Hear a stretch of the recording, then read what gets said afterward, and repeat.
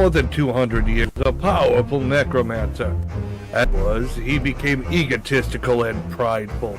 As we all know, pride goeth before a fall.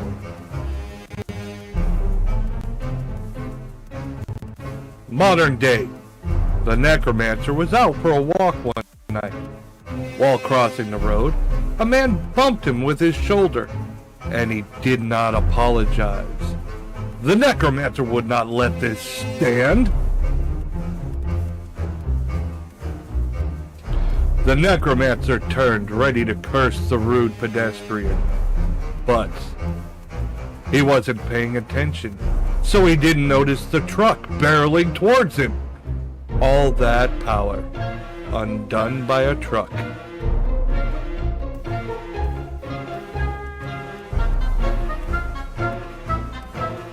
When the necromancer awoke, he was sitting before a goddess.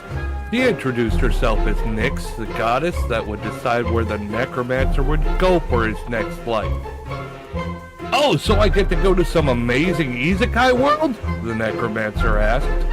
No, I've decided you'll return until you've learned some humility.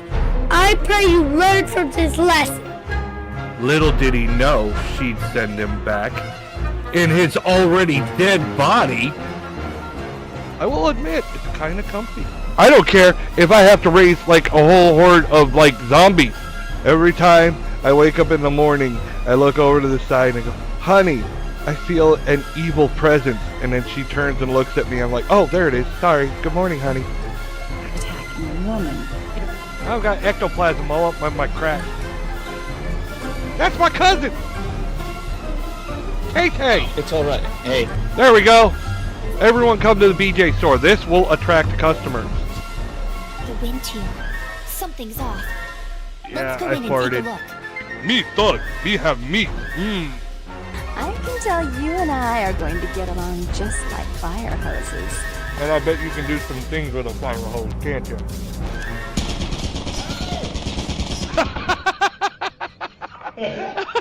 Damn it.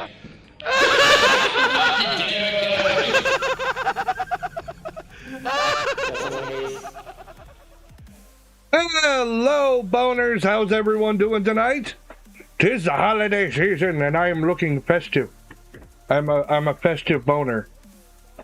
I'm Santa Bones. I've got a sack full of boners. What's up, Jen? I am getting lag. I don't know what is causing the lag recently. I used to do this just fine and never get any, and now, like, it just... And I checked before stream, everything was running fine. Now I'm getting a little bit of, a little hoppity-skippity with my model. I'm like, what the fuck? What the fuck?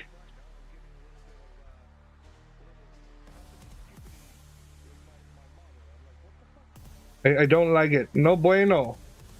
No bueno.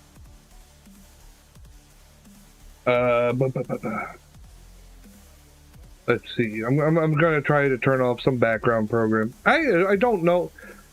Yeah, stupid shit that says you know, launch it, log in. Like, oh, we know you turned this off before, but we're gonna turn it back on.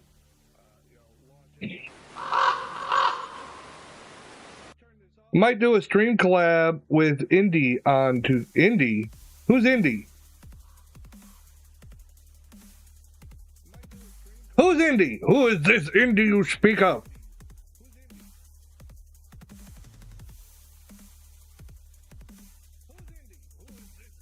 I got an idea.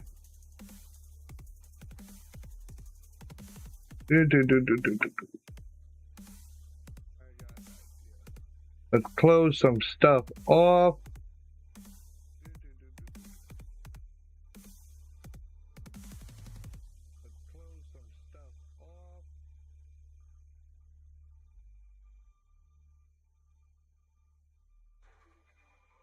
I'm closing all the things.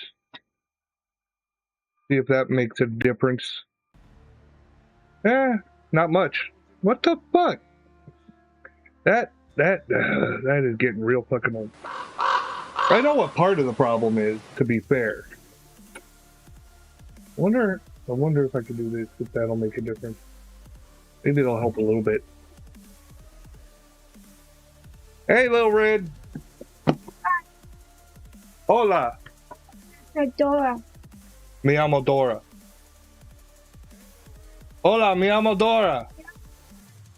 Says, hello, my name is Dora. Indigo Whitemore. I still don't know who that is. It sounds familiar. Probably played Repo. Indie White BT. Okay, fine. Yeah, that saying the name over and over again will just make it better.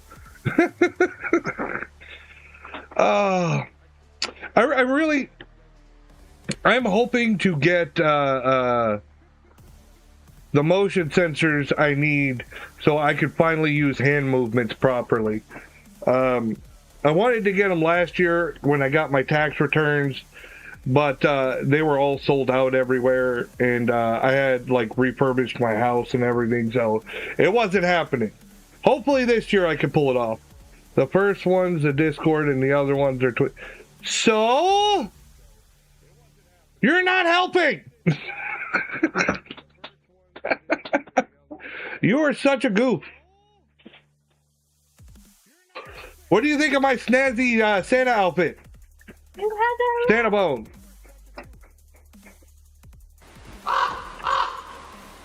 I'm helping you, just don't see it. Oh, okay.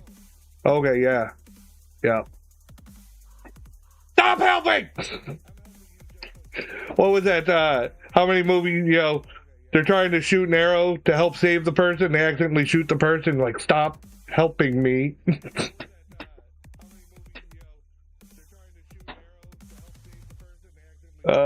Cute. Thank you. It's the same Santa outfit I made last year.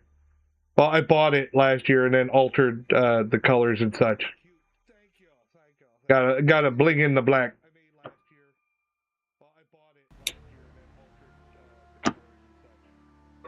Oh, that reminds me. Lil Red!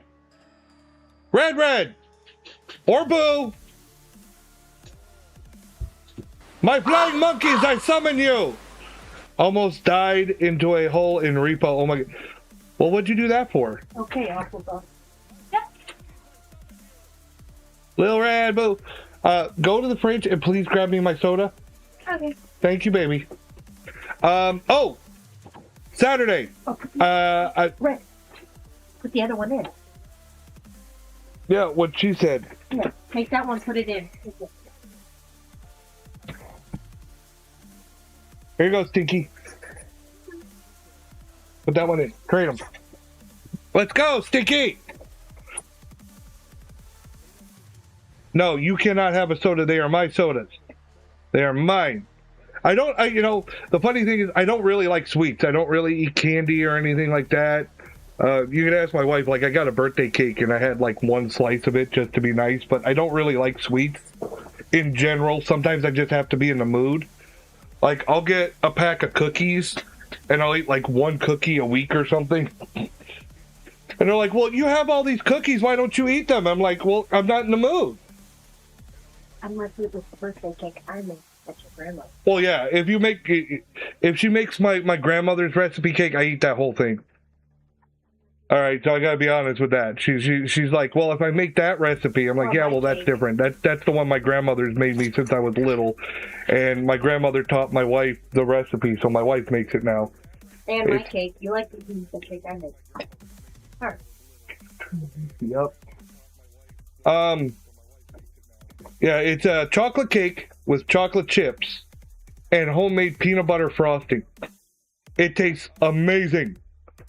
Amazing. My grandmother made that for me since I was little. That was like the tradition. I couldn't wait for my cake every year. God damn. You like my cake? Yeah, I know. Stop.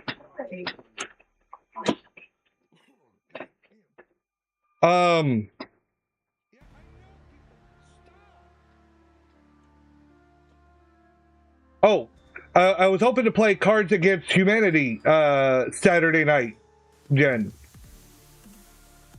I don't know how many I'll get to come in to play, so, you know, we'll have to play it by ear. If worst comes to worst, maybe we could switch it to repo or something.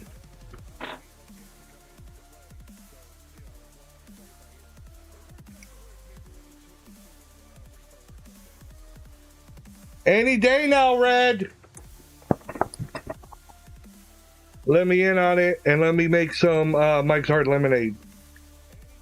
What? Yeah, whatever. Oh. I remember they used to have a Doc's Hard Lemonade, too.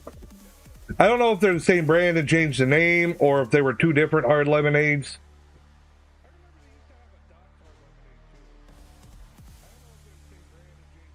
Jeez, what took you so long? Ew, did you poopy your pants? I know. What's your nickname? No, Huh? no, Red. No, Lumpy. Why is your nickname Lumpy? Why is your nickname Lumpy? Because you're accident prone, huh?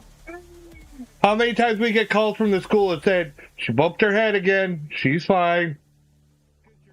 She fell down again. Remember when you used to run through the house? We'd call her, and we'd hear her footsteps coming through the house. It sounded like a horde of raptors. It was like, ding, ding, ding, ding, ding, ding. But then all of a sudden we'd hear a crash, and then silence for a moment, and then we just hear her little voice. I'm okay! Do you remember what you told the nurse about why she's so clumsy? Because I fell when I was pregnant with her. That is not something you bring up. You laughed at it. Yeah, but it... Stop. Funny. Yeah, Red told the school nurse the reason she's accident prone is because mommy fell down the stairs with her when she was pregnant. I was like, what the fuck? I didn't fall, like, roll. My foot... She slid down on her backside. She didn't hurt little Red. It wasn't like that. Yeah. But yeah, mommy's accident prone too. Stairs are my curse. I don't know if you ever saw the movie Little Giants, that one kid, like, wrapped in foam and everything. I can't move with this thing on. Like that's my wife. I want to get her an outfit. I told her I should get her a helmet. Takes after mom. Yes. And she is a mama's girl. She does whatever mama says. And stairs. She's a little suck up. If I was a superhero, stairs would be my kryptonite. Okay, Red, go finish your chores. All right. Hey, Red, make sure Boo's doing her chores, too. I want soda. God damn. Oh, my God. Take that. Yeah. Yep. Whereas with Boo is a daddy's girl. Boo has always been a daddy's girl. Even when she was little tiny baby and I held her with, like, one hand, she wouldn't sleep unless, like, I was in the room with her. It drove my wife nuts.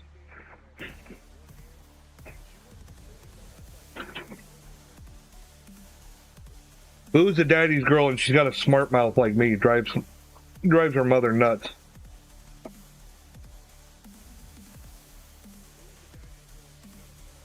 Yeah, Little Red, when she was a baby, she didn't like me. She was, like, afraid of me. I guess because I'm a big dude, and I had a beard. She would cry when I tried to feed her, when I tried to hold her, and it kind of hurt my feelings. She's older now. It's not the same, but when she was a baby, it's just something about it. So they were so different. Those two, they still are so different. Whereas, you know, Boo is fearless and she likes horror stuff and horror movies and being a little smart mouth. Where the other one is cute and still likes Paw Patrol and is super innocent and afraid of everything. They're so different.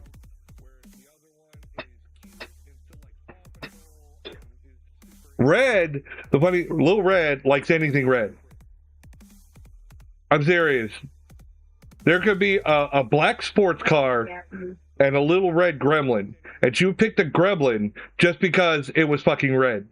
Yeah, that's how she is. She just likes red. She's like, nope, I don't like that one. But it's so much nicer and more expensive. Nope, it's not red.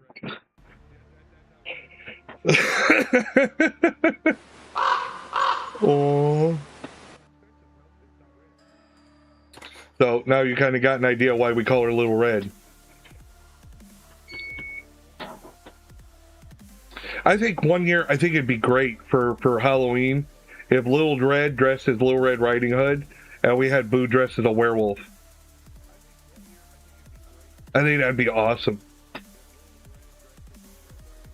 We were gonna have our dog with the grandmother robe on.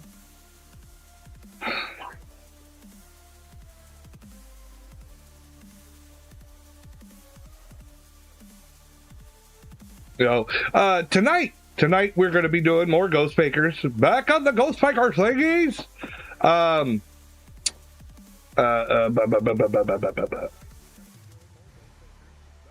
to remember. Friday night, I'm not sure what I'm doing yet. It's going to be a random toss-up night. We'll just see what I'm in the mood for. I'd like to do a game. I'm right now on Red Dead Redemption 2 currently. I'm not sure.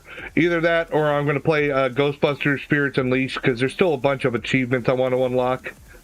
Where Winds Meet. I want to give it another chance. I want to play it a little bit more. I like the combat system in it, but I found the other stuff in it very, very tedious. Like, really annoying. All the gotcha shit. I should be happy. I won a really rare mount in there on the gotcha system. Completely as a fluke. I was just like, fuck it.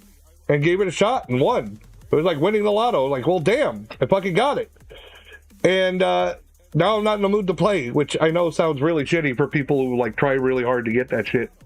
But I can't help it. It just, I don't know. I didn't feel it. I enjoyed the combat, but I just like to want to do combat more. Fuck, it's not. Is Red Dead crossplay? No. Well, they have online. Red Dead 2 has an online mode, and you can team up in online. But I'm not a big fan of the online. I tried playing it once, and I was screaming at my screen left and right. Yeah. It doesn't do cross-system, though. It does have an online mode. Actually, I don't know if it does cross-system. I'm guessing since you said that it doesn't. Online isn't cross-playable. That sucks. They should have changed that. They really should have. You know, the numbers are dwindling. It's been out for years, you know, and that happens. You know, over time, the player base dwindles. You'd think they'd open it up or find a way to make it cross-play so that other systems can build up the, you know, the population, but... yeah, teach their own. My dad loves playing online, Red Dead 2 online. I got my dad hooked on it. He's big into Westerns, and he likes video games. And he had never heard of Red Dead. I was like, Dad, really? You got to get on this game. And I introduced him to it, and my mom was like, why? Why? Now he's in there playing it all the time, because my dad's retired now. He finally retired. I'm happy for him. And he sits in games all fucking day. He's kind of like me, sits inside the cave and just plays. They get more people to play at crossplay. I just said that, but yes, I fully concur. I do like playing Baldur's Gate 3, but there was that time earlier this year where we tried to play it and the saves kept getting erased or something kept happening and we ended up restarting over and over again. I played that first chapter so many fucking times. I'm kind of like, I need a break. I still don't feel like that break is over yet. Trying to think, what else is there? I mean, I've got a butt ton of games, like a metric butt ton. There's rumors. I know there's rumors about for the 5th anniversary that Cyberpunk's going to get some kind of update. And if it's anything decent, I might go play some 2077. See how they see what the updates are like. Box. I just said that. Yeah, I know. I always say that. You're a copycat.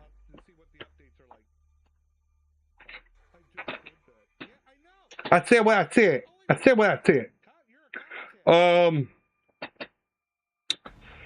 But I went to the doctors today. I've been feeling really shitty. I think there's storms coming this weekend, and I think that's probably it. I think, Mox, you're a copycat. See? Yeah. No, for any longtime viewers, I'm disabled. I have a condition. I have fibromyalgia, but that's not like the main thing. It's hard to describe. Like, with some disabilities, you just say, "Oh, they have no legs." Well, that's that simple. What's your disability? I have no legs, obviously. But mine's not that simple. Like, it started with a spinal injury, and then there was surgery, and I got nerve damage, and then the nerve damage spread and developed into fibromyalgia, and then the nerve damage kept going, and now my arms and legs and all this other shit is fucked up. It's just a long story. It's a big degenerative thing. I just keep getting worse over time. So, I went to the doctors today. I went to my pain doctor. I've been having numbness in my hands. If you've ever hit your funny bone, that's what it feels like. This like tingling numbness, and I'm getting a new MRI done on my arms and hands to see if there's like a blood flow issue or something, or it's probably neuropathy, to be honest, but better safe than sorry. I've already lost a lot of feeling in my feet, and what's really weird is I lost the hair on my feet. Like, all the hair on my feet went away. Because when I was younger, you know, people used to make jokes. They're like, "Oh my God, you're a hobbit." I'm like, well, now they're bald, and the hair on my arms is falling out. And my doctor said, "Don't worry about it. It's probably just because you're getting older." I'm like, well, that doesn't make me feel better. What the fuck? I'm like, I've heard about going bald on your head, but not on your arms and legs and shit. I'm like, what the fuck? What else?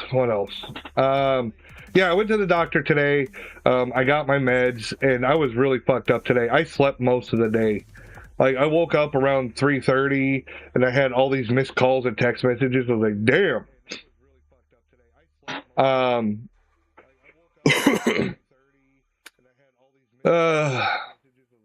I am glad. I am glad that I use a business email for my VTubing stuff, because Max, the boss, showed me that a scam email came in for me. I mean, I wouldn't have bought into it anyways, but he was like using it to illustrate to the rest of people in Nocturne. He was like, "Hey, see, this is why you have this shit." So I could step in and go, "No, no, no."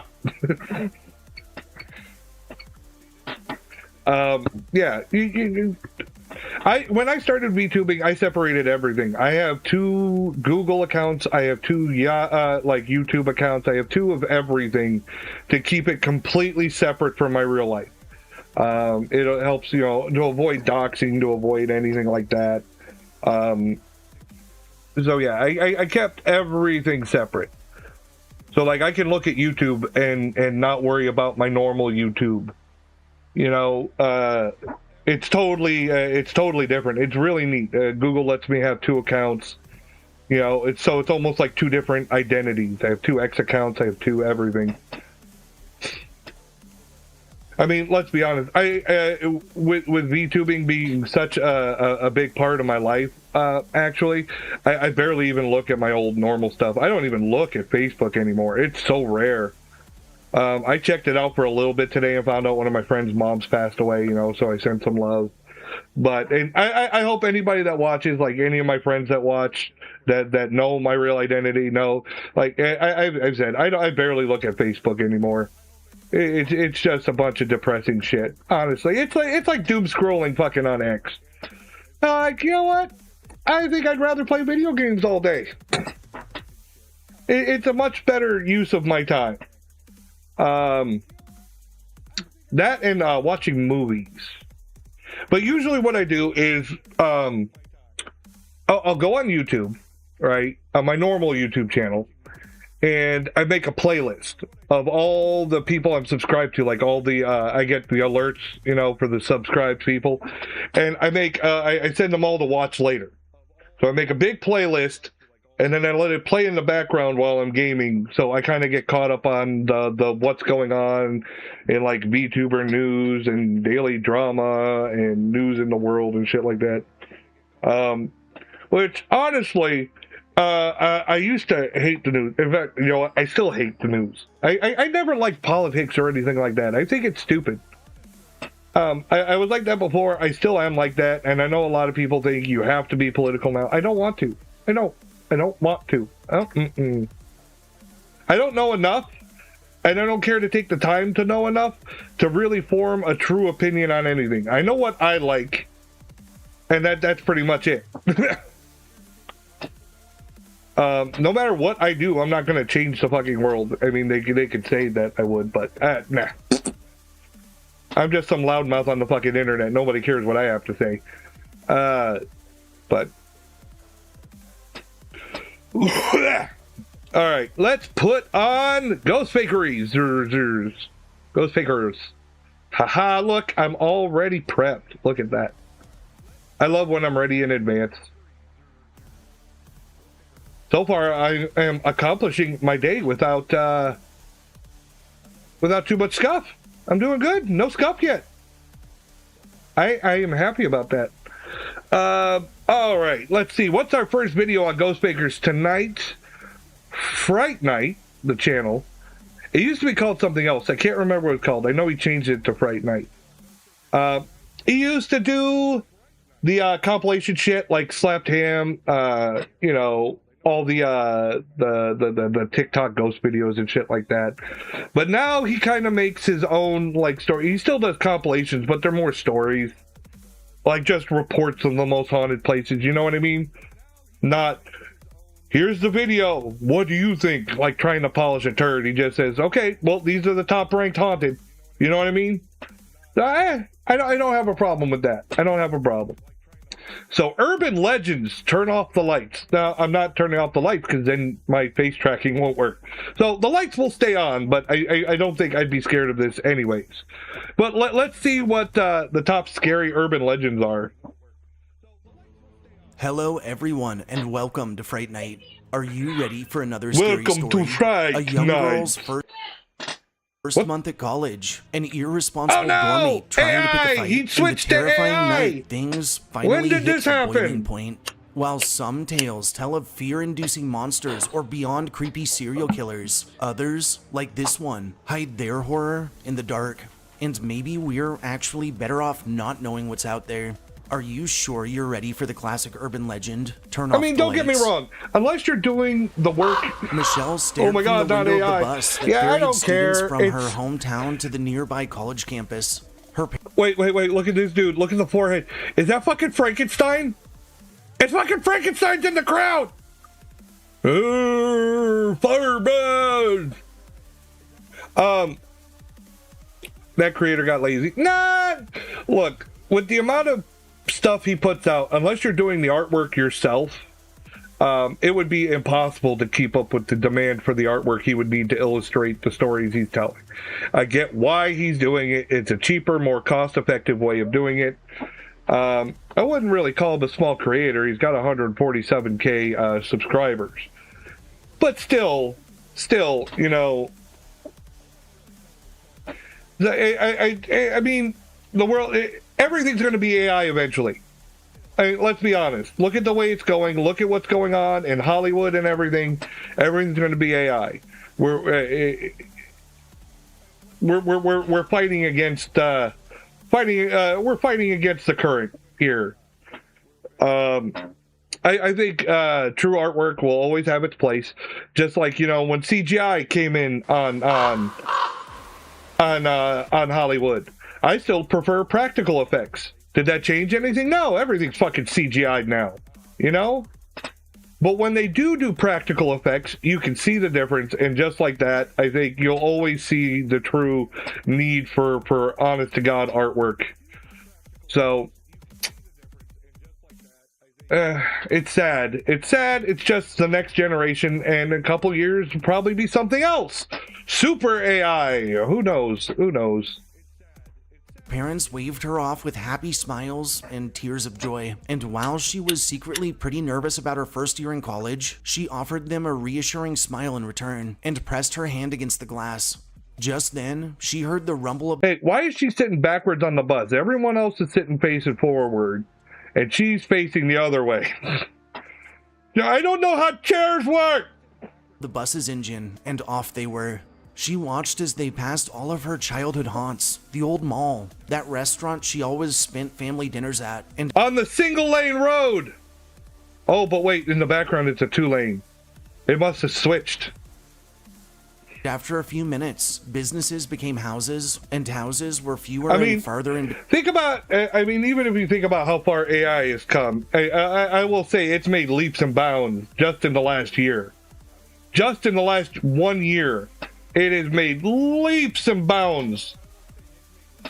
I don't think it's going to be too long before this shit's indistinguishable, and it's going to be crazy. It's going to be real crazy. Between patches of forest, and eventually, all of this was replaced by sprawling farmlands divided by woodlands. The drive to the college campus was only about an hour, and Michelle didn't mind. She'd always enjoyed the region's scenery. During this drive, however, she must have dozed off, because the next thing she knew, she was being awakened by the bus driver and they were parked right off of the college's quad. I want to check my settings. She grabbed her bags and followed a line of young adults around her age towards a small station in front of a much larger brick building. When she reached the front of this line, she was greeted by a girl maybe 4 or 5 years older than herself. Angles. "Hey," started the girl cheerfully. "First time up here?" "Yes," replied Michelle. "Just trying to get situated for my freshman year." "No problem," continued the girl. "Are you taking care of housing for yourself, or are you going to be staying in the dorms?" "Dorms," replied Michelle, offering her a printout that was provided after registering for said dorms. Dorms! "Awesome," exclaimed the girl, inspecting the document. "So it looks like you'll be in the 3rd room on the 5th floor, and you'll be sharing that dorm. That's not going to be a problem, is it?" "Oh," began Michelle nervously. No, I wish I could set my arms to be a little bit looser. They're just staying completely stiff. Sharing dorm situation. Let me see if I can alter this a little bit. Elevator, she hoped that her new roommate was nice, clean, and respectful. Upon arriving to the 5th floor and locating her dorm, however, she found things couldn't have been further from that hope. How about that? When she entered the room, she was greeted by a girl that was maybe a year or two older. I don't she know was if that's clad any in better. all black, had tattoos, had purposefully overdone her makeup, and was in the middle of smoking a rather large joint. The walls on her side of the room were completely it looks like my shoulders don't mean shit. Posters and images that verged on being too doesn't do adult anything. for school. And across her bed, desk, and floor space was a mess of dirty clothing. "Hey," started Michelle slowly. "I'm Mich..." But before she could finish her sentence, the girl cut her off. "I'm going to, stop you right there," she said in a bossy tone. Stop you right there? Oh my God. You stay on your side of the room and I'll stay on mine. I can tell you right now, we're not going to be friends." Though Michelle tried to warm June up on multiple occasions, there was just no breaking through her icy exterior. Over the next few weeks, she left the toilet clogged, left food out to rot, threw her used tissues and garbage all around the room, and played loud music pretty much consistently. That's fucking nasty! On top of this, June seemed to have a different guy over every day, and their extracurricular activities would get quite noisy. What the fuck? Michelle would never forget the first time she'd come back to the dorm following night class, ready for bed, and had rushed through the door and had flicked on the light only to be greeted by an angry June and her new boy toy for the night, yelling at her to turn off the lights. Unfortunately, this wasn't a one-time thing either, and Michelle, who wasn't used to living with someone so promiscuous, would end up accidentally turning the lights on during multiple should-be intimate moments between June and whoever she'd ended up bringing home that day. The sad part was, June's behavior was actually losing Michelle's sleep and affecting her grades. Michelle tried to change dorms, express her concerns over her roommate, and even had her floor's RAs stopping by at random times in hopes he would catch her in the act. Yeah, what the fuck does your shirt mean? And every time a check-in transpired, somehow, she'd always managed to clean up any evidence to the contrary that she wasn't a totally perfect student. After exhausting her options, Michelle took a different approach. She bought headphones at the campus store and decided that she would just block her irritating roommate I feel like this story is not going anywhere. When she was ready for bed, she'd throw on her new headphones, start up her favorite playlist, and ignore everything having to do with June. One night, however, things changed. Michelle went to a local party, and though she was set on just stopping by, a boy she was interested in convinced her to stay for a drink. Well, that one drink led to 2, which led to 4, which led to 8. And by the time she was leaving, Michelle was decently drunk. So much so that she'd Decently? forgotten about June How much is entirely. decently? As she exited the elevator and That stumbled doesn't back sound towards good. her dorm, though, she was issued a harsh reminder when she neared her door and could already hear wild grunts and moaning from within that Oh, were most God damn it. definitely from June I'd be and pissed off. whoever else might I don't be know in about there you with guys, her. I'd be mad. Not wanting to disturb them, Michelle that bitch. pre-gamed by putting her earphones in early. She ignored the light switch, made a beeline for her bed, and closed her eyes. And though she couldn't hear much past the headphones, as songs ended, in that silent space between tracks, she could hear June's vocalizations, which persisted for hours. Oh, God, Finally, I after what papi. felt like forever, sleep claimed her. The next morning, Michelle's alarm brought her to. She stretched, let out a big sigh, and took a moment to appreciate the light trails cutting through her blinds. She sat up in bed and was just about to plan her day when something on the other side of the room caught her attention. Her When friend- her eyes roommate's adjusted, dead. she let out a blood-curdling scream. June's bed was soaked with blood. Her body was laying on the mattress, contorted into a broken shape with her stomach completely opened up. Her Ew. decapitated head was on the floor in a pile of dirty laundry next This to the just bed. sounds like And a on the goat, wall like behind one of this those scary horrifying stories you scene, tell around the painted in fire. crimson was a simple but terrifying message. Aren't you glad you didn't turn on the light? What a chilling story. That's but fucked where up. did it come from? And is there any It's an truth urban behind this legend. gruesome Well, tale duh. of terror? Historically speaking, initial versions of what is more commonly called "Aren't you glad you didn't turn on the lights?" or "The There's roommate's several death" versions of began that. circulating sometime through the 1970s, and usually on college I mean, they made the roommate so fucking unlikable. How many people do you think were like, she deserved it? campuses across the United States, marking it as Wait, relatively this whole new video in was just this comparison to one some of fucking the other story? urban legends I've covered. By Oh, the turn early off the light. 1980s, That- the tale okay, had it's spread just in across one the story. globe, after which I get it various now. I thought you were folklorists telling would me begin to turn off the documenting and lights. cementing its place in modern culture. And in 1984, variants of this story were featured both in Master of Urban Legends Jan Harold Brunvon's The Choking Doberman, as What well the as fuck? in the Book of Nasty Legends by Paul Smith.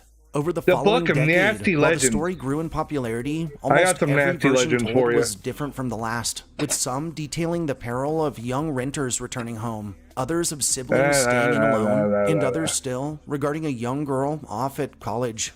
In 1996, Turn the Lights Off was included in Gail DeVose's Tales, Rumors, and Gossip. And in 1998, the classic horror movie Urban Legend would feature a rendition similar to the one I told tonight when, and big spoiler alert here, the protagonist, Natalie, returns to her dorm to find her roommate, Tosh, seemingly in bed with yet another man, only to wake up the next morning and find our killer's disturbing message written on the wall above her roommate's dead body. Following its usage in said movie, Aren't You Glad You Didn't Turn on the Lights was featured in a number of books and reprints, such as the 1999 Best Book of... You know, I hear these urban legends and stories like this and shit, and I wonder, like, I'm not a lawyer or law enforcement or anything like that, but legally, I know that there's some odd shit going on, and I always wonder, like, can these people ever be brought up on charges, like, as an accessory or something for being negligent? I mean, I don't think this one, but some of them are a lot blurrier. You know what I mean? Because you think about suspects and shit like that. So say the hook hand thing, right? Or whatever, some escapee from a mental hospital, you know, is on the loose, and the couple goes up to Lover's Lane or whatever, and they're making out, and they hear a scratching, and the guy goes out to look and disappears, and then she hears the scratching, and she steps out the car, and the guy or her boyfriend's hanging upside down from the car, which, hey, how the fuck do you hang a person upside down over the car, and the person inside the car doesn't see any of it? How the fuck do you see, you know, that's bullshit. We all know it's bullshit. But still, you know, so then the cops come to investigate the scene. Legally, like, is she on the hook for something? Wouldn't they consider her a suspect in this guy's murder? She was the only one known to be there. They're like, okay, somebody hung this guy over your car and you didn't hear or see anything? You know, it's fishy. It's fishy as fuck. I wouldn't doubt that in real life that they try to pin something on her. That's just my thoughts. Have you ever heard those stories and wondered legally, like, or watched a horror movie and the person's the last survivor at the end? They're like, okay, you survived. Now, are you going to go to jail? Or are they going to blame you for this shit? You know? Of bizarre but true stories ever. And as the legend picked up traction online, through the 2000s, the popular website Snopes would delve into its history, as would users on a ton of different forums. Through the early 2000s, the story would begin to make its way onto various blogs and subreddits. Some would discover it through chain emails, and the popular television show Supernatural would include it in its Hookman episode. It actually featured quite a few good urban legends. From 2010 to the present, the story of this anonymous campus serial killer has continued to spread like wildfire. No, you listen. For those of you who are educated in the inner workings of the English language, this next part probably won't come as much of a shock. As far as purpose to this legend goes, it's pretty obvious that it was likely created by parents who were trying to scare their kids into following the rules while away at college. I mean, probably. And honestly, it does a good job of that. Michelle, that makes the most sense. I mean, so many stories were made up by parents trying to scare their kids. Oh, Purry did the ooh-woo. Ooh-woo. Ooh-woo. our I think main I have that character sound clip is in here. never I don't know. actually in trouble from a literary standpoint. There it is. The protagonist always ends up surviving this tale, whereas June, or our story's secondary antagonist, who sleeps around, is a slob, who probably does drugs, drinks, whatever, is not only found dead, but in a brutal manner. Yeah, so many stories are made up by parents to scare their kids. Stinky. I'm not stinky. What did Santa pay for his sleigh? I don't know. What did he pay? I mean, think about it. Like, my parents, like, I didn't know what water towers were when I was little, right? So I asked my parents, I was like, we drove past a giant water tower. I said, what's that? And they said, Freddy lives there. Not Freddy as in Freddy Krueger. They just made up a guy named Freddy, and they said he takes the bad kids and brings them there. You know, so how many times have these stories been made up by parents to scare kids into behaving, like act right? I'm pretty sure that La Llorona was the same thing, to scare kids away from going, because La Llorona walks around bodies of water. Well, they didn't want their kids to drown, so they say, hey, if you go too close to the water, this lady is going to steal you and drown you like she did her kids. You know, there's so many stories made up to scare the shit out of kids to make them act right.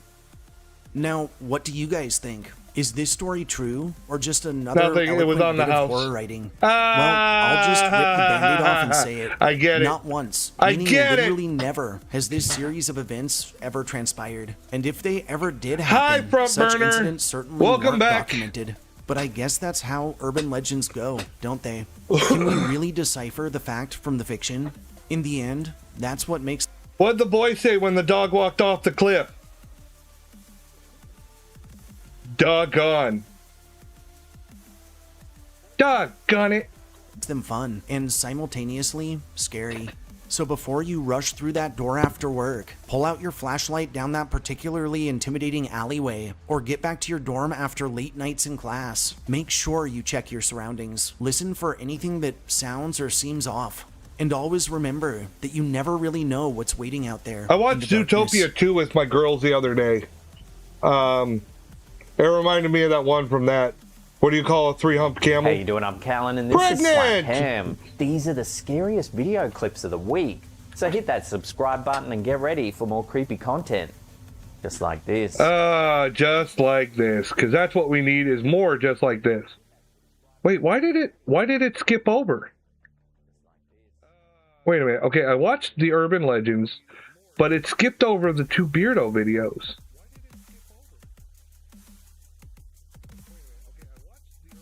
Conjuring house. Let's go back. Once upon a time in Rhode Island, there was a house. There was a house. Okay, Beardo gets scared. The Conjuring house. It's all over. If you ask Ed and Lorraine Warren, this wasn't just a creaky old New England farmhouse. I used to go camping in Rhode Island every summer with my grandfather. And according to the Warrens, Hell's a witch by the name Airbnb. of Bathsheba Sherman cursed the land, possessed the family, and basically made the next century's worth of Conjuring franchise movies. What the fuck? What are you doing, YouTube? What are you doing, YouTube? What the fuck?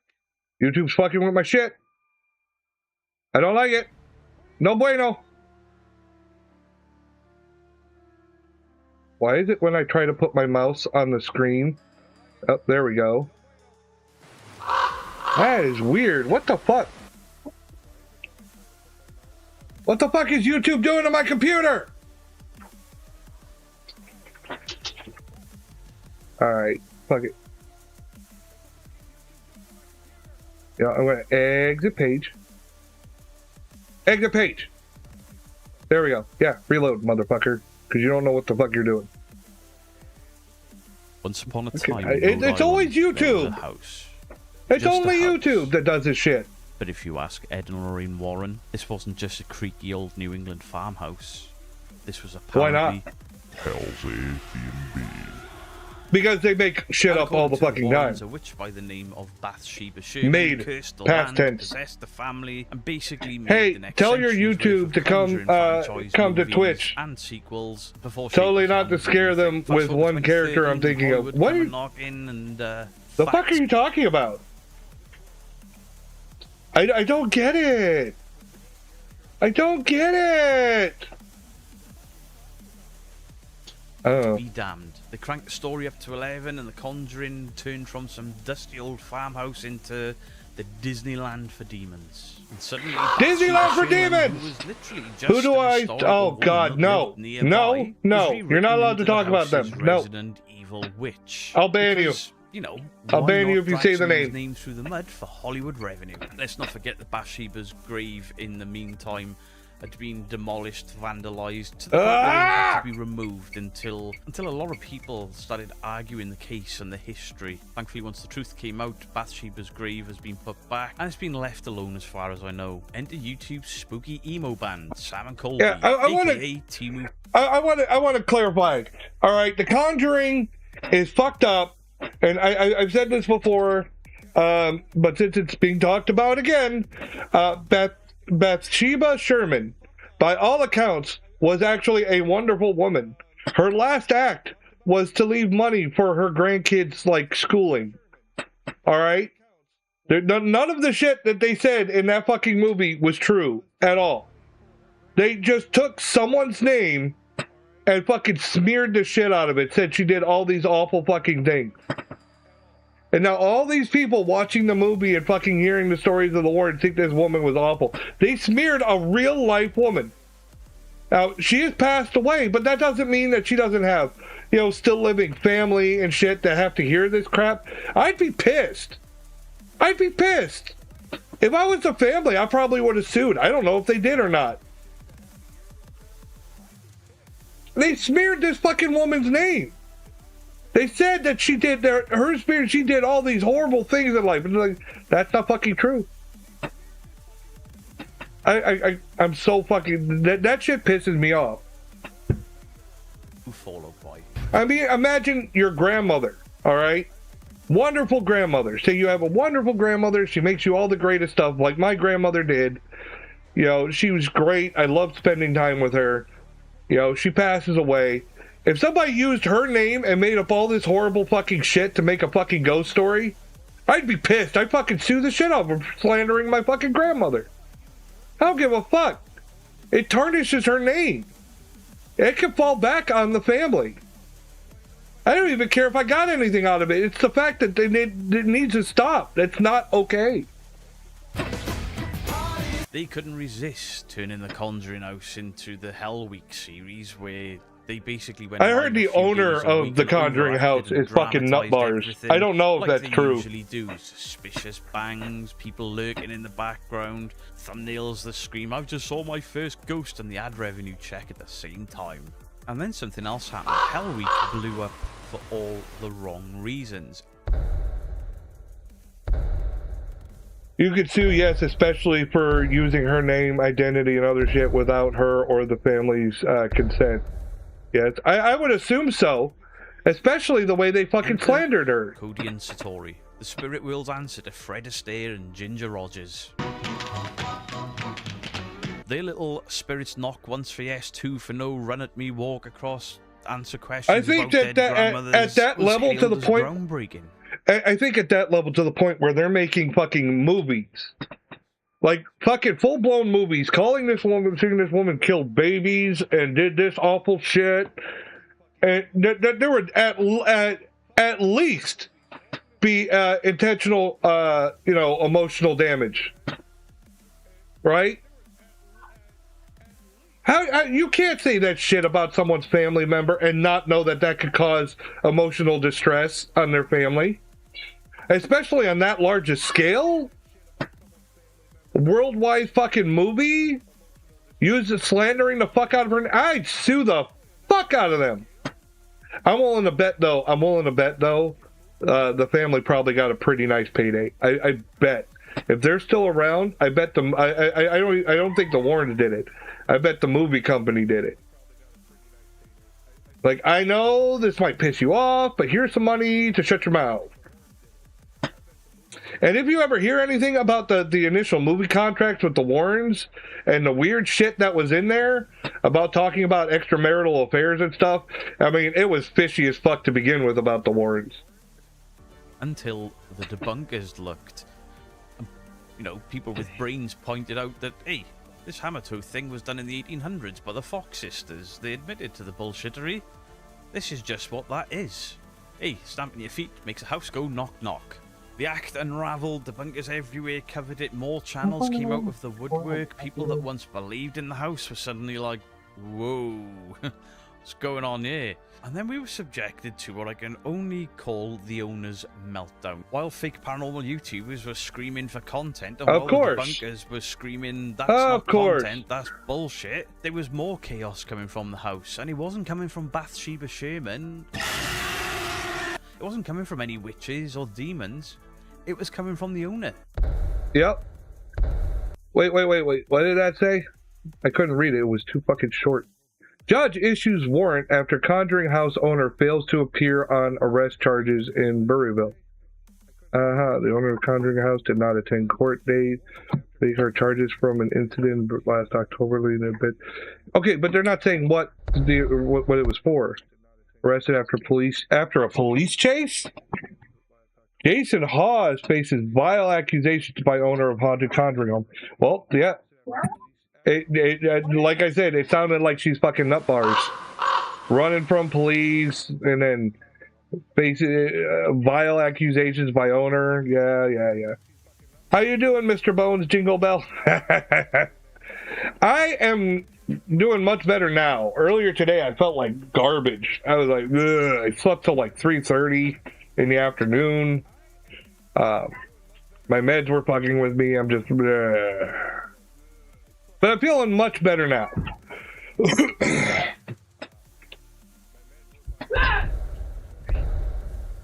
Wait, what's this one? The Conjuring House, beset by troubles of the earthly kind. The centuries-old farmhouse that inspired the movie based on the experiences of our families. Blah, blah, blah. Nothing to do with ghosts. Former employees or their families have filed complaints with police and stated alleging that the owner of the house, Jacqueline Nunez, has harassed them or owes them money. Oh, wonderful. That's just magical. Nunez. Now, Jackie showed up in... No, there's a tilde on top. Nunez. Yes, it makes that sound. Yes. Nunez. Not Nunez. He's from the UK, so you can't really blame him. The Sam and Colby Hell Week video just sort of looking like a controlling pantomime villain in the background. But what happened after was a one-woman soap opera. She accused somebody of hair of being Jason Hawes, who's clearly bald, of basically trying to kill her. She had made out that Jason Hawes was a hitman coming to get her. As her mental health... Wait. She fucking... Whoa. Wait, Perry has a magic? What's your magic? What kind of magic? Do you pull a rabbit from a hat? Me showing up. Okay, so this lady's so fucking nutbars. She thought the star from fucking Ghost Hunters, Jason Hawes, the bald guy from Ghost Hunters, was an assassin sent to kill her. What the fuck? This lady's fucking nut bars. Holy shit. Unraveled as she was pulled over for DUIs. She was ranting online at the federal government. She was talking about suing everyone with a pulse that they'd say, I'm not sure I believe that. And eventually the house. I'm not sure I believe that. I'm just saying, Jacqueline Nunez, I don't think that the Conjuring house is really haunted. I'm not sure that I believe that. Let's see what happens. And the business was locked up and taken from her. Wait. It was taken from her? The Conjuring 5, the wallpaper made me do it.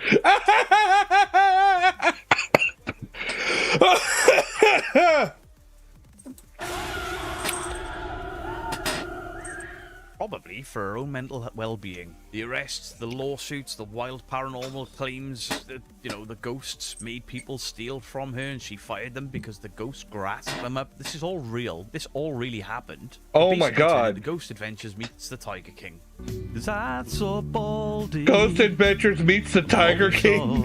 Jacqueline Nunez somehow managed to make the Conjuring House demon witch Bathsheba Sherman sound like the more reasonable part of the whole Conjuring House saga. It's honestly quite impressive. I know after decades of stories and history and movies and YouTube clickbait, owner meltdowns, it's all finally over for now. This Halloween, the Conjuring app is actually going up on the auction block. And whoever it's being sold! Finally! I wouldn't worry about the demon possessions. I'd be worried about the property tax and the reputation of the location. Yeah. Let's give some credit where credit is due.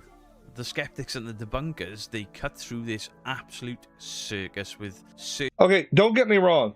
If I had the money, I'd buy the Conjuring house. Not because I believe in ghosts. Not because I believe in ghosts. The passive income would be amazing.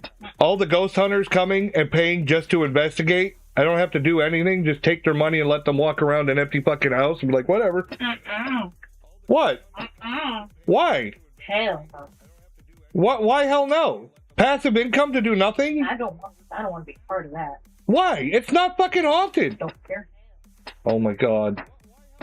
Yeah, my wife's way too paranoid to ghosts. It's just funny. We're so opposite. I'm sitting here debunking shit and saying that that's bullshit. Her, anything like with ghosts, she's like, I'm not fucking with it. No Ouija boards, no nothing. I'm not. Nope. Definitely not Ouija boards. See, she's so fucking weird, even though it's all bullshit. Don't care.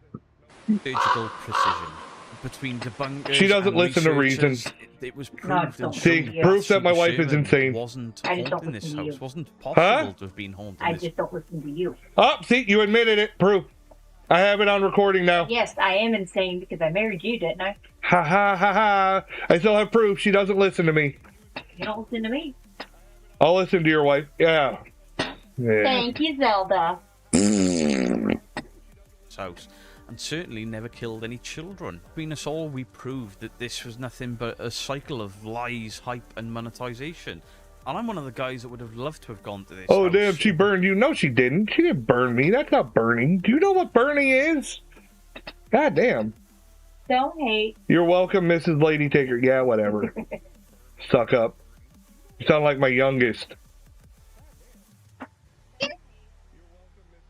Red, go do your chores, now! I heard you. Before Hell Week. And then we have it, the Conjuring House saga. It's finally... Yeah, I'm not sure if you heard me earlier, honey. The Conjuring House, the whole thing with the Warrens is fucking disgusting. I know. The supposed ghost that's there, Bathsheba Sherman, was just a name. I don't know if they went through and looked it up or something, but the fucking actual lady, that she was a real person, and she didn't do any of those things that they accused her of. They fucking slandered this woman. Me and Lady Taker gonna have soft taco later. Cue the Zelda music plays. What? You're weird. over. This is something I was deeply involved in back in the day. This is where other debunking channels rose up, channels like Mythos, Paranormal. Oh no! I don't want to So get yeah, copyright the claim for Conjuring that House saga fucking is tiny bit of a finally song. over. The Witch Who Wasn't a Witch, a movie that rewrote I am not history, weird, you ghost are. Yes, you stories, are tap weird. You're dancing super duper routines, weird. The Owner's Meltdown, worthy of its own daytime TV show, all ending with a for sale sign. So if you want to spend millions of dollars on a creaky old house in Rhode Island with a side of YouTube clout, Halloween might just be your chance. And if you're a ghost, don't worry about it. You can still be famous because the house is pre-furnished with cameras, tourists, and... You know, like I said, I'm like weeks behind on my ghost stuff. And I always watch them after they've been out at least 2 weeks anyways. I want to give them time to make their money on their videos before I go and react to them. So right now, I'm at the area where it's about Halloween time on these videos. So it's like Halloween in December. This is awesome.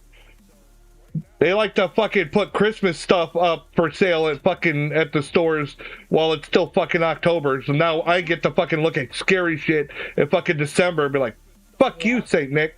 Yep. No, I'm not. Yes, you are.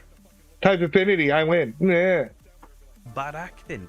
Enjoy yourselves, dead people. Now, I do wonder what's next for the Conjuring House, with Matt Rife and Elton Castis recently buying the Warrens' home, with Sam and Colby buying the Haunted Farrar. They should buy the school. Conjuring House. Makes me Collect the whole wonder set. What YouTuber is going to step in next and buy one of these haunted Well, locations for Uno themselves reverse and then that. No, outprice we're not even people? playing Uno.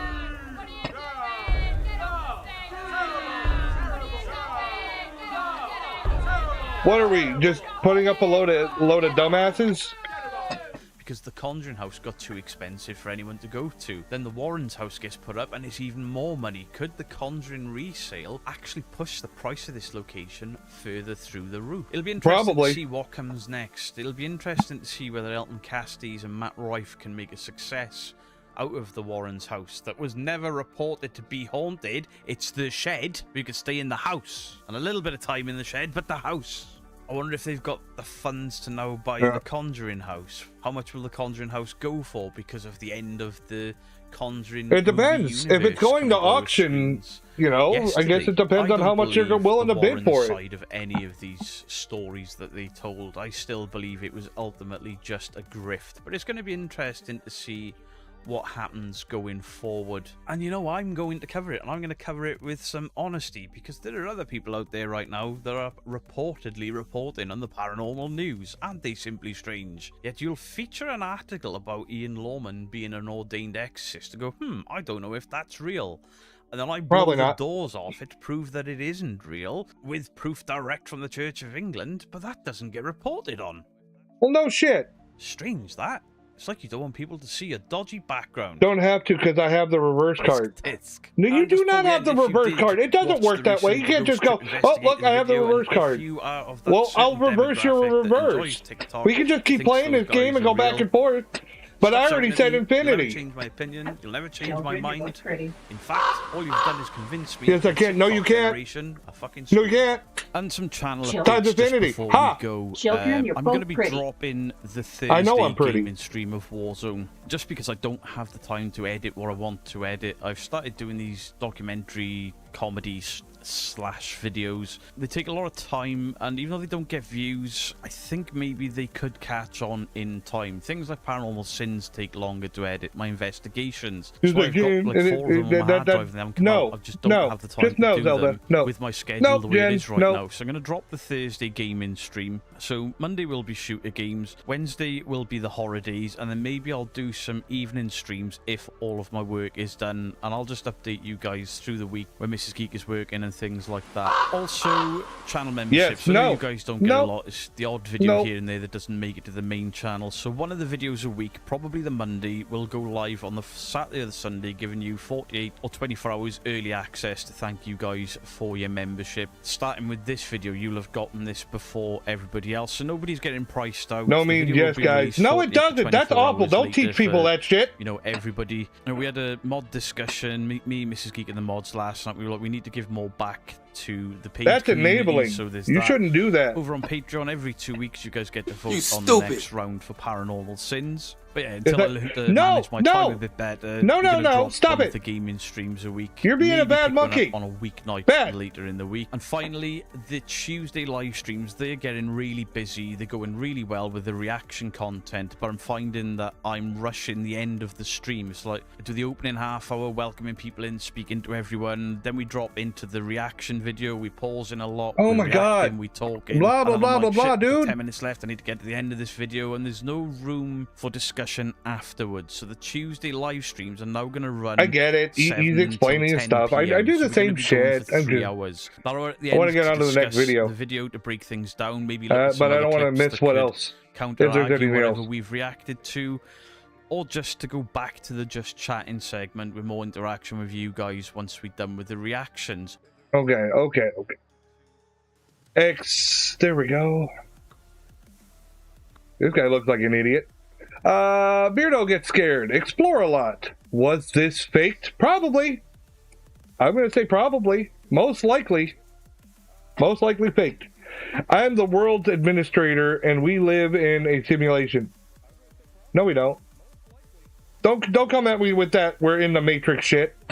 I hate that stuff. It's annoying as fuck. I think he's just EVP'd his pants.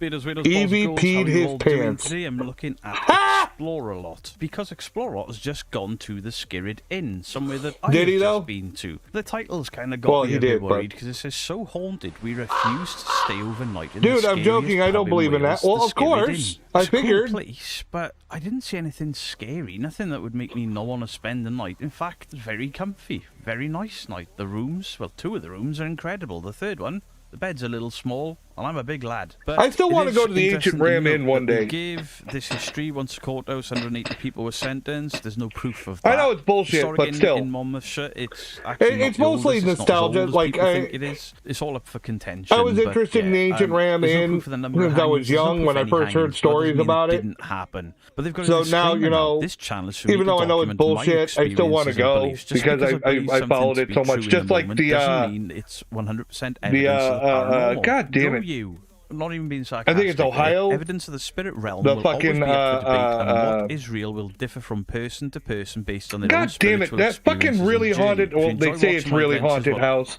with the little girl, and they say that it's not really a little girl; it's a demon and attack guys. It was on fucking sightings and stuff like that. I'm trying to remember. They made a movie called The Heartland Ghost. I'm trying to remember. It's named after the little girl. I can't remember her little girl. It's not Katie, and a Katie keeps coming to my head, but I know it's not Katie. I can't remember. But yeah, it's fuck. What the fucking is the name of that fucking house? Oh, well, attempt it's not worth fucking. Thank you. I welcome anyone to this community, no matter your Sometimes I views or just blank on beliefs, fucking names. It happens. Videos are for entertainment purposes and are not intended to be viewed as scientific fact.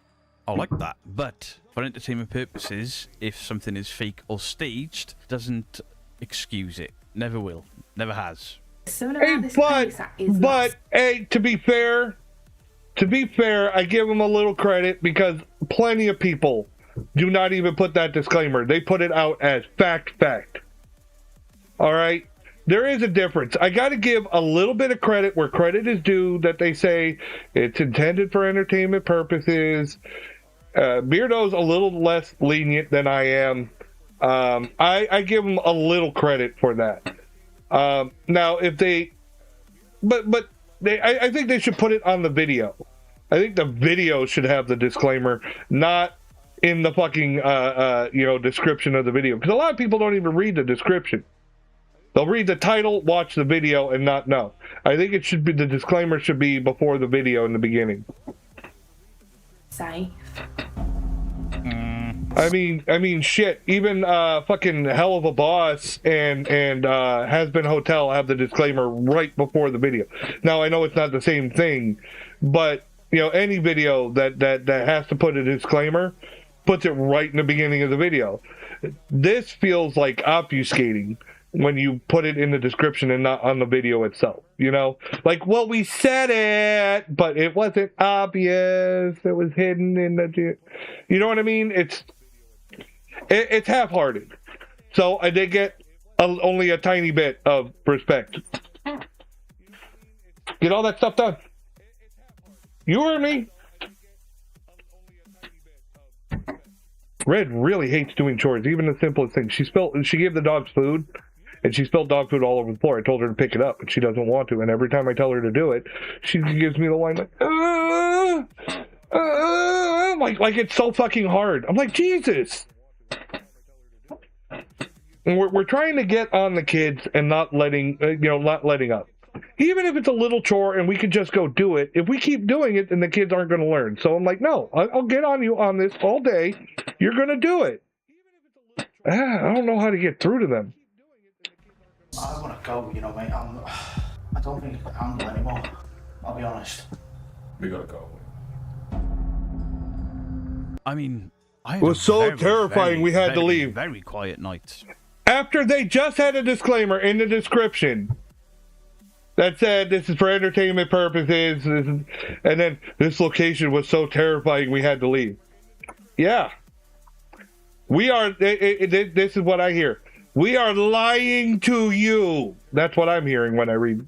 That's what I'm thinking when I read this. We're going to lie to your faces. As usual. Maybe I'm doing something wrong. Behind me. What the fuck?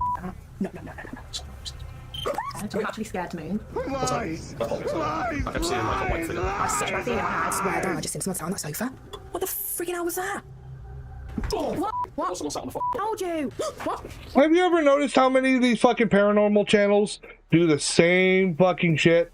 They're all doing the jump. Oh my god! And this is just a compilation of the dumb fucking reactions. I'm like, to me, it looks like a blooper reel of fucking idiots acting stupid. That's my problem. Is I don't believe it. I don't. I didn't even do that shit. When I went to the St. Augustine Lighthouse with Lil Boo, and we got a reaction on our EMF detector, you didn't hear me go, oh my god! I'm laughing. I'm like, what? Oh my god. Okay. Let's out of here. Well, they seem to have had a much more energetic night than what me, Justin, and Haunt X TV had. That shot does look pretty cool, though, putting the red light up the stairs. I wish I'd done that. Tonight I'm here investigating the UK's most haunted location. Is it alleged to be one of Wales's most haunted locations? And that is the Spirit Inn. And I'm not taking shots at the place. The place is stunning. The staff are amazing. The food is incredible. That's a good thing. The food is incredible. Very nice, comfortable place to investigate or just visit. I loved my time there. I'm planning on going back. See? So I'm going to skip... Look, now, see, that's the thing. If you go there to investigate and you don't get ghosts, because you probably won't, at least it's comfortable, it's a nice vacation, and there's good food.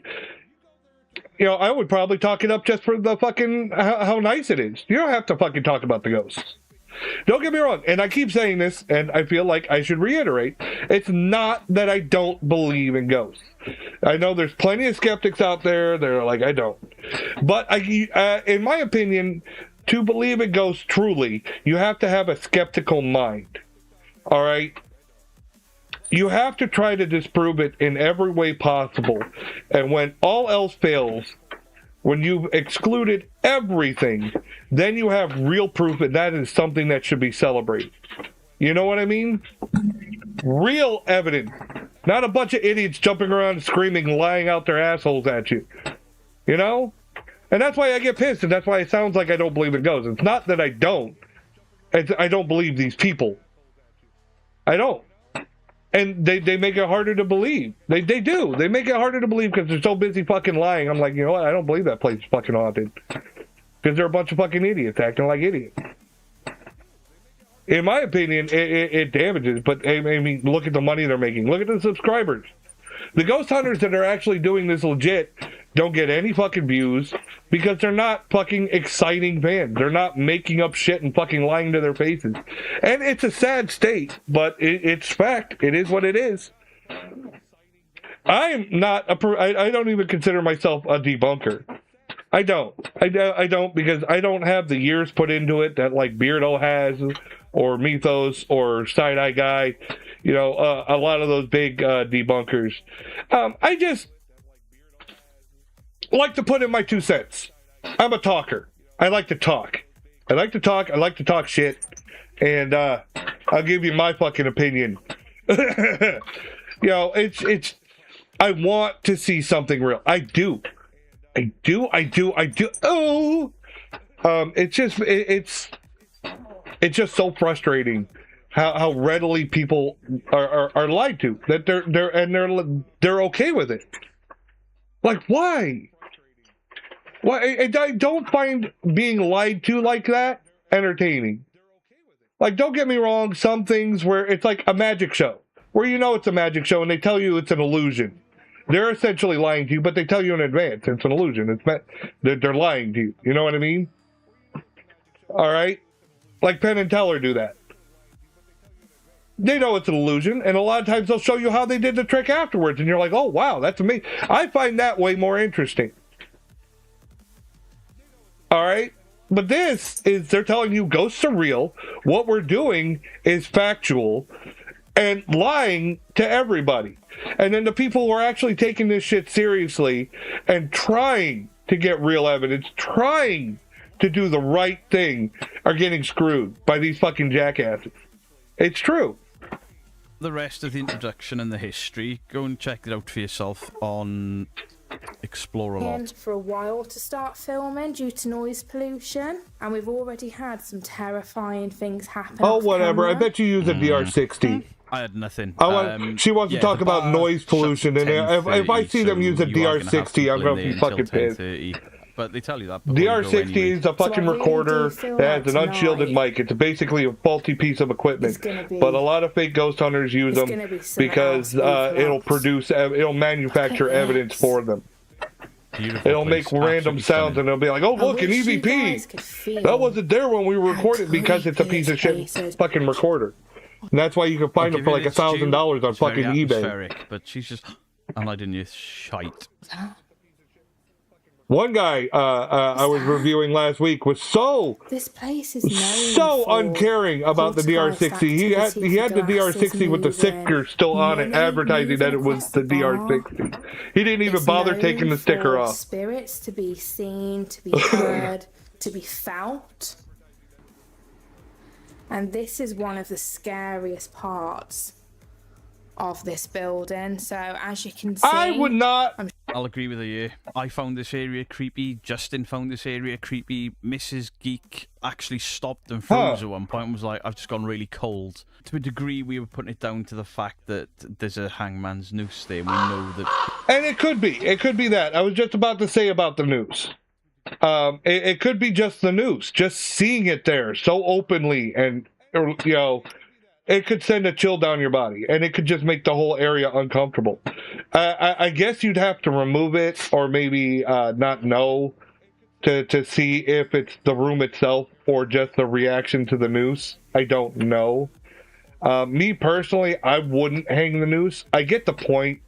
It's supposed to be a scare factor, but you never know when some nut job might actually try to use it.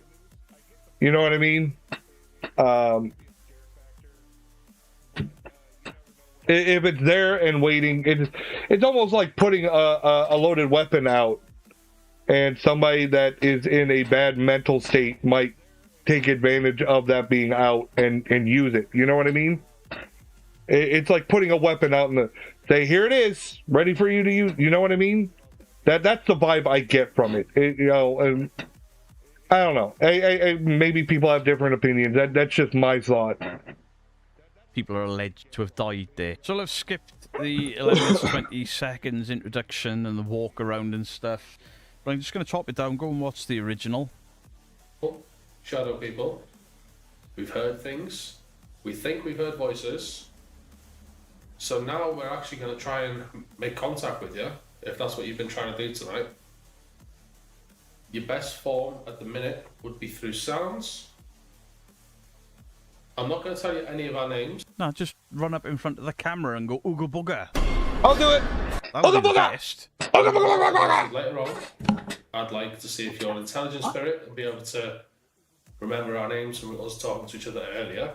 I think I've seen him in the Nirvana t-shirt before, Great Band. I don't know about the other guy. Don't think I've seen him. I just noticed something, and I feel bad for noticing it. Have you ever noticed something and you feel bad for noticing it? Why do so many people in the paranormal community have the same body type? Like, literally, these two guys, their body types look like exactly the fucking same. Like, look at them. And even Beardo. I'm not trying to insult Beardo. I'm sorry. I'm sorry. I know I'm skinny as fuck. I'm a fucking skeleton, but have you ever noticed something and you feel bad? Like I said, you feel bad for noticing. It's like, what? Why did I just notice that? I shouldn't notice that. That feels bad. I feel like I'm insulting, but I couldn't help it because I can't shut my fucking mouth. Before. So for now, if there's any sound you can make now, that'd be great. 2 foot. That's the clock. That's the clock. I will just say, when I was younger and I wanted to go on a ghost hunting tour of my own, I used to say like I'd be different. I wanted to do ghost hunting different from like other people. I wanted to be more laid back and do shit like you know, roll a J and offer it to the ghost type shit. I thought it'd be more entertaining. I think I thought that stuff like that would appeal to a younger audience. That was my thought when I was younger. isn't just a naturally occurring noise like the clock. So if it is you, please make 2 loud, distinctive noises. See, some of the problem we had here was... I'd love to see someone explain to a ghost what a vape is. The fridges giving knocks in that room where they are now. Is there a lady here called Fanny? No, I'm not making Fanny? a joke. Fanny? Grow up. Do it. No, I'm going to make it. So, I just thought it goes with show jumping. What does Fanny complete? I'm going to make the Fanny joke. Let's see. My Aunt Fanny, my Fanny's... Well, see, my Fanny, like when I fart, since it's a skeleton, it doesn't make that sound. It's more like a rattle, like the bones clacking together. So it's like. I have heard a noise here. I'm not moving. If that's you, can you maybe knock okay. Where's the bot? me? Where did the bot come from? I see you, bot.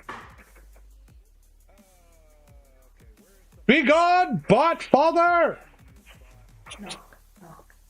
Very faint. I didn't hear it. Here, yeah.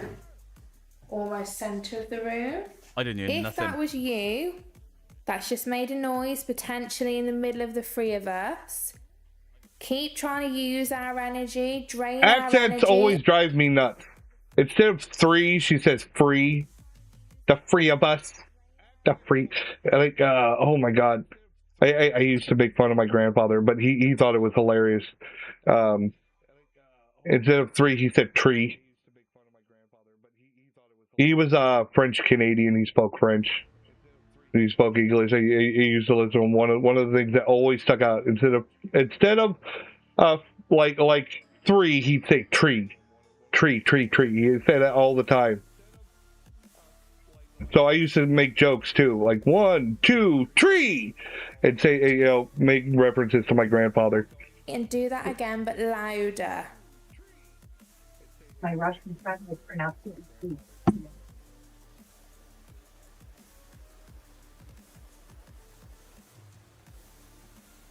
I feel like this room... There was something in the background, but it was consistent. And when we were there, we debunked that as the dishwasher and fridges. out of all the rooms feels Yeah, that the one makes calmest sense. to me. Yeah. I don't know if you two are feeling that compared to the other energy of the building. It's Oh my For us, the bar goodness. seemed the creepier place, and where the noose Oh was. my Even though nobody goodness. really investigated around by the noose. Bizarre. Hi. I don't know why we didn't. Hi. my You're a happy in girl. here. I get what you mean, yeah. My little kitty Dappy decided to play parrot tonight. She just jumped on my shoulder and she is purring up a storm. I didn't even do anything. I could hear her in my ear purring. I was like, I didn't even pet you yet. She's in a happy mood. She was the runt of the litter, and now she is the biggest kitty. We call her the chonker butt. Hi, Dappies. Hi, sweetheart. Yeah, are you the little troublemaker? Every one of the kittens came out all gray, just like their mother, except for Dappy. Dappy's got the little mittens, the little white streak on her chest. She looks like she's wearing like a tux, you know what I mean? So originally we thought Dappy was a boy, and we named her Dapper. And then when we found out it was a girl, we went back to Dappy. Hi, the Dappies. Hi, the Dappy girl. She's very quiet. I don't think she'll meow. You want to say anything to the audience? You want to say hi? You can say hi. Okay. Hi, babies. Hi, sweethearts. Yeah. Oh, yeah, she's like, she's burying her head in my hand. She's like, pat me, scratch my head. It's a little purr baby. Come on, here. Go lay down in your bed. Here you go, sweetheart. Alright, back into this. I'll be honest, yeah, sorry. The worst place I feel a bit nervous is on the stairs. Yeah, that's what I feel. Last night we were cracking up. I had Italian sausages for dinner. Church, the smallest one, the little girl, she's the sweetest little cuddle buddy. Oh my god. Alright, she is adorable, but she did something that caught us off guard. I gave her a piece of my sausage, and she was growling. She sounded like evil. My wife stopped and was like, who's doing that? What is... I was like, that's Church. She's like, no. I was like, yeah. She's... And she wasn't really guarding it, other than growling. You know, she let me take it out of her mouth. The other cats came near her. She didn't do anything or hiss or anything. I don't know if it was just she was excited because she got it and she was growling. I don't know. But it was creepy. I was like, and it's even funnier because I named her Church from Pet Cemetery, and she's making this evil sound. She's like growling all deep. On the stairs or on the landing. Yeah. I agree. Shall we go there? Yeah. Don't need to be shy.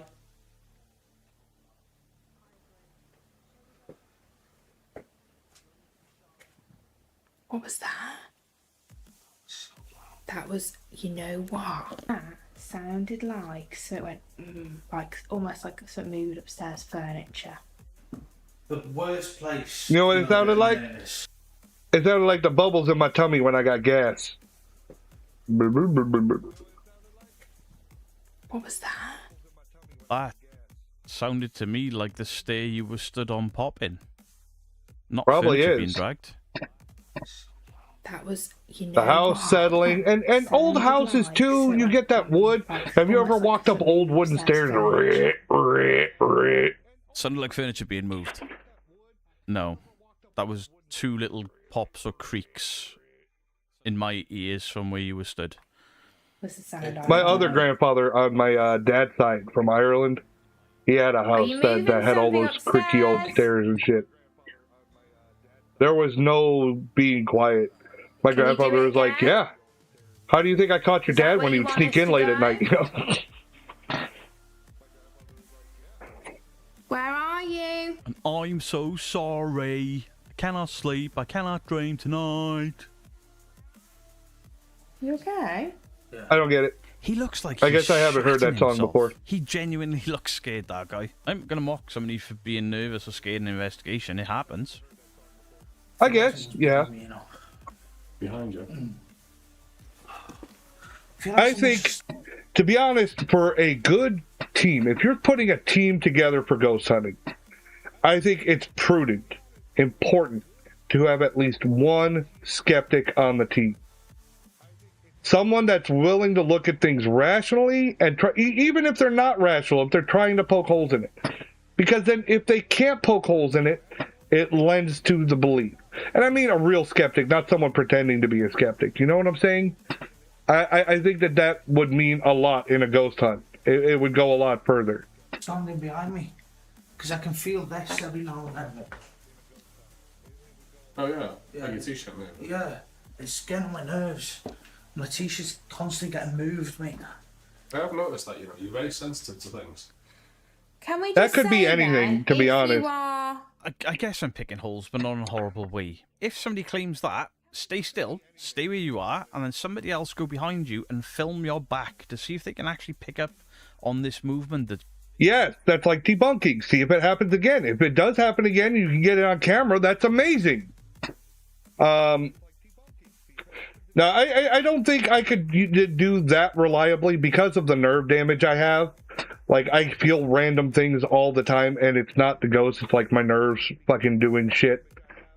So, like oftentimes, I'll feel like my phone is vibrating in my pocket, yet my phone is on my desk in front of me. There's nothing in my pocket. That's what my nerves do, shit like that.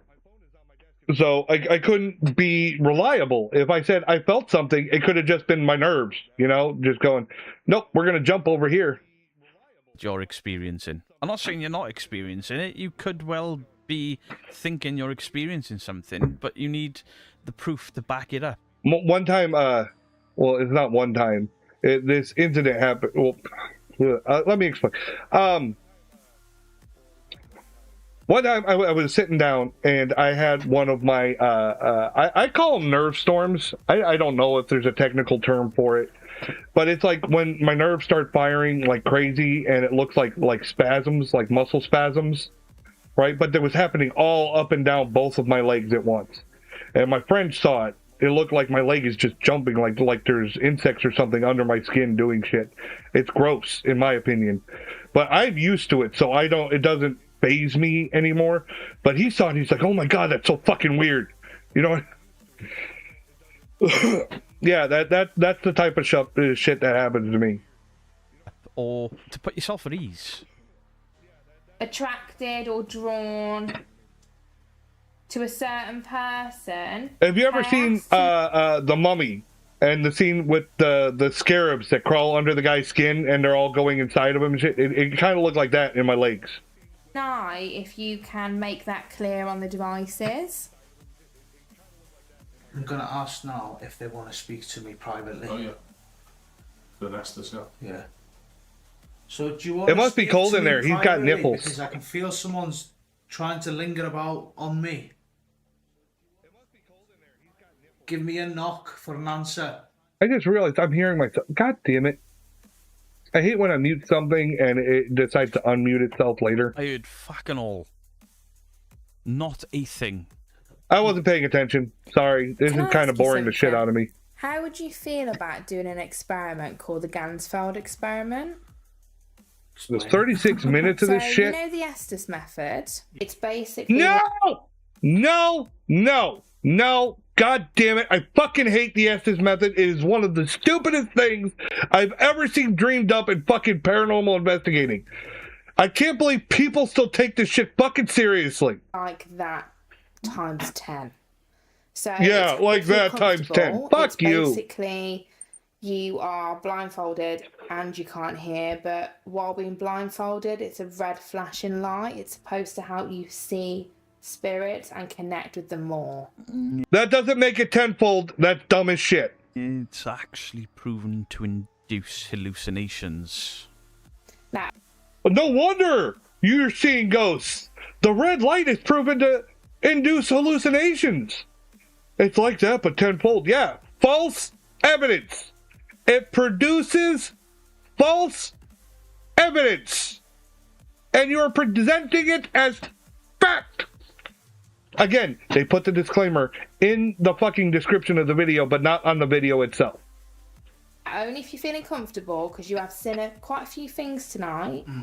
Maybe that might help you tune into whatever potentially might... I think you might scare the shite out of him. Genuinely, this guy looks scared. I'm not going to say he's acting. I mean, he looks like he's sweating a bit, he's swallowing a lot, his eyes are everywhere, he's putting his back to what he genuinely looks scared. We're trying to communicate with you. That's fine. Now, okay, these guys, let me be honest. These guys, I don't know that they're faking on purpose. I don't know that they're producing, fake evidence. What it looks like to me is that they're naive and overreacting to the smallest thing. All right? I don't think that they're faking. All right? There's a difference. All right? There's a difference when like the REM pod, if you aim a radio at it and press it, it makes the REM pod go off, and people fake the reactions and they fake the stuff. All right? I don't think that they're faking. So far, I haven't seen them actively fake. I think that they're going by what they were told, and they're trying to take it seriously, but they're already believers, so they think that everything that happens is automatically a ghost. You know what I mean? Overreactive. At least that's what it seems so far. No. I heard a little pop. That's fine.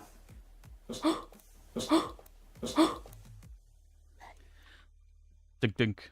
It's nothing. No. Growl behind me. No, it wasn't. That was a growl. No. I heard that. Again, like I said, I think they're overreacting. They're hearing shit and they're overreacting to what they're hearing. This didn't start out as bad as I thought it was going to be, but we're heading in that direction, I think. Yeah. Because that was 2 pops, and her back is to the bar area with the dishwasher and the fridges. Yeah. Growled. Absolutely not. No. Louis C.K. did a joke a while ago about how he kept hearing. He moved to this house out in the country, and he was hearing this weird sound in the middle of the night, and he thought it was a witch, and he was overreacting and building it up in his head, this weird sound that he had never heard before, and come to find out in the end, it was his dishwasher. And that's what I feel like is going on here, is they're hearing stuff, and they're letting it build up in their heads, but they're not familiar with this location. This is probably their first time being at this location. So things like a dishwasher or other electronics in the building, they're oh, there must be a ghost. It must be a ghost. Stop it. No. Whoa. This is why I think you should have a skeptic in the group to say, chill the fuck out, that's not what it was. I'm telling you, something just growled. Absolutely not. No. There's nothing there. You're right. Absolutely not. Nothing. Nothing. Nada. Zip. Zero. Zilch. The faintest little taps and clicks that come from bar areas. Whoa.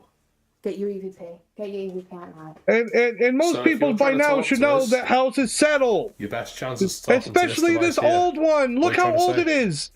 They tell you how old it is. They're like this ancient, this old historical building.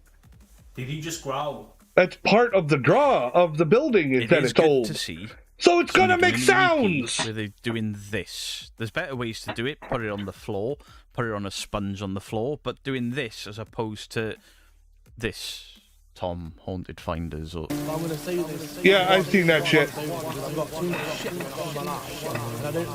Yeah, what Beardo's trying to illustrate is when you got an EVP recorder and you're rubbing it with your finger, you're producing evidence. It's recording the sounds your finger's making by touching it. Yes, he could have done, set it down, which is more reliable, but at least he's doing it open palmed. He's trying to, carry it around with him, but he's not. You can't see him fucking, producing, manufacturing evidence.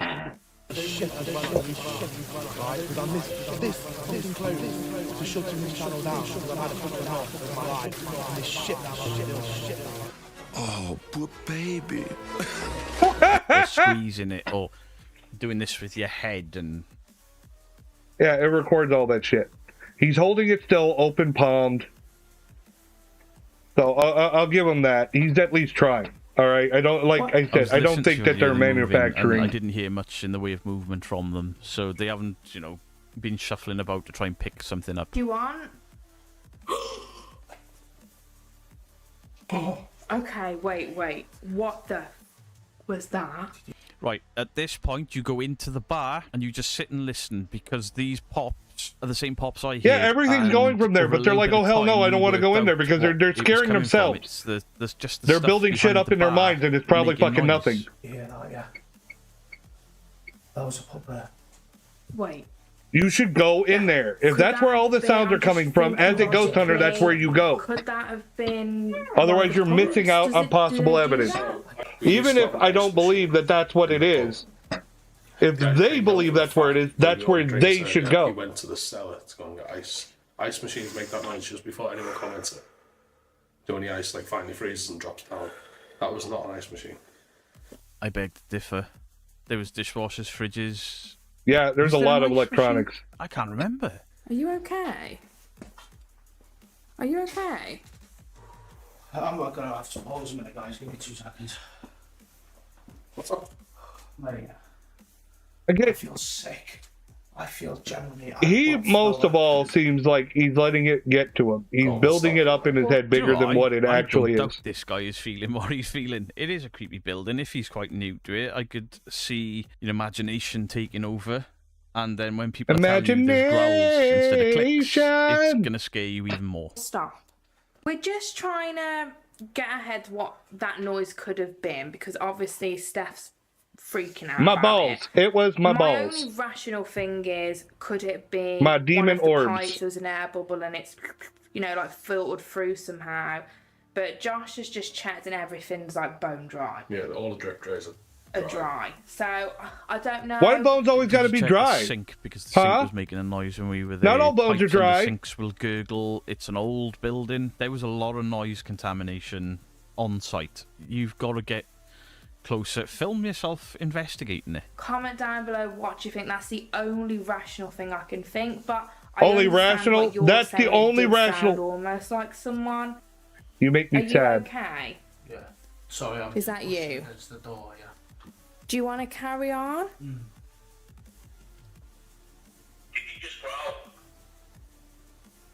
No. No, I did not. Bruh.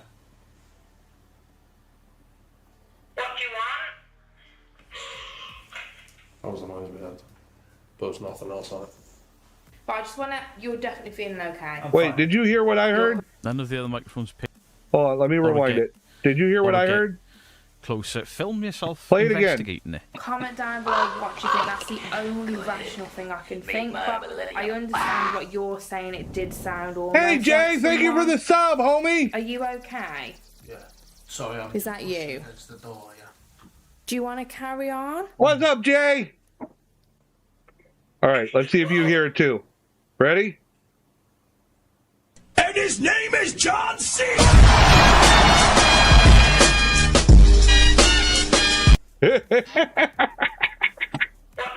I couldn't help myself. That was the noise we had. But there's nothing else on it. But I just want to... You're definitely feeling okay. I'm fine. You're... None of the other microphones picked up that noise. Could it be an issue with what they're recording on because they're using their phones, or was that end of the EVP and then you've moved? Potentially that. Okay, they're doing the Gansfield. Wait, the other what? guy's What? doing it because the other guy, they didn't think it was fair with him being scared. They played to him. Does anyone here... What the fuck? Help me. Okay, we ask you to come forward. Don't go out. Don't go down there. Why do you want to fuck beef lips? Just heard a tap down there and it said don't go down there. Why shouldn't we go down That is there? so weird. Can you give Hold us a on. reason? Okay, if I go directly to my Twitch chat, Jay says, "Let me fuck them beef lips, daddy," awkwardly. But my normal chat, my multi-stream chat that lets me see all of them, totally edited that out. It's not in there at all. What the fuck? They hit it. They didn't like his naughty voice. Let me lick. No. You cannot lick the beef curtains. Then He's coming. he's come in. So Maybe if you're a good boy, you could try She's Dracula's talking tea very bags. loud. I don't know if they're noise cancelling headphones. I can't prove any of it, so I am gonna skip this part. I don't trust the Gansfield or the. If they're in a different room talking quiet, maybe, but no, it's a flawed experiment for me. That was like a. Well, yeah, it's a flawed experiment. We just went over that. They're saying it's like the Estes method, but they keep flashing a red light in the person's eyes, and that's been proven to produce hallucinations. So, it's definitely flawed. Nothing you get is going to be admissible as paranormal evidence, because you're provoking fucking hallucinations, dumbass. But I bet someone told them, oh yeah, trust me, this is great. Just like how they sell all this fucking paranormal hunting equipment that's all broken bullshit that people are like, oh, well, this must be how I do ghost hunting. Yeah, just give us your money. I don't care. That's what I think happened. Hi. Really nothing coming through. Are you not here? Nothing coming through? Skip the spirit box because it's just. Oh, I guess the ghost is a furry. They're talking about nodding. What the fuck? Broken up radio. If you don't know what it is, be grateful. If you look it up, that's on you. High alert is how I'm feeling, yeah. I do feel like more drawn, to be honest, to that room that we were in earlier. That's the room I feel the most drawn to in the whole building, to be honest. But you never investigated the fucking bar where you were hearing the sounds from. I feel like I'm physically gonna throw There's people who have a kink. I know there's people who have a kink for it. I'm fully aware. Gonna mock him off I the am gym for fully being aware. afraid. I'm just not. I've been on Blue Sky. It's all over the place. 100%. Because honestly, I was really worried. You look like really. I've never seen him like that. No. I've been mates with Steph for 10 years. I've never seen him like that. No, I mean, we are feeling, obviously, like I've said, unsafe now, but we're going to try and just finalise this. I don't understand why you're all feeling unsafe. I mean, your mate's looking on the video having a panic attack or something, but I can understand that if he's new to this. But you haven't really had anything. You've used techniques that I don't particularly enjoy or won't use. That's up to you. But there's nothing here to warrant any fear from anyone, except the guy that thinks he's being touched and there's something behind him. I can kind of get that. Whatever's here, one last chance to communicate. We're going to try using the different devices like Vempav's music boxes. See if we can get any intelligent responses. Maybe do, I can't speak. S-Box. Yeah, my brain's just like... Yeah, so we're going to try and do an S-Box session as well, just to round it up, but it's a very weird place. Josh has just noticed all our lights have gone off out here. That's impossible. There was 2 or 3 red lights. I'm going to say 2. 2, definitely 2. 100% 2. Are they plugged into the mains or are they battery operated? Because either way, it's not impossible. There's a bulb gone. You need to investigate the lights. Out there, and why are they off? And where's your mate? Explain how they've both gone off at the same time. Well, I didn't even notice. I didn't notice them go off, but they're off. No. Well, no better. Yeah.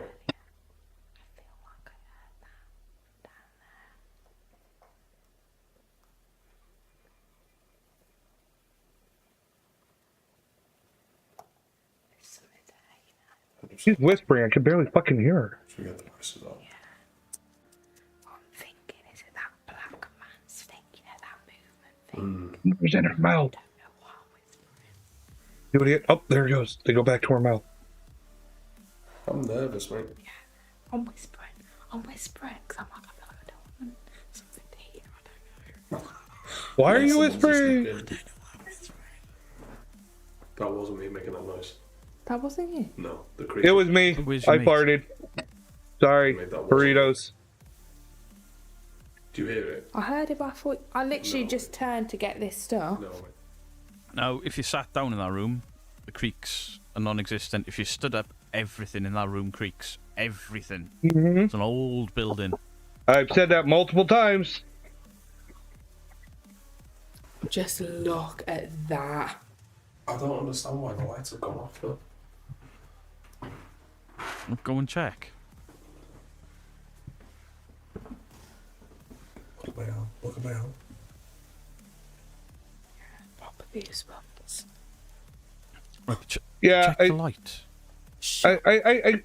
I don't think that they're making it up. I don't. I think though that they're just overreacting to everything that fucking happens. I don't think they're faking. I just don't. I think that they're hearing everyday stuff like creaks and groans in the fucking house, and they're like, "Oh, it's a ghost. Oh, it must be that." I think it's all in their heads, and they're fucking blowing it out of proportion. Oh, I swear down, I just seen someone sat on that sofa. You joking? I swear. They're scaring the shit out of themselves. That's what they're doing. Nah, absolutely not. Did you just? I don't want my back open to anything. Did you hear that on the stairs? Someone walking. You heard that? Because usually fakers go way bigger. Isn't it weird? If you've ever noticed, fakers go way bigger. These guys aren't going big. Them. Can't prove it without This is just simple, small shit. Just call me suspicious. That? This seems like new people, new to ghost hunting, at least in my opinion, that are getting all worked up and overreacting to just normal everyday sounds. See the goosebumps and the other guy that had to excuse himself because he was getting too scared. And the energy has fully shifted. Yeah, I think it's all in their heads. Horrendous stood here. I definitely feel like I seen someone in there, and then there was footsteps. Now we've scattered devices around. Where are you? And I'm so sorry. No. What? You said. I don't get it. I didn't get that one, Beardo. I probably missed something though. Him? That was affecting Steph. Possibly. And that's what we can feel. And we're making shit up now. We're just making. This one leg has gone ice cold. Just this one leg here, next to that room. The ghost is humping your leg. Can you walk again? I don't know if it's because you've just said that, but my foot's gone terribly cold. I don't know if it's because you've just It's said all that. in your head. There's nothing I can debunk or disprove. Right. This is where like a thermal imaging camera would come in handy. I don't have one. I wish I did. But it could prove that you're experiencing what you're feeling. Right, yeah. If you at least had that, and you're saying I feel cold, and you have the thermal imaging, you can see if there's a change in temperature. But right now, like I said, it all looks like it's all in your head. Tripping out now. I thought I seen something move there, but it can't have been. Again, yeah, no evidence, just in that gap. She's blowing stuff out of proportion. What the freaking hell was that? Nothing. Nothing. Did you hear that? No. That was that noise. You know, again, she that does it the growly most. noise? I will say, a lot of this is all on her. Did you hear that? Did you see that? Most of this is from her. She's just overreacting to every little thing. I think, like, again, it's all in her fucking head. And he's just feeding off it. Just suddenly, what the fuck was In that? And then he editing, I noticed he said, "Go away." slower than her reaction. He's just feeding off her reaction. Did you hear that? No. That was that noise again, that growly noise. Again, yeah, it looks like he's feeding off. This place. All right, the other guy was overly spooked. She's finding everything, and everything she was saying was scaring the shit out of the other guy. And then this guy is just reacting to everything that they're saying. He's just like, oh yeah, I'll be the rational guy. He's kind of the follower. At least that's the way it looks like to me. Oh, come on. Do you like the fear? Is that what you thrive off? Yes, yes, I do. Nothing wrong with that. Don't be a hater. On the table in room one. Be a masturbator. Words written on it. If you come from the first word, can you do this? And if you come from the second word, can you do this?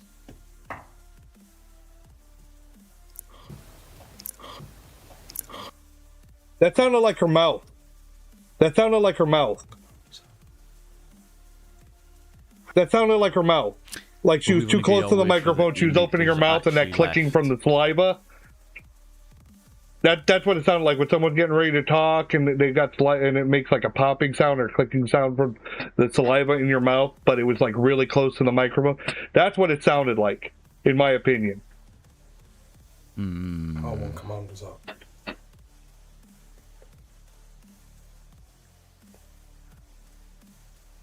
That's darkness, mate. I can't remember which way I wrote it. Light or darkness? I'll show you the notes. The darkness! Wait, but you said... I didn't know Charlie Murphy was here. Darkness 2 knocks, it was 2.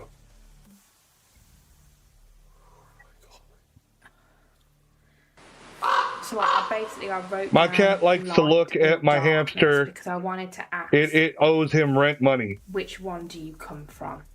What are you on about? Why would they... No, it's looking at your hamster like, I bet you taste good in my belly. Wrong.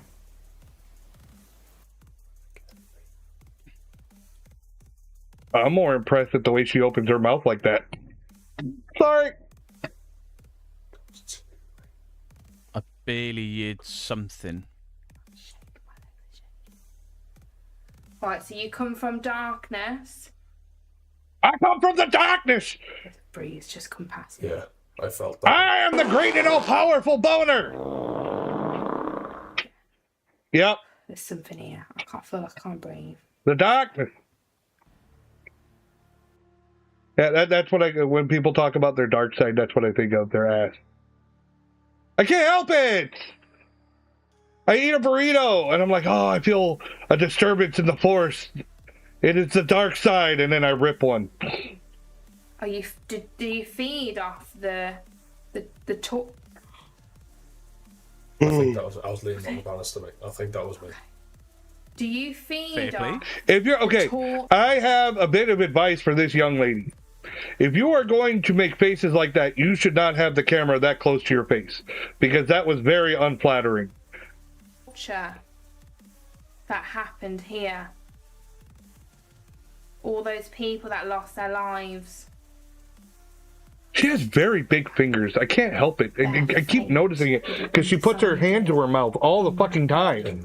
Exactly. She has very thick fingers. You had I don't know. It made me stuff coming through this way.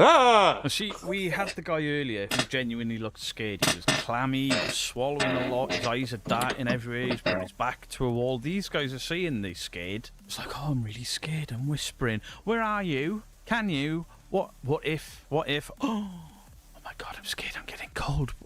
And then it's into another conversation that they don't look scared like the other guy did. One. Yeah. Rather than the appy droid. Is it the... Oh, man, I've got black Dick, feet. penis, balls. I'm either. I've just wasted 37 minutes of my time. Really bad feeding on. This other guy, fair play to, he's debunked or called out at least that he leaned on the banister to cause one of the pops, and he's just said that's come from the refrigerator downstairs. Ew. Fair play to him. But unfortunately, that noise from the refrigerator downstairs sounds like every other noise you said is a growl. Yeah. I like I said, I think at least the one guy in the black t-shirt, I think he's trying to be authentic. He's trying to be on the level. I think she's completely overreacting to every little sound. Everything has to be a ghost. She's just feeling over and over again. Oh, did you hear that? It was a ghost. Did you hear that? It was a growl. Did you? And it's probably just normal sounds this old building makes, you know. The other guy, he fed off everything she was saying, and he let his head get to him. I don't think he's cut out to be a ghost hunter if that shit was freaking him out. That's just my opinion. It looks like he's not here, so he excused himself. So I think it's... Again, I don't think that they're purposefully faking. I think she's overreacting. They seem inexperienced, and they're just, you know, it's almost like kids overreacting. They were told all these stories about a haunted house. They go in the haunted house, and everything, they're just scaring the shit out of themselves. I feel like we shouldn't be doing this, you know. Yeah, I know, I've got like genuinely a really bad effing feeling right now. Yeah, because you scared the shit out of yourself. We shouldn't be here, basically. That's what I feel like. We should not be doing this here right now. Honestly, I feel like my chest is closing. But really, the source of a lot of this shit is her. She's the one feeding it. Was feeding it to the other two guys. She's the one bringing up everything. It's all her. You can see through the floors. Did you hear that? Did you see that? Did you do that? Blah, blah, blah. It's always her.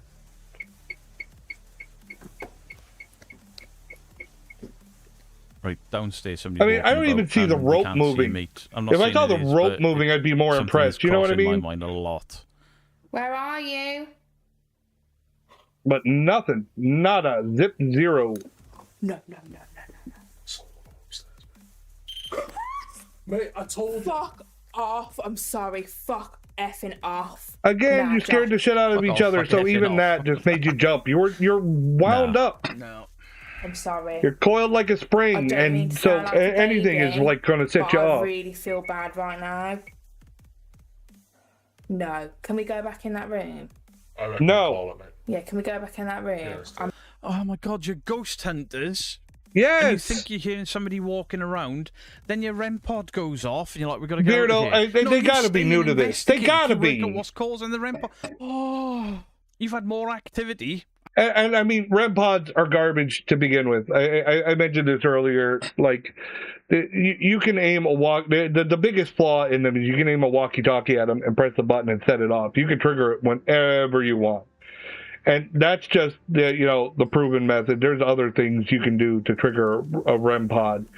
So it could have just gone off right now because of fucking just about anything. Activity than I've ever had in a building in one night. And you're walking away? What a stupid idea. What a waste of money. Stupid. What a waste of time. Pass me the Tylenol. Just like they didn't go to the fucking bar. He's going to stop recording. Really? What's that? A fan? Yeah, he's totally a follower. This guy is totally a... What's that? What's this? Anything she tells him, he's like, oh yeah. He tries to back her up. He seems...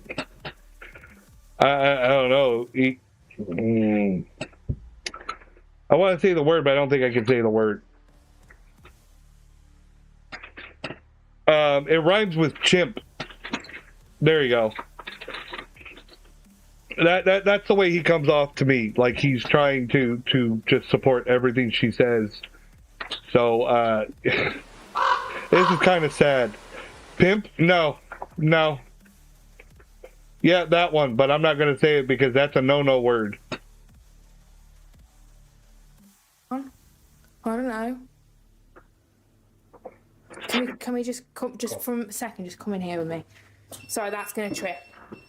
Sorry. If you're getting evidence from a place, you go to the place. You follow that. That's poltergeist, that, you know. I'm looking up what this means. Oh my god. What? What was a poltergeist there? What got thrown? What was noisy?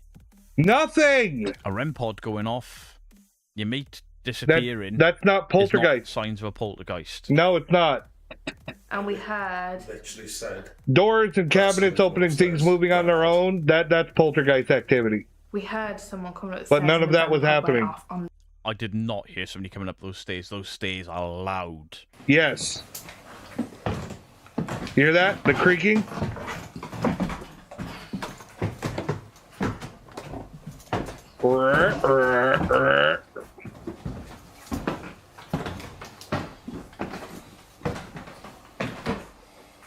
The stairs. I'm done, mate. That's why, honestly, I have such a bad feeling right now. I've got this weird feeling running through my You're body, just like, scaring the shit out of yourself. I feel overwhelmed. I feel like I want to go. I can't explain. Then go! But I feel like I this can't. This is annoying! You quit an investigation because a fucking REM pod went off.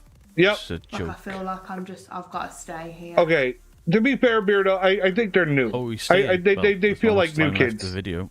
and they're scaring the shit out of themselves. Like they tried to do something, they tried to be ghost hunters, and they're really not cut out for it. I'm not hearing anything. We've got to go. I'm burning up. I feel like I'm burning up. It's tearing up as well, mate. Mate, I'm actually feel like I'm on fire. I fell like into a burning ring of fire. I'm scared. I'm actually scared to move. Again, I do think if anything came close to faking, I think her overreacting. No noise. She just overreacts to every fucking thing. We're leaving now. Good for you. We're leaving. No one cares. You can't come with us.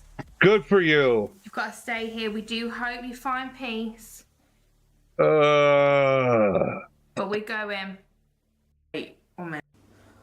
Scrooge past just. The devil spoke to us at this haunted house. Oh my god, they got a bunch of videos? How long have they been doing this? Now, I was saying that they were new. Apparently not. Apparently they've been doing this for a while, but they just scare the shit out of themselves. It's her face on the front of every fucking one. Because she's just making this shit up. Either she's overreacting or she's just full of shit and the other guys just feed off of it. I don't know which. She came off as, to me, she came off as just new and not knowing what the fuck she's listening to. But in my opinion, this is not their cup of tea. I don't think that they have a career in this, but I can't, it's too blurry for me. I can't see their views. It looks like they're getting in the thousands. So I guess, whatever, if they're making money off of this shit, I don't know why people would watch it. Poltergeist, we didn't last long in this haunted house. We ran. Scared of the dark. Most haunted location in England. So scared we had to Possessed? leave. Bullshit. I'm sorry, you don't even this know. Seems to be You don't even know what you're talking about. You're like fucking Poltergeist. Like none of that was Poltergeist. None of it. Do you not know what So I don't believe a word you're saying. Guys, that you go into a location, scare yourself silly, or act like you're scared silly, and then run away to get that thumbnail and that title. Right, you went back to bed. That is not a demon house. This is a mistake. Scary Encounter in the UK's most haunted demon house. It's the Jumanji house, and it's called the Jumanji house because of the greenery that grows inside and all of the board games. I've been there, had a really weird experience there. Gripping ain't Nothing easy. Demonic. Nobody has ever captured anything. I mean, maybe for you. So that's only the second time I've ever looked at Explore a lot. It wasn't anywhere near as bad as I thought It's like it was going to be. sniping. It wasn't, over the top fakery, but there was some. Crimping is like sniping, unless you misspelled it. What are you on about? What is you and Jen just rambling the most weird shit in the fucking chat tonight? Like none of it makes any sense. Amateur dramatics going on there. I struggle to believe that the third guy left because once he was out of camera shot. Well, learn how to spell, not snipe. A little bit more, you put two P's. It's sniping. Noises after being there. I know what dumb some dumb. of You those dumb noises dumb. are. One P would be sniping. That's snipping. I couldn't hear a thing. And they whatever. Were like, that's a growl. It was a knock. That's somebody walking up the stairs. I didn't hear shit. And then a REM pod is enough to send them running into the dark at 3 o'clock in the morning. It doesn't matter. It doesn't make any sense. Snipe, snip, none of it. Still doesn't make any sense. Actually scared. But it's weird how he disappeared and things. No, it's 2P's, 2P, whatever. Let me know what your thoughts are in the comment section down below. I can't see me looking at these guys again. There's not enough for me to get my teeth into. It matters. No, you don't matter, bitch. I'm the greatest. Like, yeah, it's absolutely fake, but it's certainly not something I can watch and enjoy. Because if there's one thing that pisses me off after fakery, it's running away. No, your mama. Don't you talk about my mama. How ridiculous. Much love to you all. Beardo out. I love my mama. How you doing? I'm Callan, and this is Slap here we go. Slap him. Pause, bitch. God damn. All right. Slapped him. Bizarre moments caught on camera. No one can explain. No one? Well, here, let me explain it for you. It's probably bullshit. How about that? Does that explain it? It's made of bullshit. There's a pro hero in My Hero Academia that's a good sniper. Actually, make that too. One's a hero, the other one is either a vigilante or a villain. Okay, what does that have to do with anything? I'm not understanding. You guys are bringing up the most random shit. Like, no one was talking about My Hero Academia. Not a single person. Because snipe. Oh my god. Somebody said a random word and she's like, I gotta get on that. Yeah, Jay loves sniping. I bet he's one of those fucking annoying campers. Scariest video clips of the week. So hit that subscribe button and get ready for more creepy content. Just like this. Yeah, creepy content, whatever. Hey Bones, should Zelda go snipe hunting? Sure, go snipe hunting. Go snipe hunting. Go find that snipe. A chilling home security clip out of Indonesia has viewers convinced. Oh god, not this shit again. It's bad codec on the camera. It's just a person going down the fucking road and the dogs are barking at it. Something paranormal was Shut the caught on fuck camera. up. In the footage, several dogs suddenly begin barking and growling at something moving past the house late at night. Yeah, but you can see their shadow. It's just a person walking. The codec is not. The codec on the camera is not big. Locked on the street if you watch the dogs, figure. Fucking pause when I tell you to pause. If you watch the dogs, they even blur out a little bit here and there. This is fucking. Oh my god, it's the same old shit all the fucking time. Really? No one can explain. No one can. I just explained it.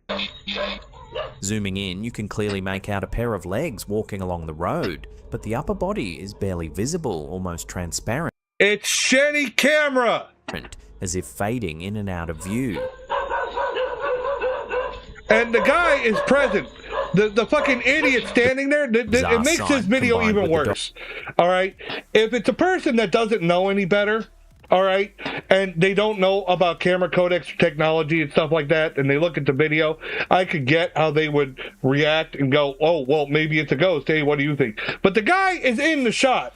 He's there. He sees it with his own fucking eyes. He knows perfectly well that there's not a person there. So he took this footage and put it out there knowing full well he's fucking lying. So fuck him. Dog's frantic reaction has many convinced this was no ordinary passerby.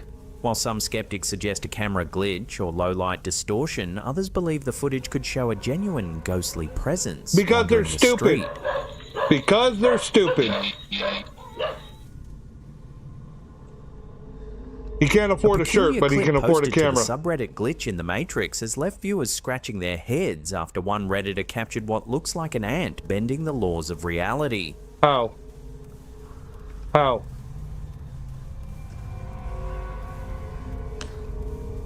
As they move in to press it with a finger, something bizarre happens. The ant suddenly appears several centimeters away, as if it's just teleported out of danger. No, I think that this is camera trickery. Yeah, if you look at the way the camera, it's not following very well. All right, if you look, it's jumping and skipping, it's buffering a little bit in there. If you watch the way that there's jumps and skips in the movie, it's not fluid. That's how they're probably hiding the jump cuts. The experiment is repeated multiple times, and each time the insect seems to slip free of being crushed.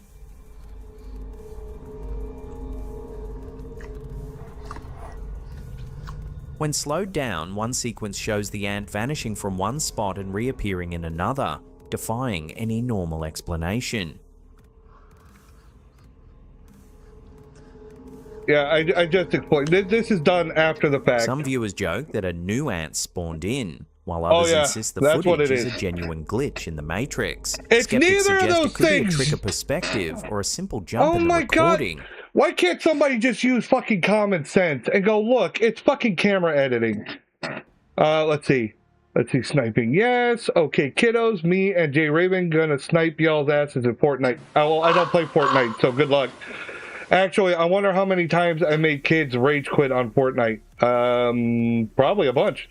Okay, BJ, riddle me this. How does my ear not hurt even though I have a fungal inner ear infection and outer ear infection? How the fuck am I in no pain? Because you're lucky? When I was growing up, I used to get fucking ear infections all the time, earaches. It fucking sucked. It was usually swimmer's ear. I got used to get it really bad growing up. So, yeah, if you have it and you don't feel it, then you're lucky as fuck. Because those do not feel fun. I don't play Fortnite. See, look, Jay doesn't play Fortnite either. At least he has some taste. But the strange timing and repeated I get ear results infections have left mainly. many baffled. Whether optical illusion or evidence of an ant with teleporting powers, it's one of the strangest glitches caught on camera in recent weeks. They're like, let's assume the strangest, most fucking stupid shit ever, instead of assuming something that would make common fucking sense that somebody's fucking doing video tricks. This is the dumbest shit ever. I'm so tired. We automatically jump to the fucking wildest fucking crazy shit instead of using common sense on any of these fucking videos.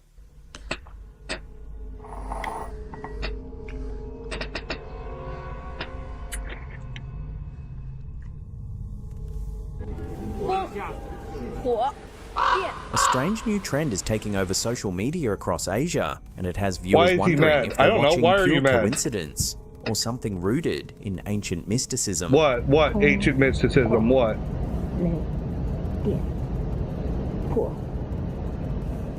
The chant goes like this: Fong, Hua, Loi, Dian, Fa, which translates to wind, fire, thunder, lightning. Dozens of clips show people speaking the words aloud before, almost on cue, a bolt of lightning. Yeah, but there's also a bunch of cuts in the fucking video. Are you fucking stupid? They just took the cuts that it actually worked. They probably did this I don't know how many times and it failed. They only took the parts that worked and they're like, oh look, it worked. Slams into the ground. It's like nearby. people with those fucking basketball trick shots. They're not going to show you the video of them failing. They're going to take the one clip that actually worked and go, look what I did. First time. He sounds mad that's hot. What? I know I'm hot. In one video, a camera holder looks upwards, reciting the chant as the sky suddenly lights up in a brilliant flash. Spider-Man!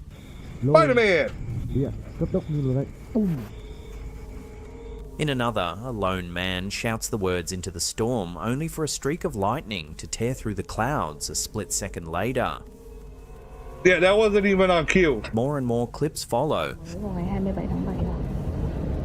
I just explained it. All the rest of this is just bullshit. I already explained it away. There's obviously cuts in the footage. You can see the fucking cuts in the footage. You can see the fucking cuts in the footage. They took the good ones, put them in there, and that was it. This is fucking stupid.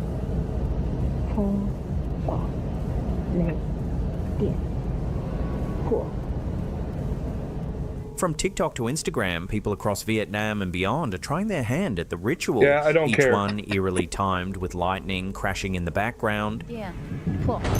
Yeah, well, Lottie fucking da. Some videos show casual laughter as the chant works, while others capture genuine terror as Because bolts strike shockingly close. Because it's fucking stupid and they're just screwing around.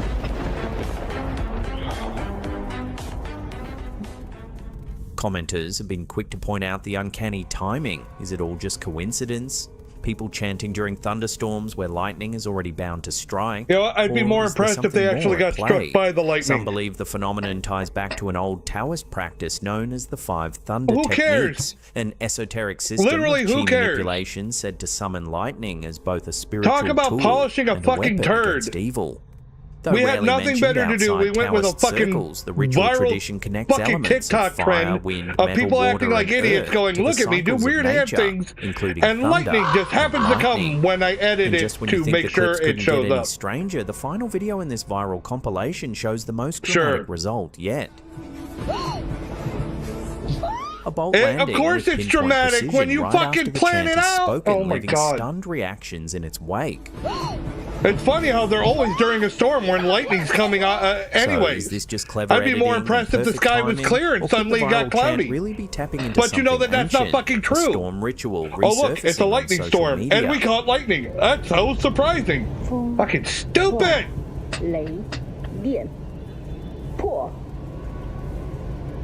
I'll go in my living room and turn on the light and go shocked. Oh my god, the light showed up right when I turned it on.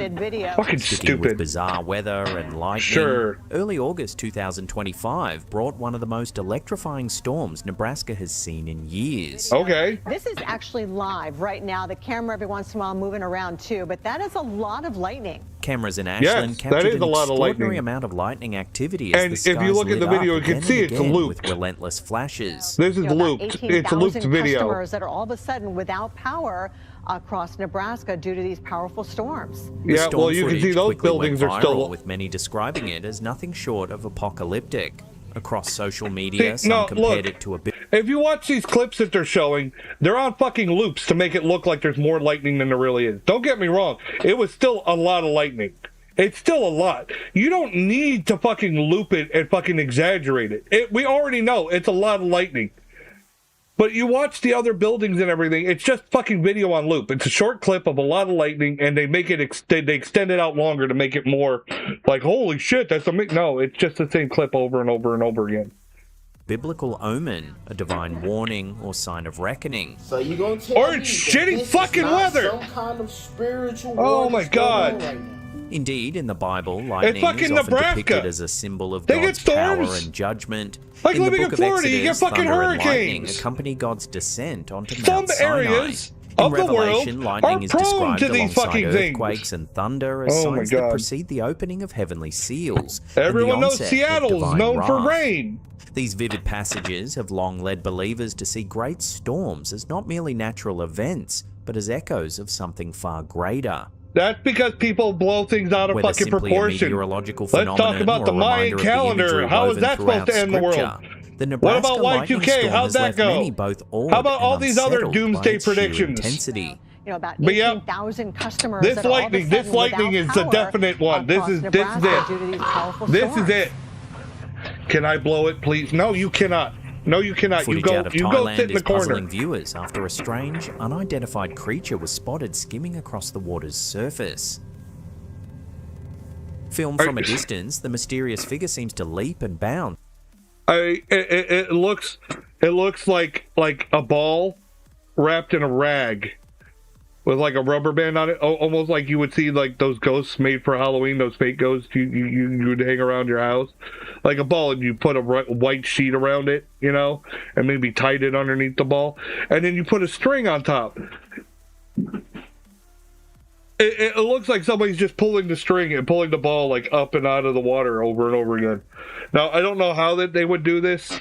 You could do it with a fishing pole at that distance, you know. That's what I would think is happening. Maybe there's a boat in the distance and they've got this attached to the fishing pole, so the boat is off camera and they keep tugging on the line to make this thing jump up. Or they could have just masked the boat and the guy out of the frame from the get-go. But yeah, this doesn't look like some strange fucking creature. It's in and out of the water, almost as though propelled by wings. Propelled by wings? Are you... You just sound like an idiot when you say shit Its like body that. shape doesn't resemble any fish or sea animal we're familiar with, and the way it darts across the surface looks It's oddly not unnatural. darting. It looks like somebody's just pulling it up by a Speculation string and online dropping it, has flopping run it back in the wild. water. Some suggest a bird This diving is for so fish. fucking dumb. Others think it Oh could my be an God. optical illusion caused by glare and distance. But plenty of commenters believe it's something far stranger, perhaps Because an they're aquatic stupid. cryptid or even a mermaid-like being breaching the waves. Whatever it is, the footage has left more questions than answers, turning an ordinary stretch of water into the backdrop for one of the internet's latest mysteries.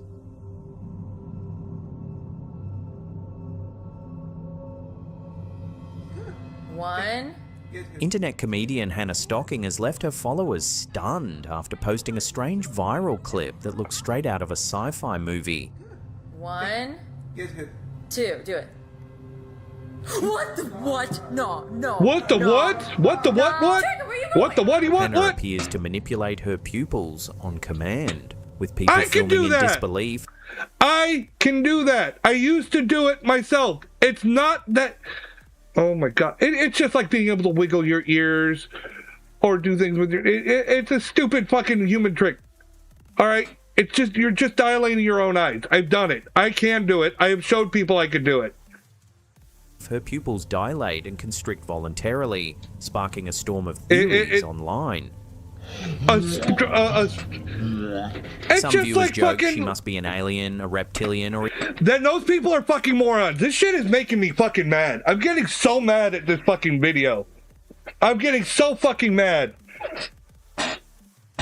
Bizarre moments that no one can explain. I fucking explained every single one so far. Every single one. And you go to fucking random... She must be a fucking alien. Go fuck yourself. Bones must be an alien. God, go fuck yourself. I'm so fucking tired of this dumb, ignorant shit. You gotta jump to the fucking most random fucking oddball shit instead of using any fucking kind of common sense. And we wonder why people in the world seem like they're getting fucking dumber. Oh my god. Oh, calm down. Woosah. Woosah.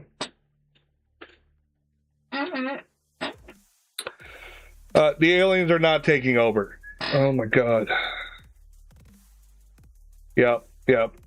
She was an alien, and she just did that right on camera so that you could totally out that she was an alien. Because that makes total fucking sense! Lizard people are real. I knew it all. Grab my tinfoil hat. You go take your tinfoil hat. You go sit in the corner. This shit is so dumb. It's so dumb. It's just stupid. I can't fucking believe this shit. It's like fucking, what's his name? What, Bill Skarsgård played fucking Pennywise. He could do that shit with his fucking eyes. Some people can just do random fucking human tricks. Good for him. Yeah, it's creepy as fuck, but that doesn't make him a fucking alien. She can dilate her eyes. I can dilate my eyes. She's fucking stupid. I'm legit just trying to piss him off. I'm already pissed off, but it's not at you.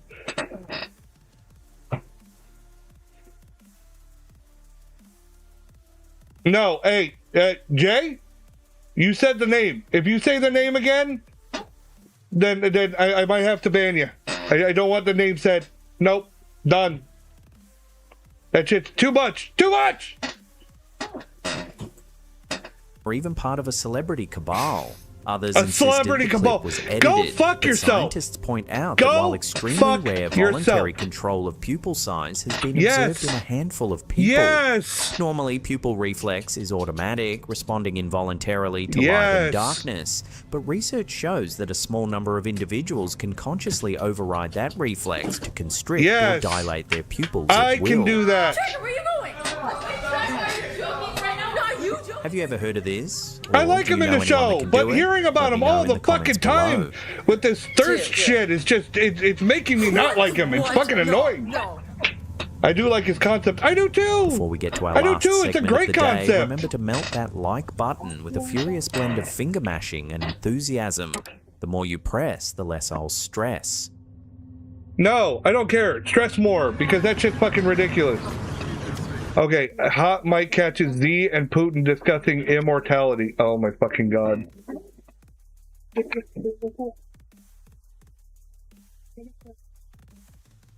You can't see me face palming. I was just leaning on my desk with my hand in my face, or my face in my hand. Just the stupid, the dumb shit on this fucking video.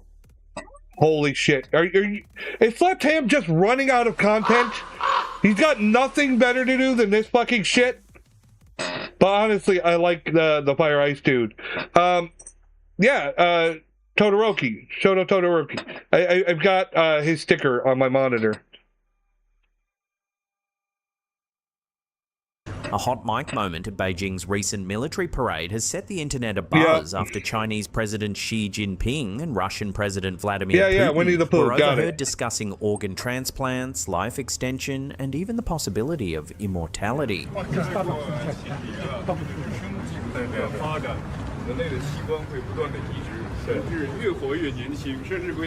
The exchange, caught on a state TV live stream, he's smiling. He doesn't even look like he's taking it seriously. Like they're fucking just telling jokes. Reveals the two leaders musing about. They're fucking smiling and laughing. It's jokes. They're fucking joking. Y'all are stupid. Really. They fucking did this shit in a movie. I can't remember what movie it was, where they were cloning like celebrities, and they were all living in this fucking facility or something, and they think that this facility is like all there is to the world, and if you get chosen, you go to some fucking place. It's like some lottery, but it's actually the person you're cloned from. They paid a lot of money to have themselves cloned so that if they get hurt, they can take your organs. Right? So everybody in there is just a clone insurance policy. That sounds like what they're fucking talking about. Like, oh, you know, I'll just have myself cloned and say I need a new heart. I get a heart transplant from my clone. That's what it sounds like they're talking about. But I mean, they're laughing about it. They're fucking joking. They could even be talking about the movie. Maybe that's they left out the part where they were talking and just heard this part. And they're like, yeah, leaving out the context to make it sound fucking weirder.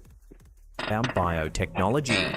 Putin reportedly suggested that continual advances in organ replacement and biotech could push humanity toward eternal life.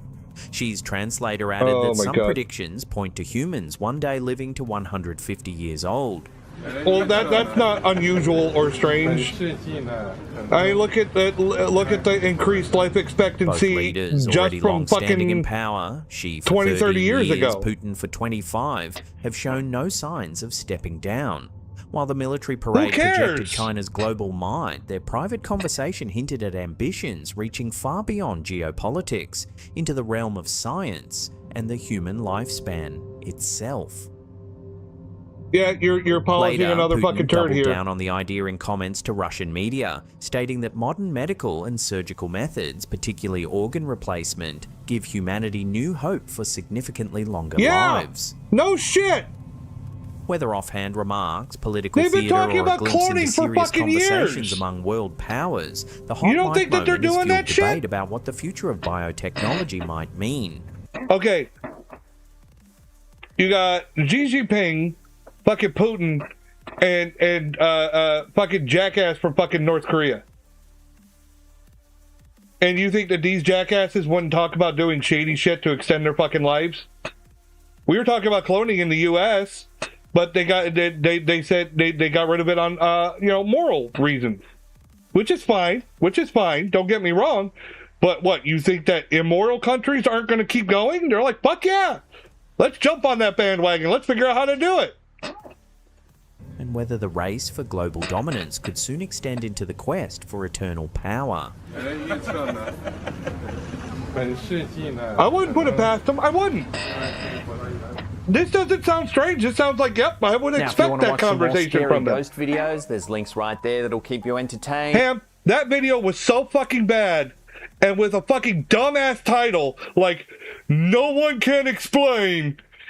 Shut the fuck up. Shut the fuck up. I am livid from that fucking video. I explained every fucking single thing. Not only did I explain it, I used common sense fucking explanations. Just because you can't use common sense or choose not to, doesn't mean other people should as well. And remember to follow all our other YouTube channels. Okay, I gotta watch a side-eye guy video. He makes me laugh. I need a laugh right now. That made me mad. Okay, the side-eye guy exposing the truth when booking the Warrens' house. Uh-oh. Is this like the one Beardo did where he's talking about it? But honestly, yeah, okay, I read that one. I read that too. This is the one, probably the same thing Beardo covered with Matt Rife buying the Warrens Occult Museum, the like $2,000 a night fucking thing.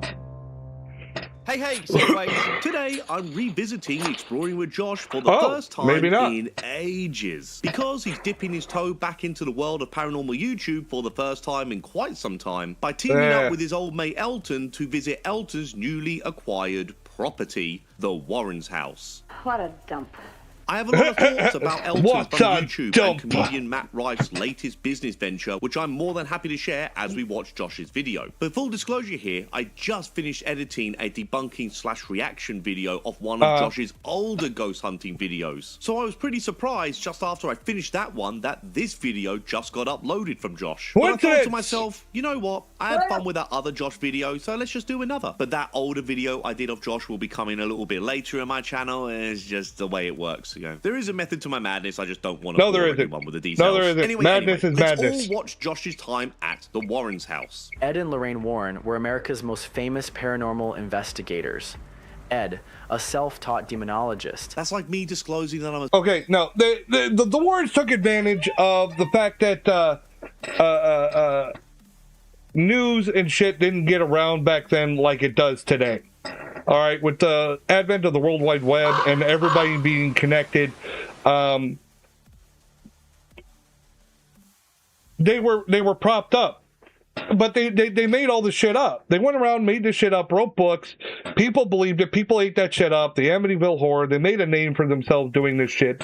But now, with the advent of the internet and all their dirty laundry being aired out, it's shown that was all bullshit. The whole thing was fucking bullshit. And they're nowhere near the people that they were believed to be back then. Yes, they were pillars of the paranormal community at one point. And it makes them being pillars and now being proved to be full of shit means that pillar got knocked the fuck out and the fucking shit on top should be falling the fuck down. You mean it's all fake? Not all of it. I won't say all of it. The vast majority, I'll be generous and say 99% is bullshit. A self-taught sock wearer. And Lorraine, a clairvoyant and medium, bullshit, dedicated their lives to uncovering the mysteries of the supernatural. There is so much mythology surrounding Ed and Lorraine Warren. There are documentaries, books, Warner Brothers even made a movie franchise out of the whole thing, and all of this ends up muddying the water. I can't blame the movie franchise, don't get me wrong. The movies have done big money. As long as they're advertised as fictional. They are fictional. Fictional. Fiction. Are you sure they're fiction? They're fiction. I'm not sure about that. I'm fine for watching a movie for the movie's sake. It's fucking fiction. But to say that any of those were based on a true story, go eat a dick.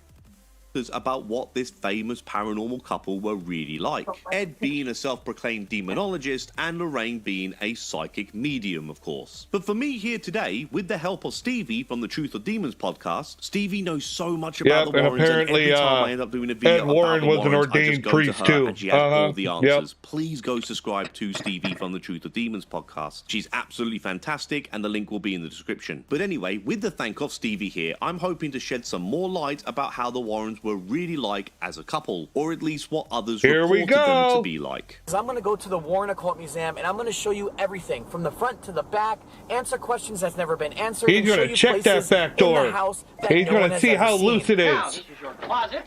And as we start this tour of the Warren Occult Museum that's kind of hidden beneath these trees over here, I want to start right here because the house is built on a dead-end street. I honestly thought he was about to say ancient Indian burial ground here, and I was ready to rage quit the video in record time. It's the last house at the end of the street. And how ironic, though, right? So what? To have a haunted house at the end of the street in Connecticut, like Last House on the Left and all those films. That's not I knew he was going to say it. Any way. You know what?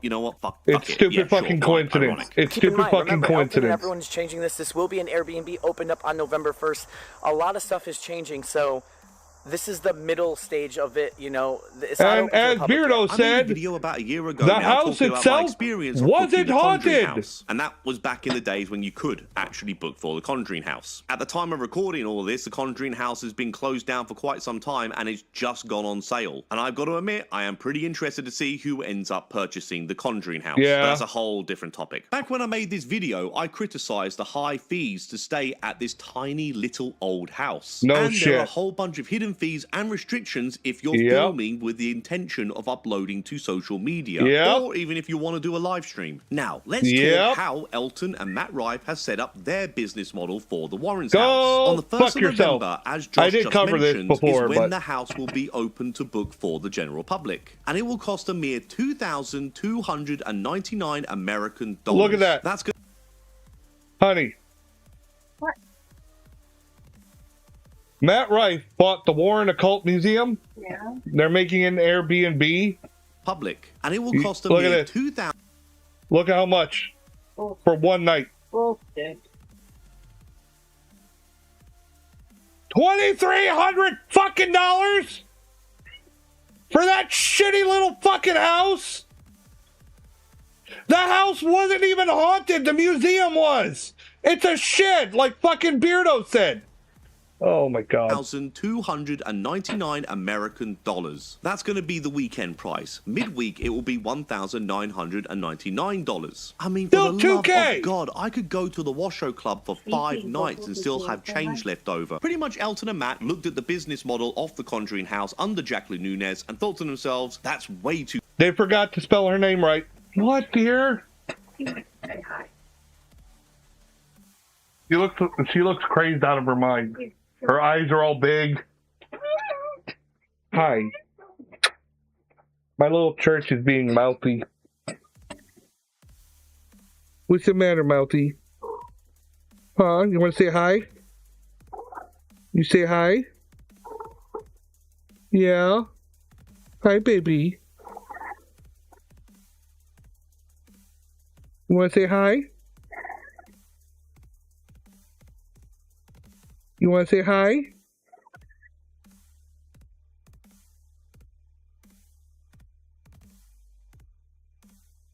Nothing. Just your little chirpies. Huh? Maybe the cat and the alien talking to our overlords. I mean, probably. Hi, church baby. You say hi?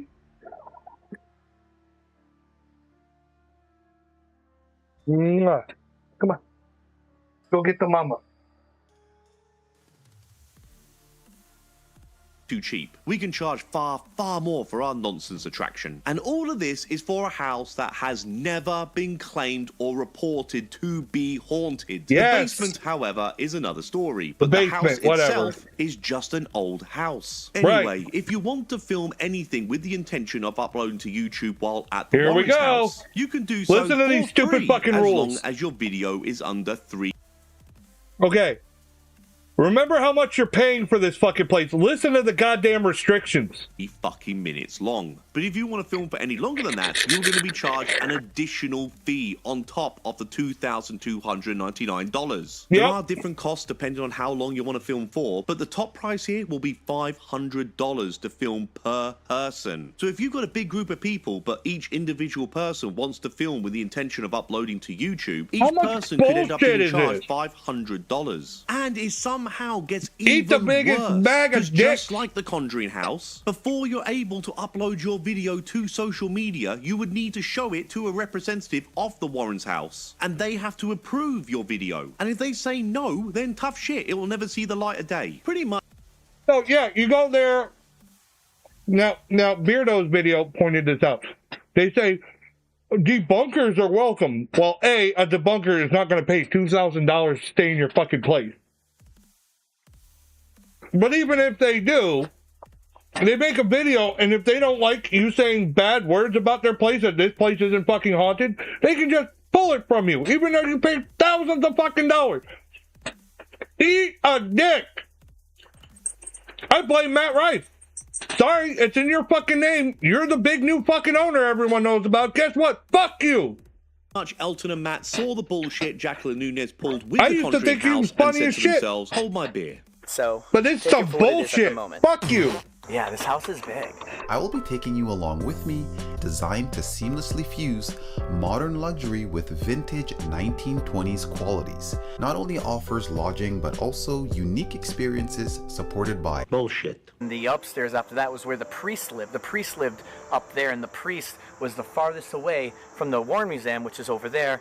And he would literally every single day, twice a day, bless all the items. I've heard conflicting reports about this. A priest did in fact live in the Warrens' house for a time, but from what I heard, he did not bless the yard sale nonsense in the Warrens' basement twice a day. He only did it when other people came to visit, and it was all really just for show. But this is the thing about the Warrens. There are lots of conflicting accounts of their lives. But one thing we do know for sure is that Judy Hayden, who at the time went by Judy Penny, did stay at the Warrens' house. She says so herself on this Facebook post. Now, you'll be forgiven for asking who Judy Penny is, because there's a lot of people who are doing their absolute best to make sure that this does not come out. But Judy was in fact Ed's mistress, and Ed met Judy when she was just 15 years old. So from that young age that Ed groomed her, they developed a long-lasting affair. They kept this secret for many years, but Lorraine knew all about it. Funny enough, you probably won't be seeing that plot line for the Conjuring movies. So how does it feel, though? No, because they put it in the contract not to bring it up. Really quick, to just own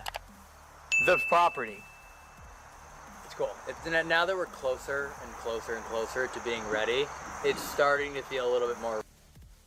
Okay, look, don't get me wrong. You buy the house, you want to rent it out to people coming to investigate, get that bag, all right? But don't be fucking stupid, all right? The insane price, the fucking insane fucking rules. This is just being fucking dick. This is you're just being a piece of shit. All right, that's all this is. This is being a piece of fucking shit. That's what this fucking is. All right, I'm all about. Okay, fine, you got it. It's an attraction. People come see it. I'm fine. Go get your bag. Yeah, charge. But don't be fucking stupid. This is fucking insane.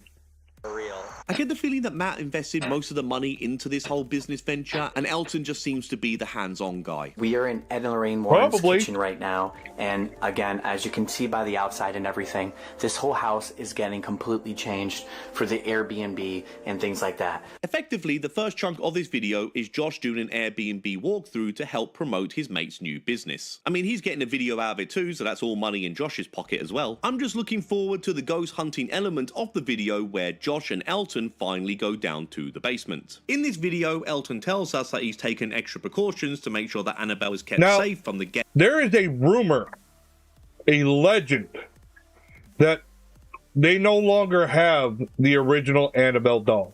That it's a replacement. Again, a rumor, legend, that Tony Spira, the son-in-law of the Warrens, had sold it for money. I wouldn't doubt that they were having financial trouble. All right. I mean, obviously, they finally sold the family home to fucking Matt Wright. Is it true? I don't know. Do I believe it? Yeah. I believe that there's a good chance of that. Because all you got to do is throw another Raggedy Ann doll in there. Sold the real one, put a fake one in there, and fucking lie your ass off. It's just a fucking doll. Guests who end up staying at the Warrens' house, but how can they really take any precautions for something as allegedly evil as Annabelle? If Annabelle is supposed to be so dangerous, which it isn't, and possessed by a demon, which is bullshit, then how could you possibly think this is going to be safe? Potentially, there could be a whole group of people every single day going to visit Annabelle now. As far as I'm aware, Annabelle has not had this many people visiting her ever before. So from what I've been told, after you ended up taking out a mortgage to spend a night at the Warrens' house, you get 4 hours to spend in the basement. So effectively, this $2,299 is really just for 4 hours. Because let's face it, the basement is the only interesting part of the whole attraction. Elton and Matt do in fact own the building itself, but all of the random junk in the basement is still owned by Nespa. And Elton and Matt have a 5-year lease with Nespa, where all the haunted objects will remain in the Warren house basement. Who are Nespa? I'll let Josh explain. See, Nespar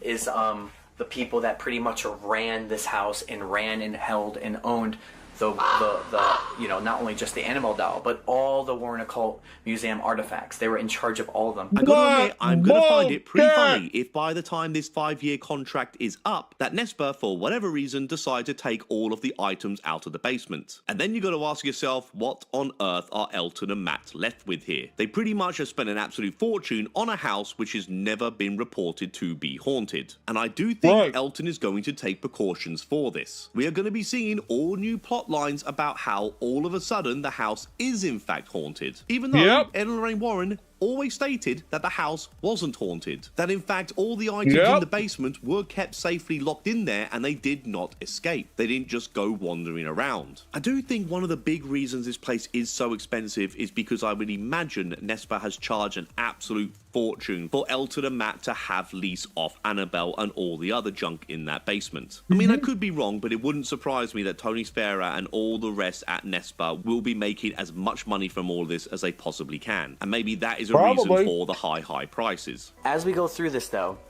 I will say we are going to go in here. This was their meeting room. Their meeting room has never really been shown much, but pretty much they would invite and hold classes down there in their meeting room that looks nothing up here. And that meeting room also gives you a... It's already been proven that they're full of fucking shit. They're goddamn liars. So who cares about their fucking meetings or how they taught people how to fucking lie? Tunnel access into the Warren Occult Museum straight to Annabelle. No one cares. This was Ed's room. Literally. This was Ed's room. Ed slept in a separate room from Lorraine. I wonder why. It's kind of eerie to be walking through Ed's room. I mean, it's Ed's room. I know, to me, it's just like insane. I watch all the Conjuring series. Remember, they made all the Conjuring movies from Ed and Lorraine, and we're just walking through his actual bedroom. Wow. Whoopee shit. So, Whoop-de fucking do. So Dylan has been moving out a lot of the furniture and a lot of things out of Ed and Lorraine's room. The Ed's office. Ed's office. Actually, before it got dark, I was on the porch. I had just wireless headphones in. Nothing was playing through them, but I heard whispers through the headphones. And then I thought something poked me in the Here back. we go. No way. Yeah, and then I didn't think Yeah, no anything way, of it. because it's no And then fucking later way. At night, when I was in there, it was me and Rick. You'd be in the room. The second you stepped out, you'd hear a knock on the door. Well, there it is, guys. Didn't take them long to create this new ghostly lore about the house itself being haunted all of a sudden. go. So, did Ed and Lorraine Warren themselves experience these happenings? Have they ever been documented saying this even once? As I mentioned earlier, I thought the whole point of the basement was to keep the spirits in check, to keep them contained in these random objects. So if the house is all of a sudden haunted, does that just kind of show that Ed and Lorraine Warren were not actually very good at their job? Wow. And then we heard dog barking. It's like the 13 Ghosts of Scooby-Doo. Like, shadows of people, The evil spirits were released, and now they're in the house too. And then I'm gonna put my foot in your ass if you say "and then" again. This is Wade. And then, can you say and then, Wade Kirby with Nesper team. There's only 3 real core of us left. I don't care. The less I talk about Tony Sfera, the better. He's the son-in-law of Ed and Lorraine Warren, and from all accounts, really just not a very nice person in any way, shape, or form. And he may well be one of the reasons I won't bother going to watch the new Conjuring movie, since from what I've been told, his character is a very big part of the movie, even though he had nothing to do with the Smell case whatsoever. The Last Rites is the 4th installment of the Conjuring movie franchise, and it looks like Warner Brothers are trying to expand his character franchise out a little bit. Maybe the 2 actors who play Ed and Lorraine Warren don't want to do this anymore, so they may well introduce this Tony Sfera character to continue the franchise. This Facebook post here by Curran Smell says it all really. They use the real names of some of these people, but absolutely nothing that happens in these movies are based in any historical facts whatsoever. And I've been living at the house for a little over 6.5 years. Hope he was given a little extra money to find a new home, or maybe Matt and Elton have kept him on as a caretaker. In this basement, look at this. They probably paid him enough money to go find a new home. This to me is nice like big walking fucking through house. not only history, but like the most realist ghost stuff I've ever done in my life. The realest ghost stuff. It's the realest. I want to show you this. This is Ed and Lorraine Whoa, Vera Farmiga and Patrick Wilson in the flesh. You know, they have all their memorabilia, all their artifacts and different things and knickknacks, things that aren't hard. The word Josh is looking for here is junk. It's actually a smart move from Elton to get Josh of all channels involved in this, to help promote his Airbnb, since Josh is known for his urbex as well as his ghostly content. It's really the best of both worlds. But I gotta admit, the hour and 40-minute duration is a bit trying here. But I do like Josh, so it is nice to revisit his videos after taking such a long break from them. This is what Ed and Lorraine gave out after you take their class and you started doing ghost investigations that they sent you on. They sent you on them. And after a year, you would get a certificate from them saying that you completed their course and you're now like a member. I'd love to know how much this costs. It all reeks of a Bob Larson type scam. Pretty much the exact ghost hunt that you guys are watching on YouTube of us is like what they were doing. I looked it up before. I was planning a ghost trip around the U.S., like a road trip, and I was curious because I was born in Connecticut, and I still have family up there, and I was like, well, you know, I got family up there. It's not a long shot to go visit the Warren's place. I'm just curious. I mean, this was years ago before even The Conjuring came out or anything like that. So I looked into it, and it was a ridiculous amount of money, incredibly fucking hard to even get into. And it was just basically a whole bunch of bullshit. I was like, this is not worth what you're fucking charging at all. It's basically just like what's going on now. Years ago before YouTube was even invented. As if I need another reason to hate on the Warrens. Before ghost hunters even existed. Helping families, decursing haunted objects, getting the hauntedness out of their house. Landing a lucrative book deal. This door is called Ed's Haunted Passage. The jokes write themselves sometimes. This is the secret way that would enter into Annabelle's dark side, hub, which is the Warren Occult Museum. And we're going to walk through here soon. But first, I want to show you every little thing here in here. Why? It's all shit. Because I don't give a fee-fi-fo fuck about Warren's memorabilia. But anyways, guys, let's take the tunnel. No one really sees this tunnel. I was one of the first to go through this tunnel. I got to get my mind out of the tunnel. I mean, gutter. Gutter. Now, as you walk through this tunnel, butthole. These are all Ed's paintings. First off, you got the sobbing ghost. Fucking what? You see Ed loved to paint. Inspired by places he's been to. Things like that. To be fair, Ed's artwork isn't that bad. I know I've been hating on the Warrens a fair bit in this video, and for good reason for the most part. It would only be... Yeah, okay. So what? He's a talented painter, but, you know, knowing what I know about Ed Warren, it really is like... It's almost saying like, oh, well, the H guy in World War II, well, he was a good painter too. Who gives a shit? That's hardly the fucking point. It's fair for me to clearly state that there are some people out there who really do sing their praises. They really do think the Warrens helped them in a very big way. Yep. And then you get the other people on the other side who think they were out and out scammers, preying on people's insecurities and superstitions. Yes. There's no doubt about it. They are very complicated and controversial. This is, you know, Dan Rivera, part of NESPAR. I know you've seen on the news. He did pass away. Let's give a moment of silence for Dan. Rest in peace. Agreed. Rest in peace, Dan. Yeah. It's a very sad passing for such a young man, but I can give a rest in peace, and I can show respect to someone who passed away. All right? I don't care what bullshit or whatever I still don't celebrate the deaths of fucking people. I think it's fucked up. All right? And I think it was fucked up that everyone was talking about it was fucking Annabelle's fault. That is fucking stupid. Shut the fuck up. It's goddamn tragic. Don't fucking... belittle it by going, oh, the fucking doll did it. Go fuck yourself. I do have to say that his death had nothing to do with Annabelle, because of course it didn't. As much as people try to say otherwise, that is total nonsense. But yeah, this is the tunnel that no one speaks of, no one talks about, no one knows.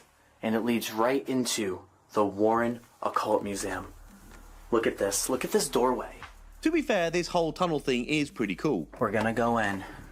Yeah, whatever. Here we are. Look how quiet it is. It's a room full of junk.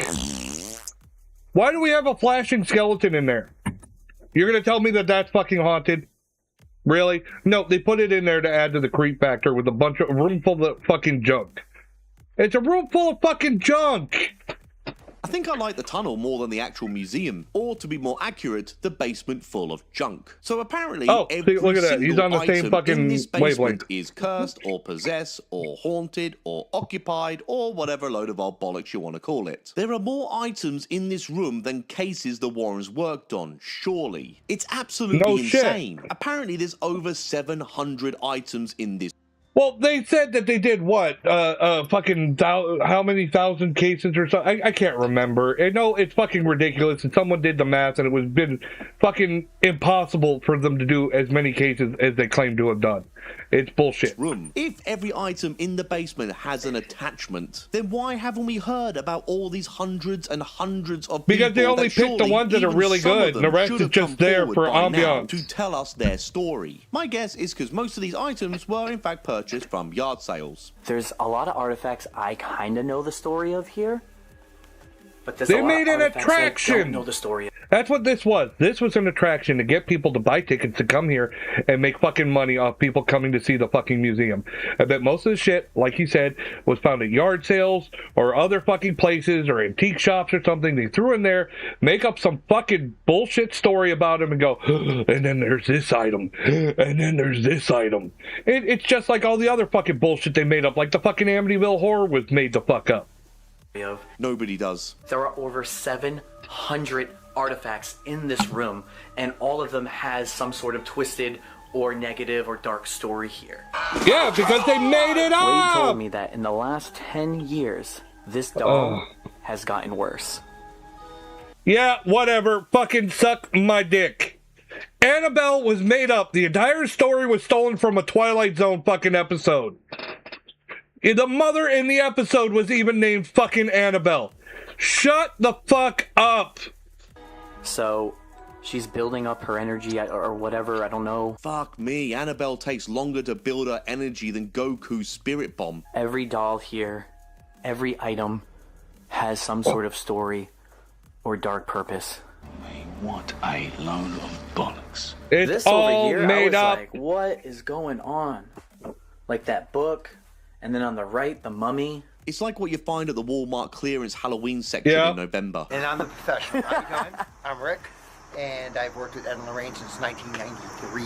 Jeez. So yeah, So he's good at bullshit. Attention to this thing. Maybe grows it stronger. Yeah. If you're really worried about it getting too much attention, then surely having a whole Airbnb haunted experience where people will be provoking and interacting every single night is not the best idea. Except, of course, It's not, if you're of gonna course, make a obviously. shit ton of money Yeah. out of it. Then who It's really gives a fuck, I money! suppose? Money! Most Annabelle movies are fictional.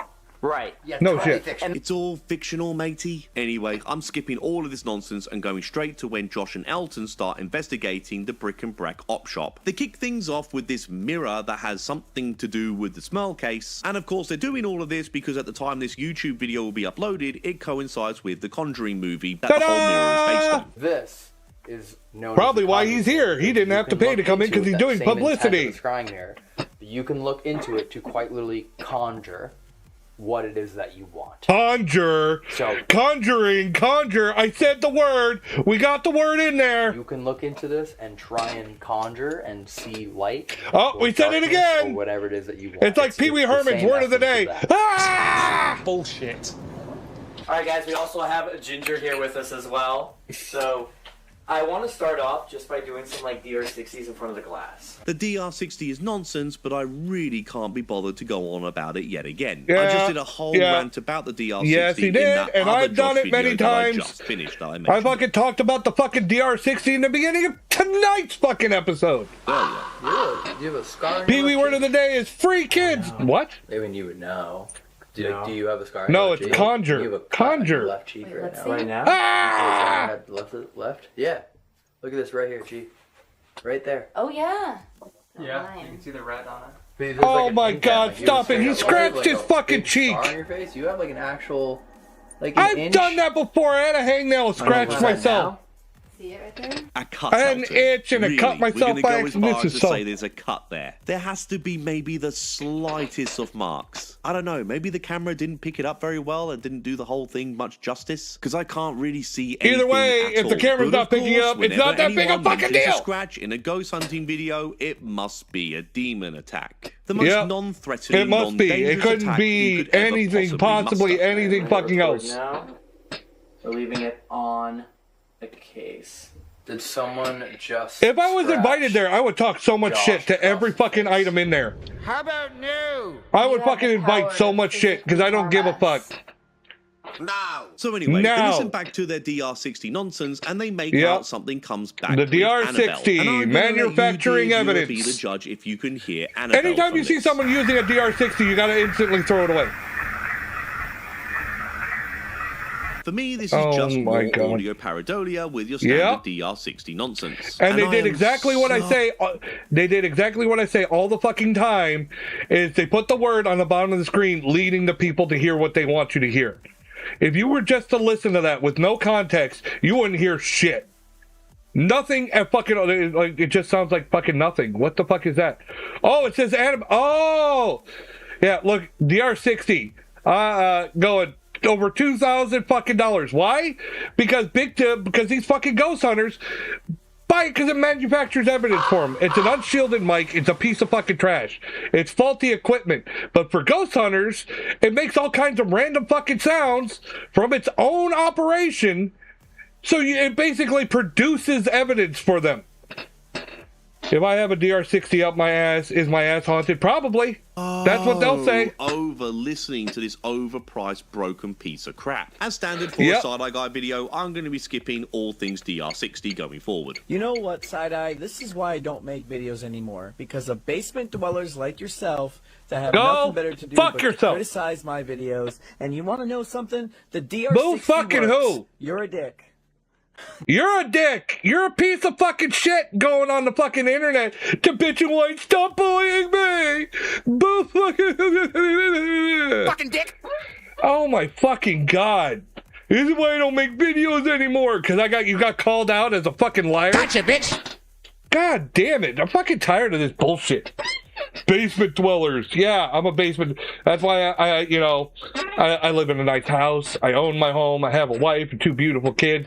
I bet somebody like you would probably call me a fucking incel too. I'm like, yeah, I've got 2 kids that totally say I'm an incel, right? Yeah. Just kidding, guys. We're just joking around here. Are we? No, we're not. In all No, we're seriousness, not. guys, I'm just joking around. I stopped doing ghost videos just because I wanted to get back into exploring. And thanks for all the support, everyone. Me and Side-Eye guys are cool. No, we're not anymore. I want to do. No, we're not anymore. Oh! All right. Demon. Right off the rip. Demon.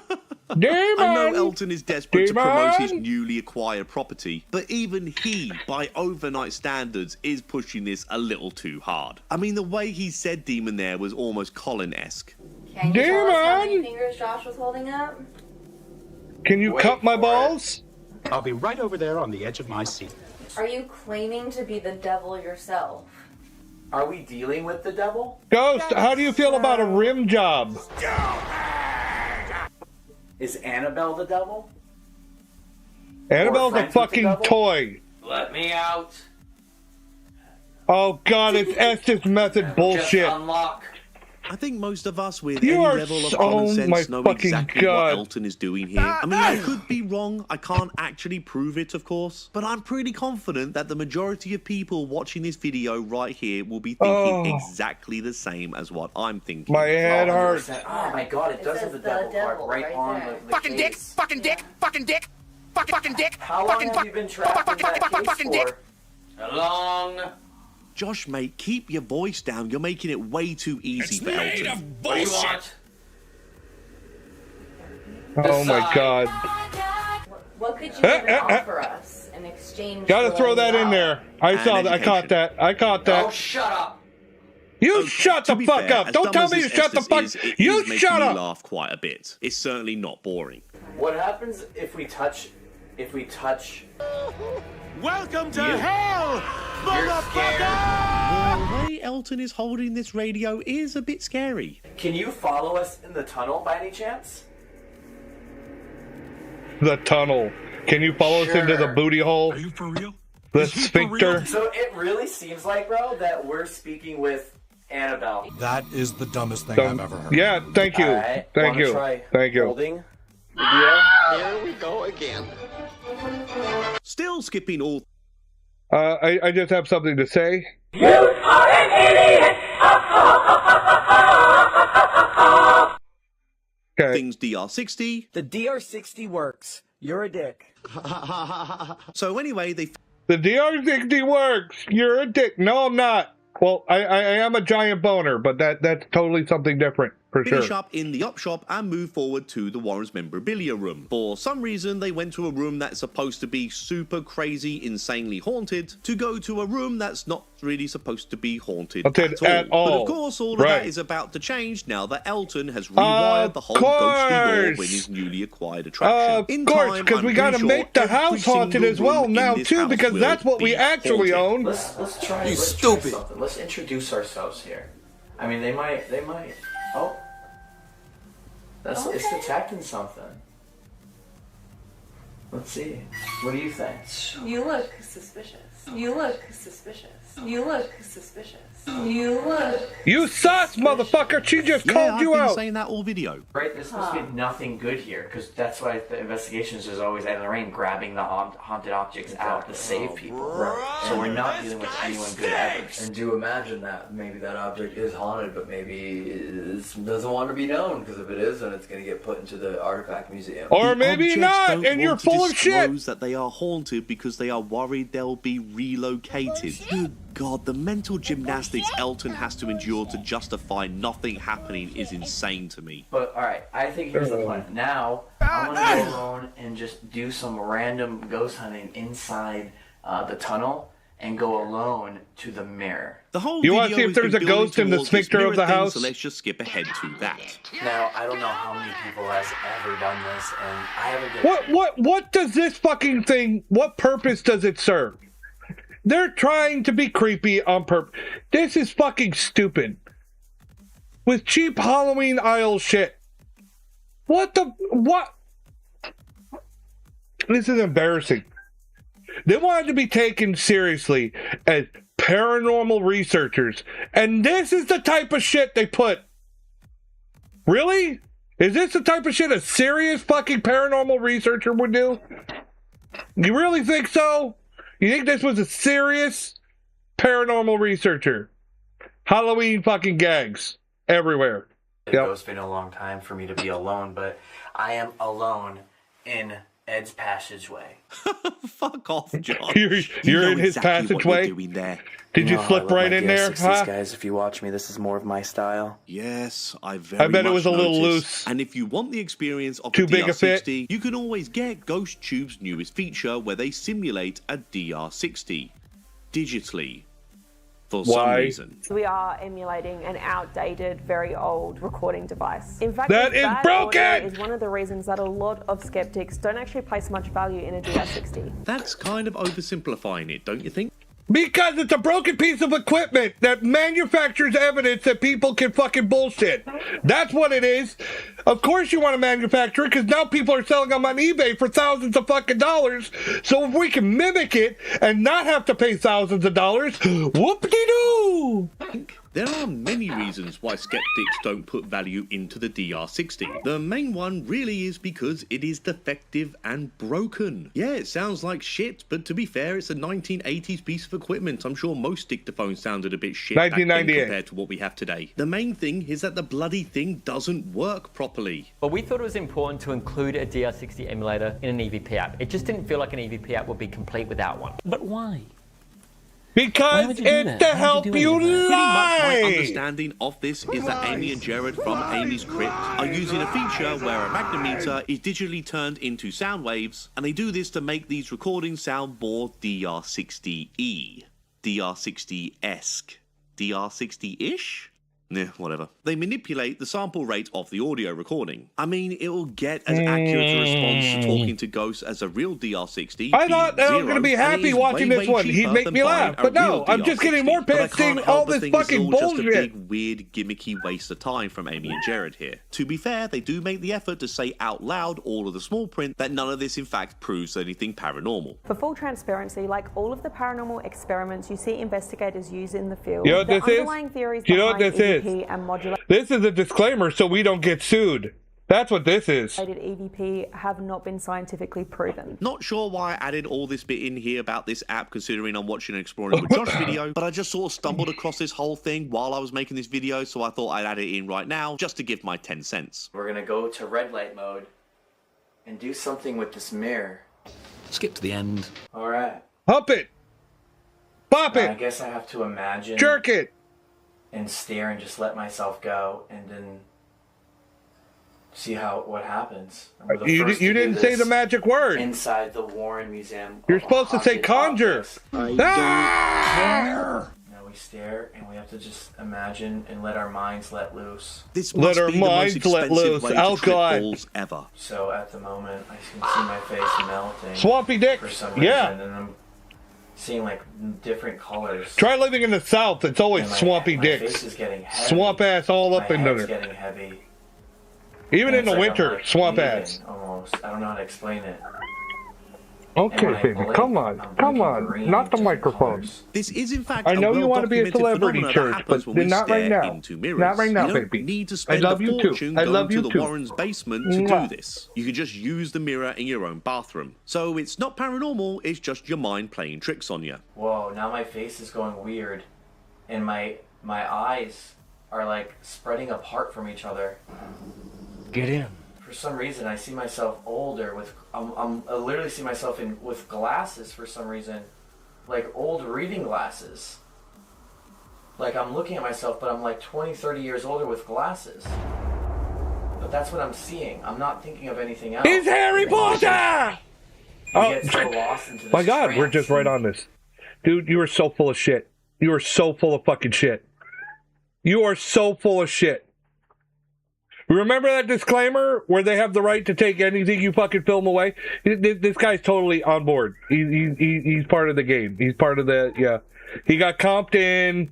He's doing all the ass kissing and dick sucking and making up bullshit to fucking feed their fucking new business venture.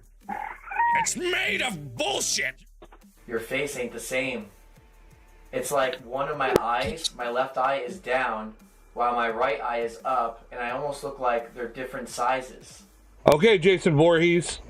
You're putting me on. If I blink again and start over, I look at myself as if like I'm like beat up. I look older, but like my left eye is now black. Like I have a black eye. Like when you went to visit Robert the Doll? You're a dick. Nothing's good coming from this, though. I'm not getting like a good, happy anything. Okay, as funny as all this is, oh my God, I don't think it's funny at all. I think it's stupid. This is pretty much where the video not ends. Funny, I stupid. do like Josh, and I do believe that he believes that everything he's experiencing in this video is in fact paranormal. And because of this, he's an excellent candidate for Elton to bring in to promote his house. He really... What? I can't. No. No, come on. Sick, come on. Really? I know you're a nice guy and you're trying to do the benefit of the doubt, but come the fuck on. This is too fucking much. This is the bullshit's towered so high it's falling over. Come on. Does sell this. So to recap, essentially, if you're going to end up paying the $2,300 to stay in this Airbnb, the only thing you could ever consider to be legit paranormal, even that is a hell of a stretch as far as I'm concerned, will just be for the 4 hours you end up spending in the basement. The rest is just a house. And as far as I'm concerned, no matter what Elton tries to spin here, it will always just be a house. And you forget the part that if you're filming, you have to pay for the amount, the duration of the video you plan to make. And you have to, they have the right to your fucking video. And if they don't like it, they can take it. So if you're like, this place is bullshit, they're like, sorry about your luck. You can't post this. And if you try to post it, they will copyright you because of the contract they forced you to sign. It's fucking stupid garbage bullshit. Fuck them. Try my absolute best not to use the word scam here, because I know that is a very strong word, but I got to admit that I say it's a four-letter scam. word just I keeps think it's a scrambling scam. around in my I brain totally whenever think it I is. think about all of this and analyse it. So anyway, if you enjoyed my take on this load of old bollocks, then please leave a like and subscribe to the Side Eye Guy channel. Right, I'm just going to wait for the first report of someone blaming the Annabelle doll for any kind of misfortunes while they end up looking or talking or whatever to this old bloody Raggedy Ann everything. doll. Not very much. The whole basement, that whole thing's supposed to be full of evil artifacts, but if anything happens, it's Annabelle automatically because that's the most popular one. Oh God. Okay, I don't know what this is. If this is just a walk around, I'm probably gonna skip it. I mean, that's what it says it is. Bodiam Castle walk around. Hurts, baby, you are killing me, sweetheart. Okay, so we've come I to know, sweetie, Bodiam baby, Castle. come on. Can you please calm Where are down? we? Hastings Can you still? please go lay down your bed? Just in the outskirts of Hastings. I love you. Come on. Oh, that'd make sense, wouldn't it? So there are loads of people here, so I'm going to try and film as inconspicuous as I can with the camcorder. Hey, okay, look, the place looks beautiful, but I'm trying to focus on, like, paranormal shit. It looks like just a walk around. There's no description. History and architecture walk around video. Yeah, I'm gonna move on. Alright. How you doing? I'm Callan, and this is Slap. Oh, here we go again. More slapped ham bullshit. Slapped ham! Alright, slapped ham. These scary clips raise more questions than answers. No, they don't. They probably won't. I haven't seen it yet, but I'm pretty sure, like all the others, that the title is bullshit. Slapped ham. You're about to see some seriously unhinged video clips that are trending right now. So hit that subscribe button and get ready for more creepy content. Just like this. Just like this. Oh, here we go. A recent video posted to Reddit by user Catalina0Azul has stirred debate online after capturing what appears to be an unexplained event inside a historic restaurant.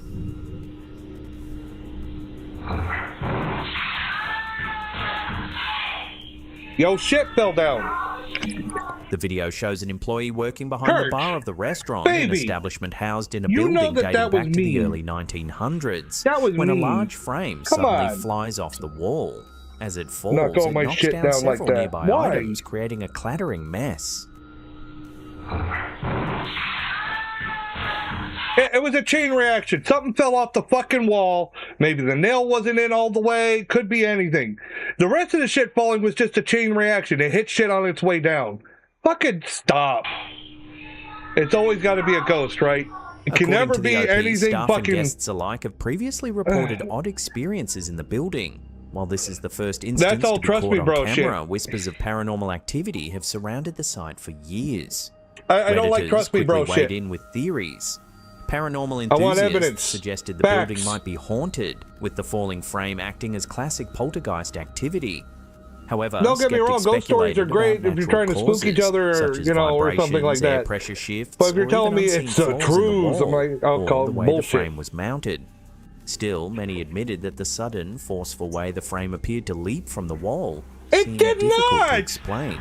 You just did a close-up. How was it a sudden, forceful leap? It slowly tilted forward and fell down. Sudden, forceful leap. God, eat a dick. You're zooming in so people can see it for themselves and lying? Shut the fuck up. What do you think? Was it simply gravity and bad luck, or did this 1900s restaurant reveal a glimpse of something paranormal? Let me know your shut the take in the fuck up. comments section below. More questions than answers. Yeah, the only questions I'm having is how are you this dumb? A video uploaded to TikTok by user Sleep with Horror has gone viral after showing a chilling scene during a routine On a gym shitty camera. It looks like an earthquake. He's not a Without reptilian. warning, the floor and equipment begin to shake violently as members scramble for safety. One It's an man, earthquake. however, struggles. After stepping off a machine, he finds himself unable to stay upright. Yeah, it was probably leg day. They're working out. Have you ever fucking, like, torn the muscles in your legs, like, just fucking pushing them? He was sitting down on that workbench. He went to stand up. He was like, oh, my legs are still fucked up from that workout. It was probably leg day, and he was fucked up. Obviously, someone hasn't worked out. I used to be on the all-star football team in my fucking high school, okay? Okay? I was a fucking lineman. I've been to the fucking weight room. I remember when coach used to fucking make us put down our max bench on the fucking weight chart. I was the fucking class clown though, so I would fuck around.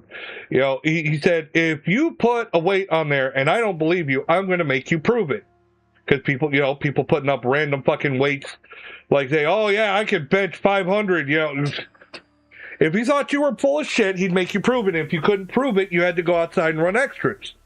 Well, I had nothing to fucking prove, and I didn't want to run extras. So I put 10 pounds as my max bench, which was the bar by itself. And I let the coach, I was like, look, you want me to do it? I'll show you I can do it. Yeah, the coach thought it was fucking hilarious. The shaking knocks him off balance until he's forced to crawl across the floor in an attempt to escape. Yeah, his legs are fucked up from the workout. Remarkably, this isn't the only time footage like this has been captured. Another video uploaded to the Roya News English YouTube channel shows a similar scene. It's from an a gym earthquake. in Indonesia. Yeah, look at him coming down. His legs fucking hurt. It's a workout. Do you not know? Look, he's holding his thigh. He hurt himself. While many viewers were relieved that no one was harmed in either incident, the videos sparked a wave of light-hearted commentary. One commenter joked that it was the worst time for leg day. Despite the humour, the clip served as a stark reminder of how unpredictable and dangerous earthquakes can be, especially in enclosed environments. You just got called the fuck out. Fucking pause when I click pause. You just got called the fuck out. All right, that's what that fucking chat, that fucking comment was. Bad day for leg day. You were trying to point out that the person crawling to get out was some kind of weird, freaky incident on two different fucking clips, when obviously they're working out, and then somebody in the fucking comments said exactly what it was. Bad day for leg day. And you're still gonna put this up on your fucking channel and say that it's something fucking parent. Eat a dick. Filled with heavy equipment. He didn't say. He acted as if. He implied that it's something supernatural or odd that they can't fucking walk. God, eat a dick. Oh my god, that shit's fucking shady as hell. A grainy but unsettling video He's shared hot to when Reddit he's by mad. neither bid I'm always hot. 6536 You don't even has know. left viewers debating whether something strange was captured at a popular desert off-roading area known locally as Red Sands. Okay. What? That random thing that was running across? Appears to run directly in front of the vehicle. So what? However, keen-eyed observers might have noticed that there is actually a second strange figure that seems to leap onto the back of the vehicle and then jump off again as the running figure passes. Okay, I don't know what the first thing was, but this second one looks like after stuff done with video editing. That's what the second one was. The way the shadow doesn't quite match, and the way it moves, it looks CGI, in my opinion. If you've ever looked at CGI in a movie and be like... The poster points out and you're like, that's definitely CGI? Didn't react, no braking or swerve. Seeing that one, I believe that the other one probably could have been that too, but it was definitely too big for a fucking human, because you have a size comparison. You can see it moving in the or in the background, while the truck is in the foreground, or closer to the foreground, and so you got a size comparison: the truck versus what was running. It was bigger than a fucking human. I'd say whatever the thing was that was jumping onto the back and off again was closer to a human size. So that, but the video's so fucking blurry, it's so low quality, that could have been a fucking small motorbike or something for all we know. Swerving, suggesting that they didn't see either figure at the time. Adding I mean, they said this is a popular fucking place. It could have been somebody just running around like an idiot. to the eeriness, those present that night reported that the entire outing felt strange and unsettling. That's all, Despite trust me, the bro, creepy bullshit. claims, many viewers expressed frustration that the footage was too low quality to confirm anything. Some speculated that the figures might have been animals crossing the Jeep's path or dust and debris reflecting oddly That's in a the headlights. possibility too. Believers, however, pointed out the speed and shape of the first figure, arguing that it seemed to move unnaturally fast for a human or animal. Yeah, the way it moved straight across, I mean, I'm seeing the car bump up and down. I'm starting to think more that it was CGI after, that somebody added it in after. Because this is a sandy area, and even a person or an animal running across would bob up and down. This goes straight across. Straight across. There was no bumping, moving. There's even, look, there's a hill here. It goes straight across despite that. It looks like someone was just lazy and did that and didn't even fucking bother looking at the terrain or trying to make it move or anything. It just goes straight the fuck across. Here. Arguing that it seemed to move unnaturally fast for a human or straight animal. across. There was no up and down, Without no nothing. clearer footage, it's difficult I think to it was draw just thrown in there. conclusions. Grainy nighttime recordings often leave room for pareidolia. I mean, look pranks. at how that truck is bouncing up and down. Look at how the vehicles are bouncing up and down, but that thing just went straight. A recent clip captured in Australia and shared by Reddit user Mr. Dylan369 has sparked both wonder and skepticism. Oh, come the fuck on, church! Please stop, baby. Stop. She will not quit tonight. The sky appears to split sharply in two, as if reality itself has been edited in real time. No, it happens. It happens. I've seen it. When I lived in Florida, we get storms that were very weird. They were just like this, where it looked like the sky was cut in half. It's perfect blue on one side and a line of dark clouds on the other. And you'll even see like a wall of rain coming towards you. It's neat to look at, but it's not supernatural. Right? The rain's got to start somewhere, right? So there's a fucking line.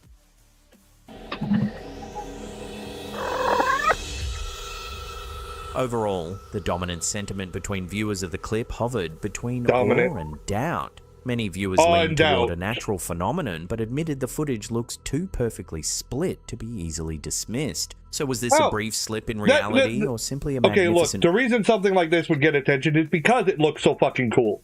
Don't get me wrong, it looks cool as shit, but it's not paranormal. It's not. That's the only thing you're attracting, like, oh, that looks neat. Like a really pretty sunset or something. All right? It's a wonder of the natural world. It's neat. Great. Awesome to look at. Supernatural or crazy? No. Not at all. Pretty to look at? Yes. Play of light and air.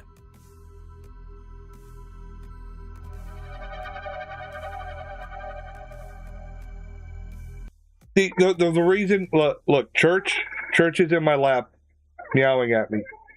She's making her little chirpy sound. And it's because she's in fucking heat and she doesn't know what to do with herself. She loves her daddy. Yes, she does. Hi, my baby. She's in my lap right now with her butt up in the air. She doesn't know what to do with herself. My poor babies. I know. We're going to take you. We're going to get you fixed. Yes, we're going to take you and get you fixed. Yes, we are, my little babies. And you're probably not going to like it for a little while. I'm sorry. But you'll feel better when you don't have to do this no more.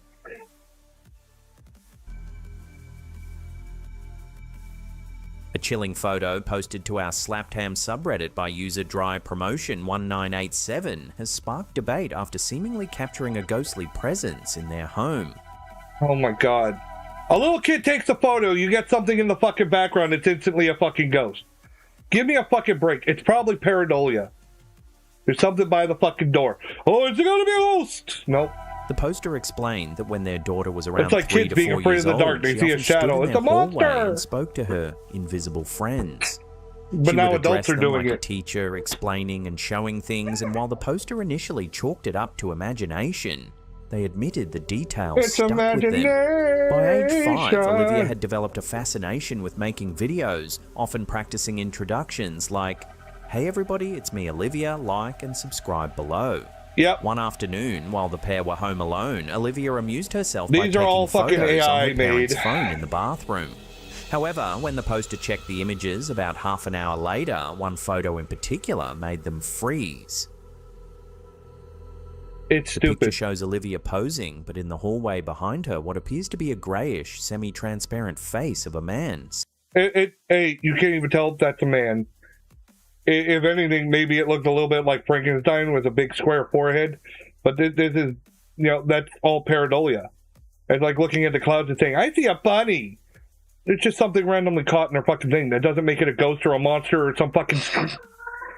It's just something in the fucking doorway. For all we know, it could have been somebody peeking in on her. Which would be creepy if it was not, if they're not supposed to be there. But saying it's a fucking ghost or something like that, like, fucking stop. Somebody would have seen it, somebody would have done something. The problem is too many people play fucking stupid. They know exactly what it was, but because the picture looked bad, they pretend, oh, I didn't know, and what is this? It looks like a monster, it's a ghost. It's like the fucking Warrens, fucking that famous Amityville fucking picture. Yeah, I'm going back to the fucking Warrens.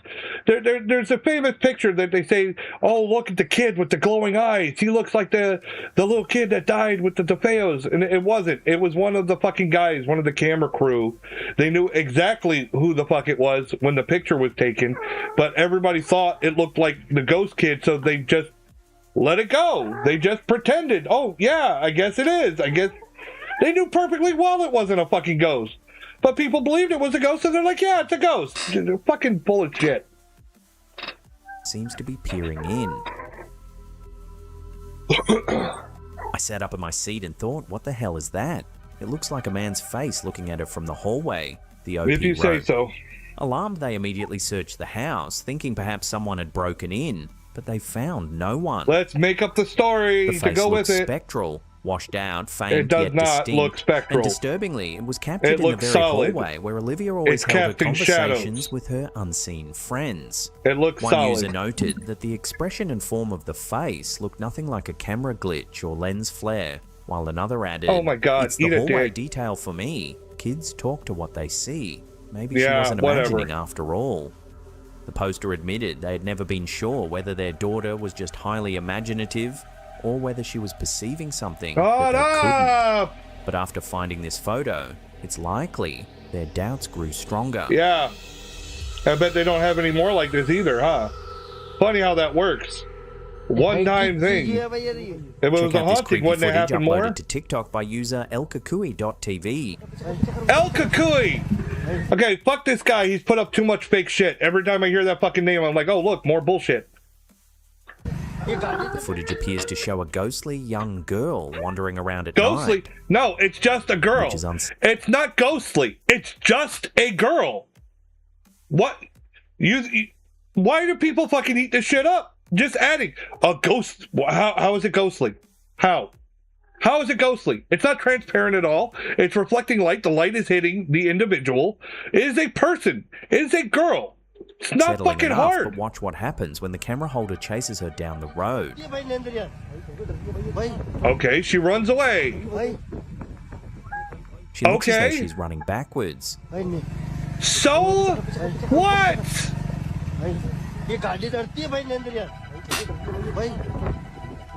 I don't think she looks like she's running backwards. A close-up reveals that the girl does indeed appear to be looking towards the camera as she runs away. Okay, well then she ran backwards. Good for fucking her. Maybe she's wearing a mask on the back of her head. Who fucking knows? The girl might be wearing a mask. Others couldn't help shake the eerie nature of her movement. Yeah, I think it is a mask. If you look at the shoulders here, it looks like one of those big latex masks that comes down with the collar part. I think it is a mask, and she's just wearing a back, or we're assuming it's a she. And they're just fucking running. Because if you look at the legs, they're running forward, and the mask is facing backwards. This is just a really bad fake. Stop it with this shit.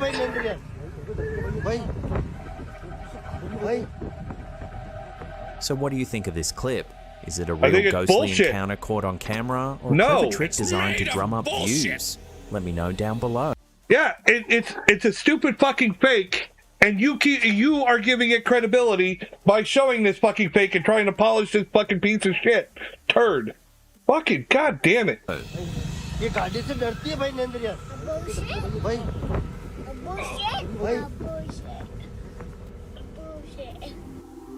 Before we get to our last segment of the day, remember to smash the like button, poke subscribe, and leave some comments down. Yep, as the title of the video says, to raise more questions than answers. The only questions I have are, how are you this fucking dumb?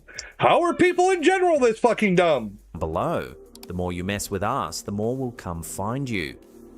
Yeah, whatever.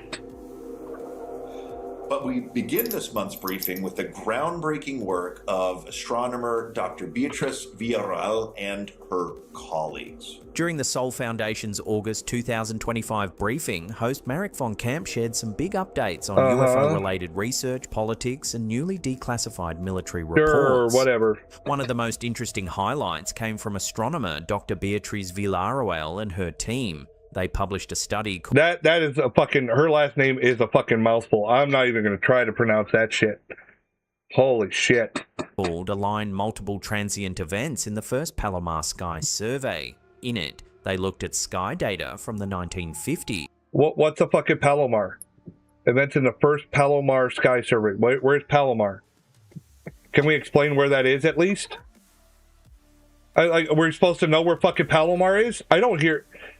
You know, it's one thing to say fucking Yemen or fucking Russia or some fucking place that might be known, you know. But if you expect me to know my geography, to know every little fucking place, I've never heard of Palomar. Before satellites existed, and found mysterious flashes of light high above Earth. Dr. Villarreal and her co-authors analyzed thousands of transients, star-like phenomena that appear in pre-Sputnik astronomical surveys of the sky where no man-made objects orbited the Earth. These flashes didn't appear in Earth's shadow, which means they probably weren't caused by camera problems or... Okay, show me fucking evidence. Stop showing me this AI or video fucking shit. Alright, they're saying pre-Sputnik. So this is a long fucking time ago. Okay, this was before fucking landing on the moon type shit. Old. So she's looking at old pictures and found some shit? Defects. The flashes might actually be sunlight reflecting off unknown objects orbiting the planet long before Sputnik. That's not fucking unusual. A lot of comets, believe it or not, are made by ice. If they were reflecting the sun, you could be catching a fucking comet. Or the tail of a comet. Stop it! The first official satellite was launched in 1957. Some flashes lined up in a way that suggested either several objects flying in formation, reflections from different parts of a single craft, or unusual flight movements. One set of these aligned flashes was recorded on July 27th, 1952, the same weekend that Washington, D.C. experienced its famous UFO incidents. It's too when little. radar operators, really pilots, and people That's on the not ground enough. all reported strange objects over the We're city. making a mountain out of a molehill here. One of the most statistically significant alignments of transients was captured on July 27th, 1952. Which coincides with the second weekend of the well-known and very outran jet. July 1950. Okay, how does this headline fit with that? All right, you're looking at old pictures. Again, they said pre-Sputnik. They're looking at old photos. Do you not know how space works? It's like, yeah, you have planets and shit that orbit. They orbit a sun. They have a galaxy. We have the Milky Way. But we have asteroid belts and all kinds of other shit. I mean, you talk about... Oh, God damn it. My cat is being a nuisance tonight. She's knocking... She keeps jumping on my desk trying to shove herself in my face and knocking all my stuff down. Look, think about the asteroid that hit the Earth and that supposedly, that most likely did away with the dinosaurs. Shit's always moving out there, even from far outside our solar system. Does that mean it's aliens? I mean, it doesn't mean it's not, but come on, you gotta show me more than this. Okay, you saw shit out there, but it could be anything. You don't know what the fuck it is. 52 UAP incidents over Washington, D.C., when multiple radar facilities, pilots, and the only ground thing observers... I think this gets to is the UFO fanatics that are all about, you know, everything must be an alien. Anything unexplained must be an alien. And it's just like the people, like the video of those fucking ghost hunters that were scaring the shit out of each other. All right? They don't know what noise that was, so it must be a fucking ghost. Even though it's most likely just the building settling or the equipment in the kitchen or something fucking else. Nope, it must be. It has to be a fucking ghost. It couldn't be anything common sense or logical. It's got to be that. And that's what this feels like, just with aliens instead. All saw objects behaving in perplexing ways over the course of two successive weekends. These highlights were not put up here by the guy doing the interview. Of UFOs that was shit put up there by Ham. Slapped Ham put those up there. As far back as He's polishing this turd. when pilot Kenneth Arnold reported seeing shiny disc-like objects near Mount Rainier, UFOs were often described as metallic or reflecting light. Early U.S. Air Force but they're not the only things that reflect light. Echoed these same details. Just because you claim that a UFO reflects light doesn't mean it's the only thing that reflects light. Are you fucking kidding me? Oh, my fucking head hurts with the stupidity, the dumb shit I've seen tonight. I just fucking can't. Church, baby. Yeah, everyone can hear you. Everyone can hear you, church baby. Yeah. Yeah. Everyone can hear you, sweetheart. Oh, no! Church. Oh, thank God. She tried to turn off my whole fucking stream. Church! Get off my mouse, get off my stuff. Come on. Come on, sweetheart.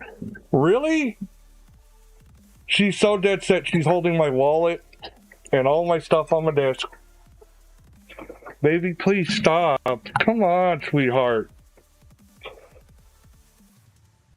She's killing me. She fucking minimized everything. God damn. I gotta open everything back the fuck up now. Okay, got those back. Alright, let's get back into this. But the recent release of FAA documents via John Greenwald and the Black I was worried she shut down my fucking stream. That in December 2024, oh, now I'm getting a problem with my fucking with my model. I'm getting lag. God damn it! She fucking did something. I don't know. God damn it! Now all my shit's fucking acting up. God, church baby. An Air Force Base radar tracked up to 17 unknown objects. Base security observed these objects switching lights off and flying past personnel in close proximity. Don't you do it! The incident forced temporary She's trying to jump back up on my stuff again. These incursions are part of a troubling trend. Sweetheart. In 2023, dozens of UAPs reportedly hovered over Langley Air Force Base for 3 weeks. At Florida's Avon Park bombing range, specialists observed a cylindrical metallic craft reflecting sunlight, which then disappeared instantly. Researcher Leonard Stringfield's historic claims of UAP... Yeah, I got interrupted by church when I was talking about it before. They're talking about fucking spaceships reflecting light. I'm like, yeah, it's metallic. Guess what? Metals exist in space as well. Church!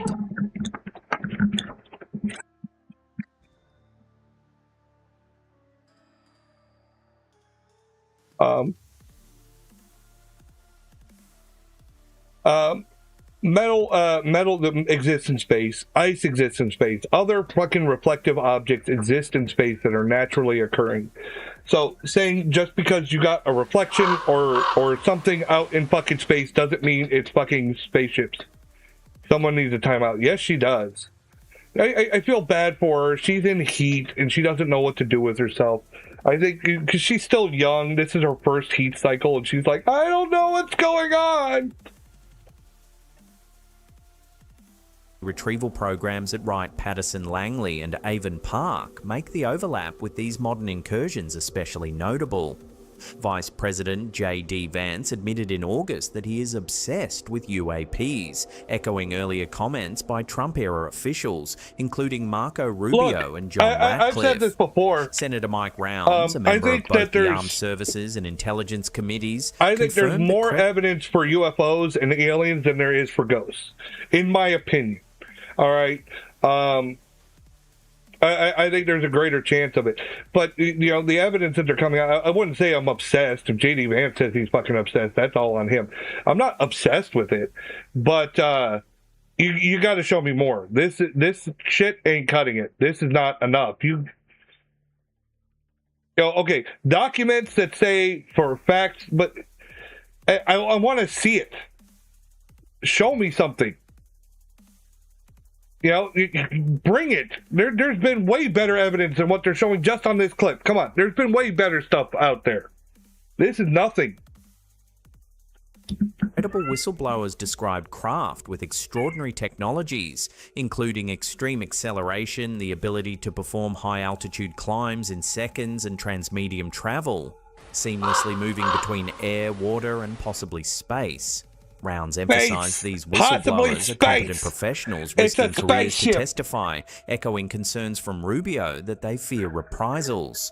On July 29, 2025, Senate Majority Leader Chuck Schumer reintroduced the UAP Disclosure Act as part of the 2026 National Defense Authorization Act, alongside Senators Rounds, Gillibrand, and Todd Young.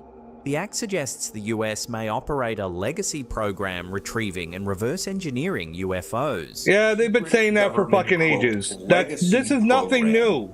Has retrieved and if they were to get a spaceship, yeah, I wouldn't. Anyone would fucking reverse engineer. I would want to take it apart and see how it fucking works.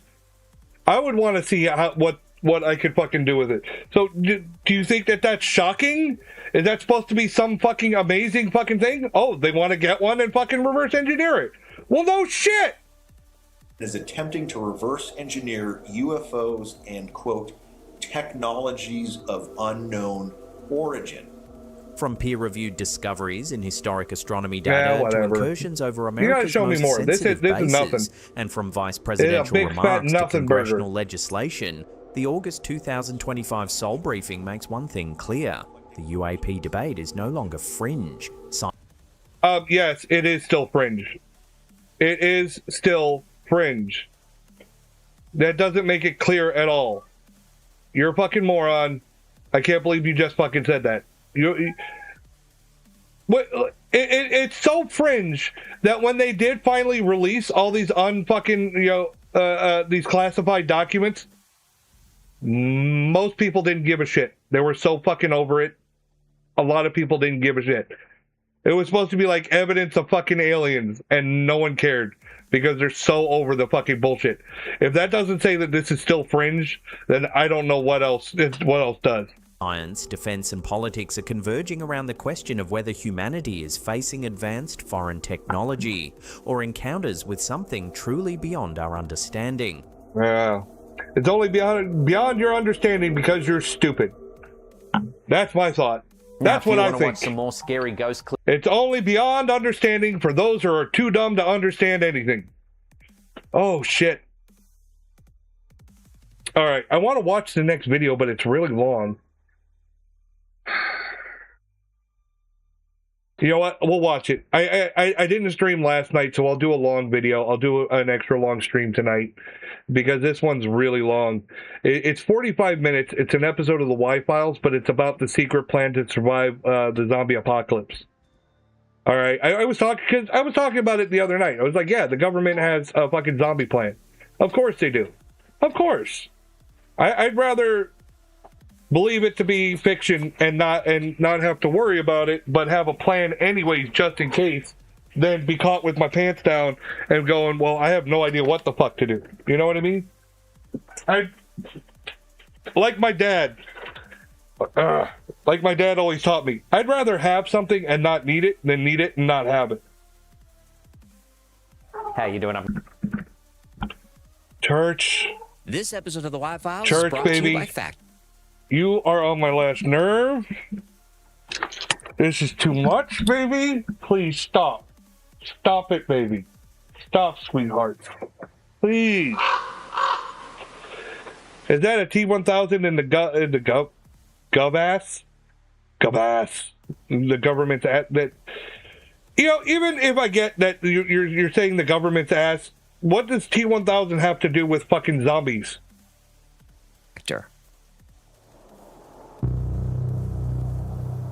Warning! This episode contains graphic themes and strong allegations against the United States government. This is purely opinion and speculation. That means this is gonna be a good episode. I love these.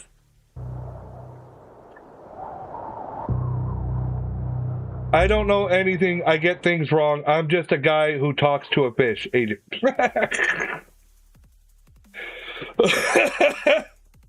I'm just a loudmouth boner. I mean, hey.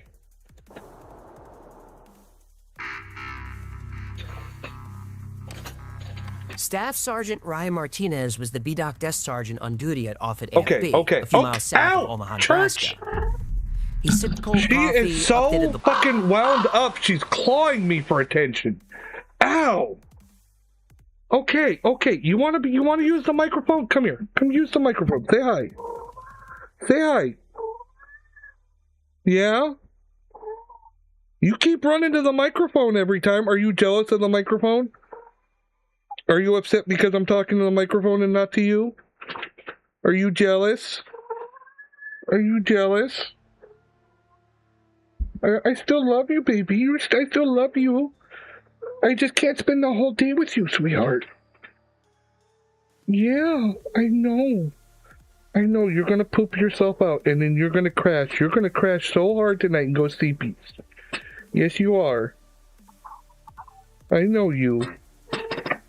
You are so wound up, baby.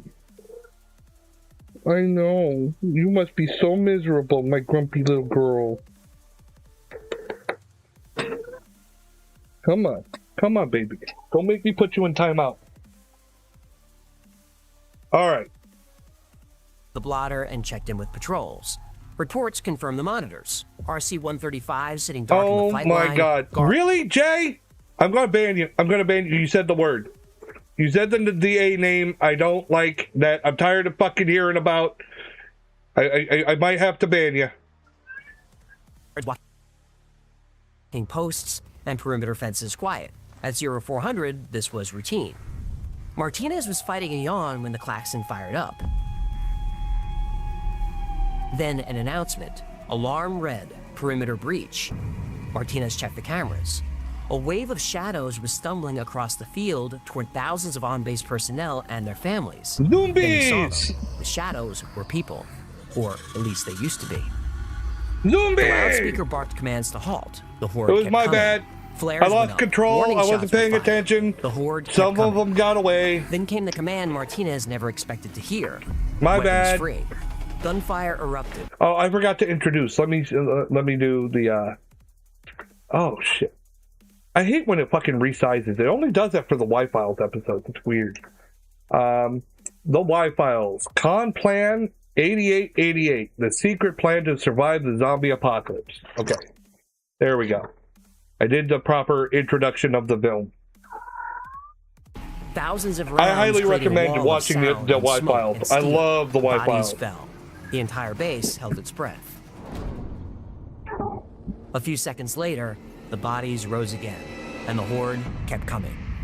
Martinez tore through a cabinet searching for the protocols no one took seriously, remembering the training no one thought necessary. Every soldier at Offutt was prepared for this exact scenario, outlined in a military document most Americans had never heard of. Con Plan 8888, the Pentagon's guide for surviving a zombie apocalypse. And tonight, the plan goes operational. It was my bad. My bad. I rose some zombies. I wasn't paying attention to all of them. Some of them went on their way. I don't know. I will find out. There you are.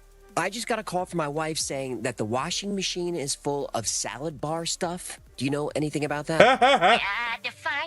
He was trying to make a tossed salad. Bum. No.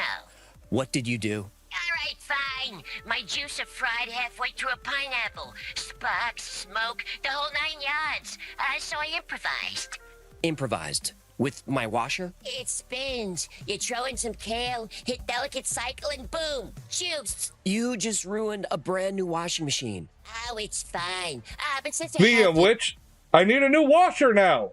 Remember I said I needed a new fridge? We got a new fridge, and now the washer died. Fucking son of a bitch. Just one thing after a fucking another. Every time I get something new or fix something, something else fucking breaks. And like, and oven.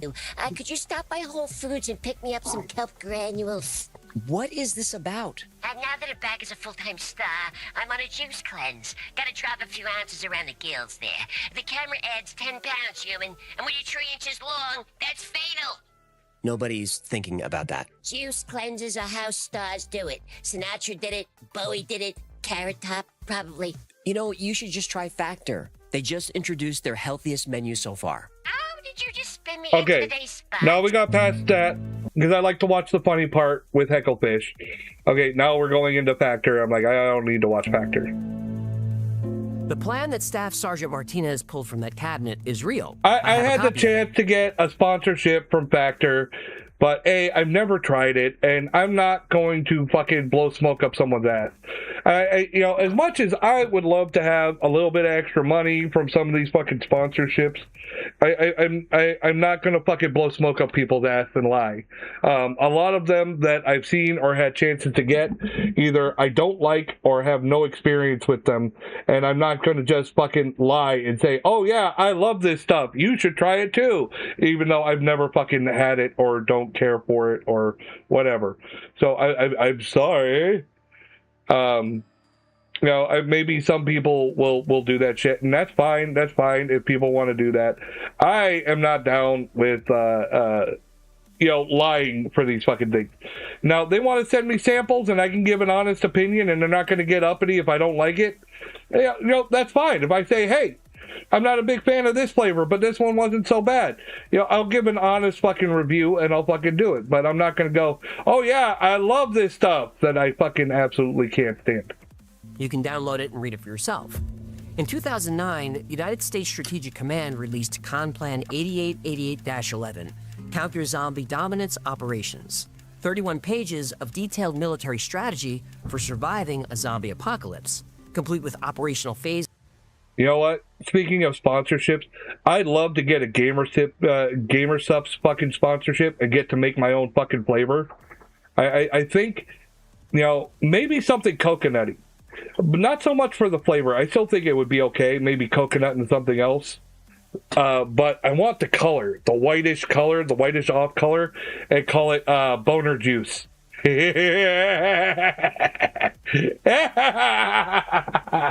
Everyone can drink my boner juice. Phases, threat assessments, and rules of engagement. Whoa, wait. This is a real thing? Army vs. zombies? Yep. Okay, I'm terrified right now. Hold me. No. The document opens with standard Pentagon formatting, official letterhead, proper classification stamps. Everything looks mundane until you get to the document's purpose statement. U.S. Stratcom, Conplan 8888.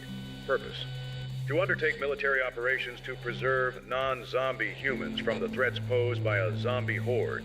Because zombies pose a threat to all non-zombie human life, hereafter referred to as humans, U.S. Stratcom will be prepared to preserve the sanctity of human life.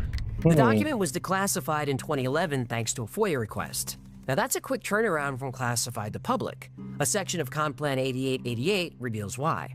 U.S. Stratcom, Conplan 8888, Security Instructions. This document is unclassified to ensure maximum utility during times of crisis. Classified capabilities used to counter zombies will be addressed in appropriate orders, and crisis plan will be adapted to current operational conditions. Conplan 8888 assumes a complete breakdown of society. It lays out 5 to... If it's a zombie apocalypse, there's going to be a complete breakdown of society. We've seen it in multiple movies. And, you know, you could say, well, it's just a movie. Well, I still believe that that's what would happen. I think the movies were trying to be realistic because, yeah, people are going to lose their fucking minds. Personally, I like the beginning of Dawn of the Dead or like the remake or Zombieland. I love the intros to those movies where they basically kind of show you how like the world breaks down in these zombie apocalypses. People will just panic and they're trying to escape, and It comes down to, live or die. And people will do crazy shit. Stuff that you would think that you'd be like a certain type of person until you're faced with the choices. And then you can find out who you really are when you get to that point. Like, I want to be a good person. I'd like to think that I'd be that guy saving people and trying to help. I like to think that, but I don't know until it actually happens. I could say, yeah, I'd do that, but I don't know if I actually would when the time came. I don't know. I'm just being honest. I want to. I do. But I think that my family would be my first priority. I think that would be a definite. If it meant, saving the person on the side of the road or my kids, I'd choose my kids. I'd be like, sorry, fuck off. My kids are more important. I know them. I don't know you. Distinct operational phases from monitoring through the restoration of civil authority. Phase 0 is shape the environment. Stratcom watches for non-state actors with chemical and biological WMDs. They monitor disease vectors, outbreaks, and epidemics. Phase 1 is deter. This prevents enemies from creating zombies, and nuclear-armed countries get notified that counter-zombie tactics aren't a preparation for war. Phase 2 is seize the initiative. Stratcom provides security assistance to local authorities. Quarantine zones get created and enforced. Civilian areas stay protected until they're overrun. Then Conplan 8888 enters Phase 3. Dominate, respond, and counter. During Phase 3, the U.S. military locks down and retreats to fortified positions for at least 40 days. U.S. Stratcom, Conplan 8888, Phase 3. Upon receipt of a U.S. He just Stratcom won't order, stop. all forces will begin preparations to conduct Church is right now in that force of nature. She just does not stop. She will keep on coming until she gets her way. She's more stubborn than my wife. I could feel you looking at me. I said more stubborn. It was a compliment, not as bad. What? combat operations against zombie threats. U.S. Stratcom will shelter all personnel in place for at least 40 days. 40 After days! that, phases 4 and 5 focus on stabilizing and restoring government. Reconnaissance teams deploy to assess the zombie threat. U.S. Stratcom, Conplan 8888, Phase 4 and 5. No Did I earlier than delete the other 40 days video? after No, the I didn't. initiation of Phase 3 operations, U.S. Stratcom forces will initiate local reconnaissance ops to determine the severity of the remaining zombie threat, assess the physical and epidemiological security of the local environment, and survey the status of basic services. Okay, like I said, this is all like hypothetical. This is the zombie plan. I believe that the government has one. I think I've seen this episode before, but I don't remember. Either way, you know, I don't put it past the idea of the government to make a zombie plan for just in case. Again, I'd rather have it and not need it than need it and not have it. You know what I'm saying?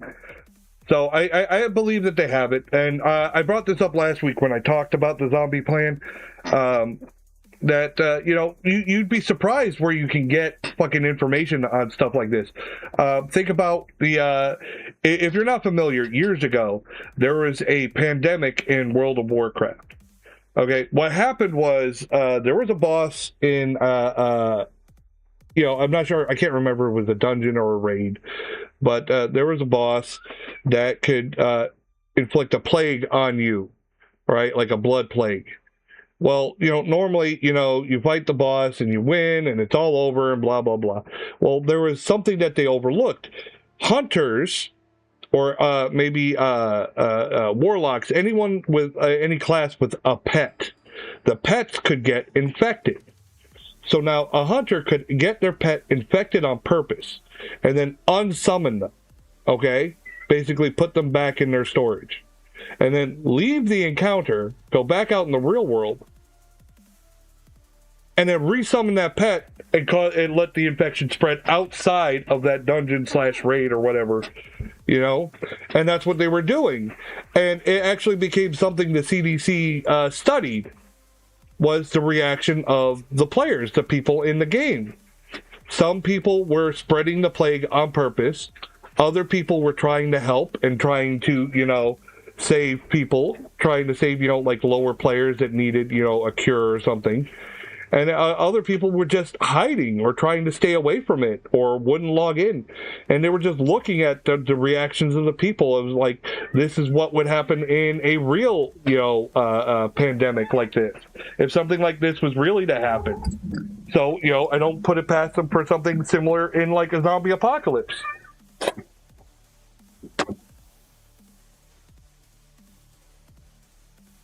So, you know, that... I always find I was playing World of Warcraft during that, and I remember I had no idea what the fuck was going on. I just logged in one day, and it said I had something, and this weird stuff was going on. It was like blood going. I'm like, what the fuck is going on? How the fuck? I didn't have this when and then I died. I didn't last very long. I was still relatively new. I think I was like level in the 20s or 30s. You know, I wasn't very big, and I was on the Horde side. I was in Orgrimmar. But I remember not knowing what the fuck was going on. So I died, and I'd come back to my body, and I'd respawn, and, you know, on my way back, I could see more of it wasn't just me. A lot of people were dying. You could see skeletons all over the place. You know, if you're not familiar with Warcraft, when you die, there's like a skeleton left where your body was, right? And you come back. So all I could figure was that I needed to get out of Orgrimmar. So I would die, run back to my body, escape further, die, get back to my body, escape a little further, until I got clear or somebody cleared me. And then I went and did, you know, I went back to questing, and I just avoided the big cities until, you know, the all clear was given. That's how I handled it. I wasn't on the helping or hindering side. I just want to play my fucking game. Water, power, sewage infrastructure, and communications. If the threat is neutralized, rebuilding begins. But as long as zombies exist, the military stays locked down. Conplan 8888 outlines these phases step by step.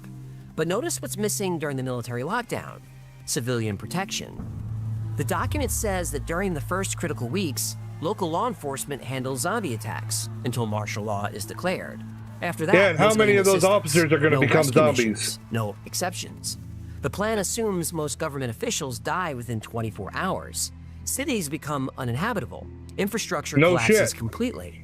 Conplan 8888 ensures military command and control continues. Now that's great if you're inside a fortified facility. Only the strong survive. You're on your own, fuckers. Conplan 8888 makes it clear you're on your own. Yep. The government's plan for the zombies is you're on your own, deal with it. To survive the collapse of society, you need to understand the threat. The military knows where zombie apocalypses could start and what we'll face beyond the safety of fortified installations. U.S. Stratcom, Conplan 8888, Section 4, Subsection 5, Conditions for Implementation, Part A. My problem with zombies, okay, I know they're fictional. Look, don't get me wrong. My problem with zombies is, you know, take The Walking Dead, for instance. You know, I'm watching it, and the longer that they're dead, the more they rot away. They continue to rot. You know, even magically being brought back from the dead, you would lose the ability to walk. The muscles, everything would rot. So you got to think, the initial outbreak, you're going to have a lot of zombies. A lot. If you manage to hold out, and last time, as those bodies continue to decay, the numbers are going to drop severely. Severely. I mean, there's always going to be more coming, more made, you know what I mean? But they're not going to be able to hold their bodies together if they're continuing to decay. Say, for instance, you know, they say headshots. You need a headshot to end the zombie, right? Well, what if they continue to decay and the headshot becomes irrelevant? Are you telling me the brain is the only thing that doesn't rot away? I figure if you can hold down and hunker down long enough, at least the vast majority of zombies would eventually rot away. Or at least become basically a lot less of a threat. So the numbers would drop greatly. It's just surviving long enough for it to get to that point. At least that's my viewpoint on it. That's my... If they're like magical zombies, they're brought back with like necromancy or something, and the body's just animated, and you don't have to worry about muscle tissue or anything like that. That's different. But they showed in The Walking Dead that it didn't seem magical. It was like a contagion, and they showed zombies. If the teeth were like the jaws were removed, they could be used. If they, the muscle tissue or the certain body parts were damaged, they couldn't move or were unable to continue. So that's what I would think. In a Walking Dead circumstance, I would be wait out the fucking zombie apocalypse. I think that would be the best way. The vast majority would be hit in the initial wave, and a lot of those bodies would rot away to being useless, and then you'd still have some, but significantly less. Zombies have the potential to seriously undermine national security and our way of life. While the U.S. currently enjoys several asymmetric advantages in against zombie infections originating in the Eurasian landmass, these advantages can easily be negated by air and sea traffic that could transport the source of a zombie infection to North and South America. But Conplan 8888 is clear. Zombie threats come from anywhere and affect anyone. The Pentagon organized zombies into distinct categories. According to Conplan 8888, the most likely threat comes from pathogenic zombies, created when viruses or bacteria infect humans. And the Pentagon isn't guessing. Existing diseases could mutate and trigger real outbreaks. Take rabies. The virus attacks the central nervous system, creating aggression and violence. Infected animals foam at the mouth and attack anything that moves. That foam carries the rabies virus. One bite from a rabid animal means almost certain death. Movies like 28 Days Later and World War Z show virus-based zombies. Animals also become zombies through prion diseases. A prion is a misfolded protein that destroys brains and nervous systems. Chronic wasting disease makes deer and elk lose their natural fear. They stumble around like zombies, easy prey for predators. Mountain lions actually target infected deer, but eating these animals is risky. Eat a prion diseased brain and you become infected. Mad cow disease is a prion disease. Humans who eat infected beef develop Creutzfeldt-Jakob disease. The symptoms are rapid mental deterioration, loss of coordination, and aggressive behavior. Sounds a lot like zombies. Kuru affects cannibalistic tribes in Papua New Guinea. And didn't they have a zombie thing infected, well, they made it. It was like in the news headlines was, I think it was fentanyl, that the fentanyl zombie that somebody friggin' attacked and tried eating another person. They were eating their face. Yeah, that's some crazy shit. They eat the brains of dead relatives as a funeral ritual. Stop. Why do they, why? Eating the brain helps the spirit reach the afterlife. So, how was Grandma's funeral? Yeah, a little chewy. I don't feel so good. Yeah, technically it's against the law now, brains aren't so bad. Rumors are that some tribes still do this privately. Keep my wife's brain out your fucking mouth. Keep my wife's brain out your fucking mouth. And that's how it continues. Eating an infected brain spreads Kuru. Victims experience severe mood changes. They become violent and unpredictable. Like ex-wives. Like zombies. That makes more sense. Take out the X. Take out the X. The Zombieland movies feature prion zombies. And beyond bacteria, viruses, and prions, parasites can create zombies. These are called symbiont-induced zombies. Oh, it makes these I think they're talking about, what was it?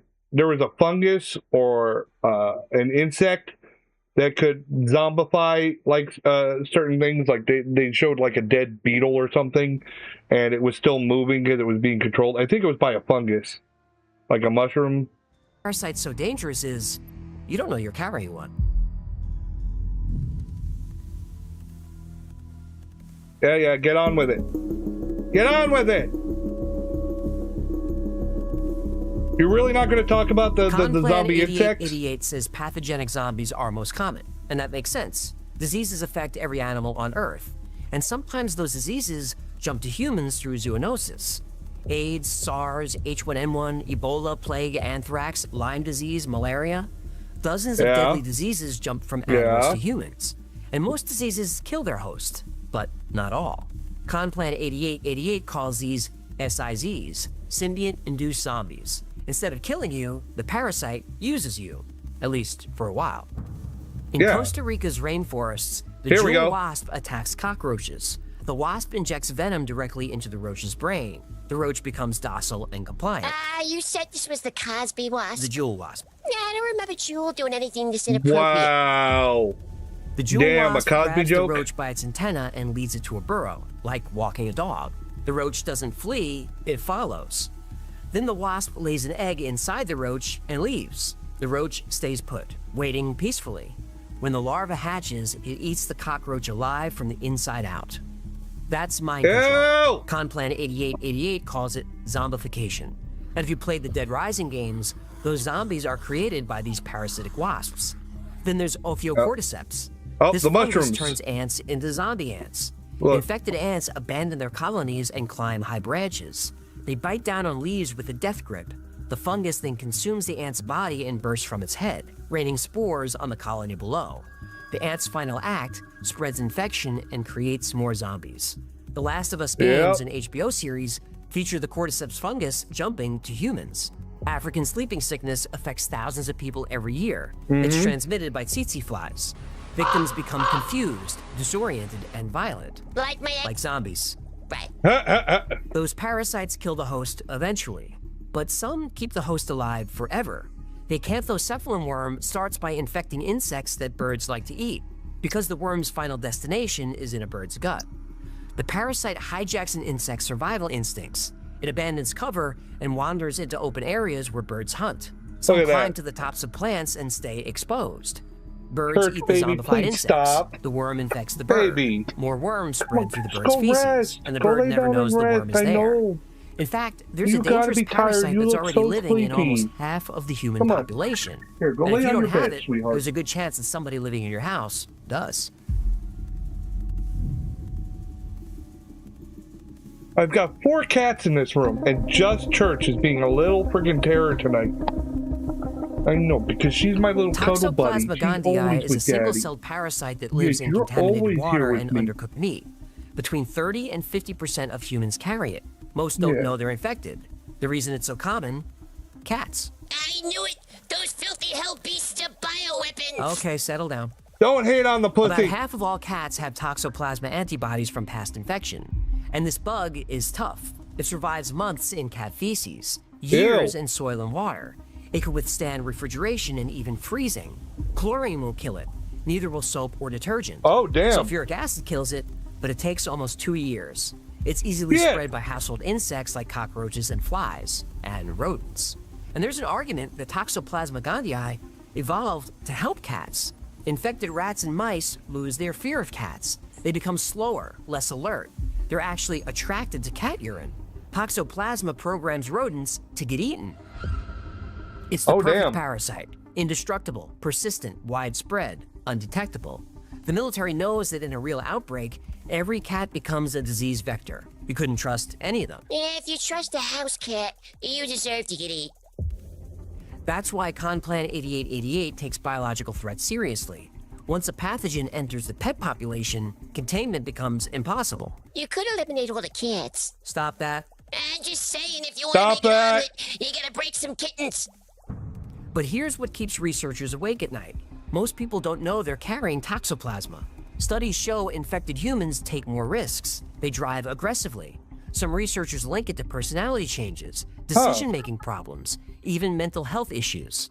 This is why Conplan 8888 exists. This is why the Pentagon plans. Because zombies aren't coming, they're already here. How fucked up is that?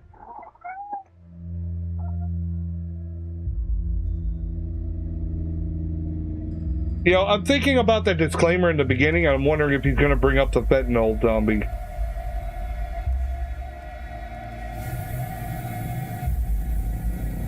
Dr. Annie Liu was a molecular gerontologist and the latest darling of Silicon Valley. Okay. She discovered a telomere extending virus, the holy grail of life extension. She called it Project Lazarus. The ultra-wealthy from all over the world poured billions into Lazarus. Well, if no there's one shit. thing billionaires really hate doing, it's dying. But Dr. Liu I don't know. hit I think an I'm ready to impasse. die. I'm ready when it's The time. Lazarus virus worked perfectly in a petri dish, but once it was injected into a live rat, the rat died within hours. Huh. Could it be the delivery vector? Maybe a cytokine cascade? Why do the telomeres lengthen, then trigger apoptosis? Lazarus? Yeah, like the Immune Lazarus storm pits in every Batman. test subject. Ra's al Hours Ghul to used death. the Lazarus pits. What am I missing?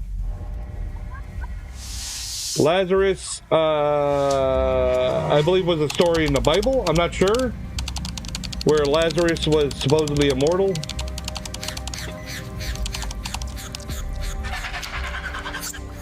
Like the movie Lazarus Project. Oh, I never watched that, so.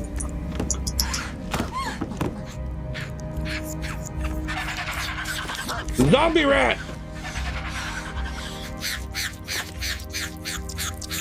Run, bitch, run! Nah, I'd be putting that shit in a stronger cage. That's my thought. Like, Dr. Liu checked the time. It was after 3 a.m., her third all-nighter in a row. Somebody's in deep trouble. This is how horror movies start. Better to deal with this with fresh eyes. Protected until they're overrun. Oh, God damn it, Church! Enters phase 3. She jumped on the mouse and fucking set back my fucking the US video. military locks down and retreats to fortified positions for at least 40 days. God damn it. Alright, here we are. Plenty of room for a virus to enter. Alright, let's get back to here. Church, you gotta stop, baby. Stop, sweetheart.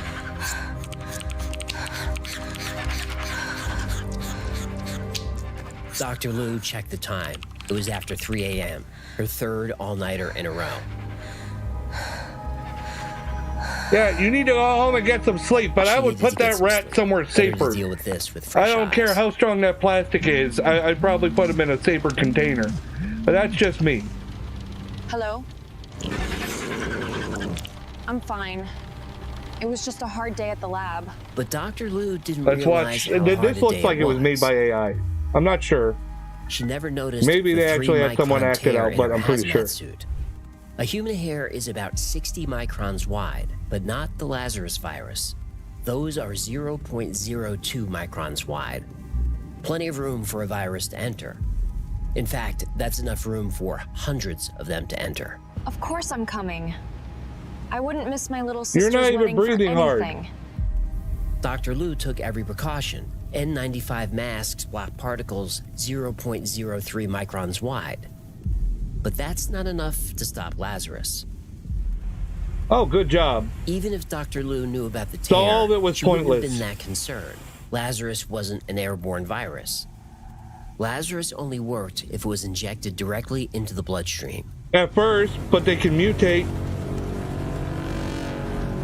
Yep, it's AI. You can see the way the blood fucked up.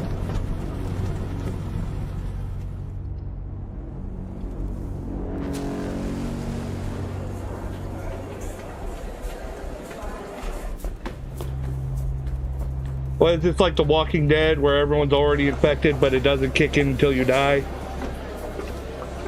But now Lazarus was airborne.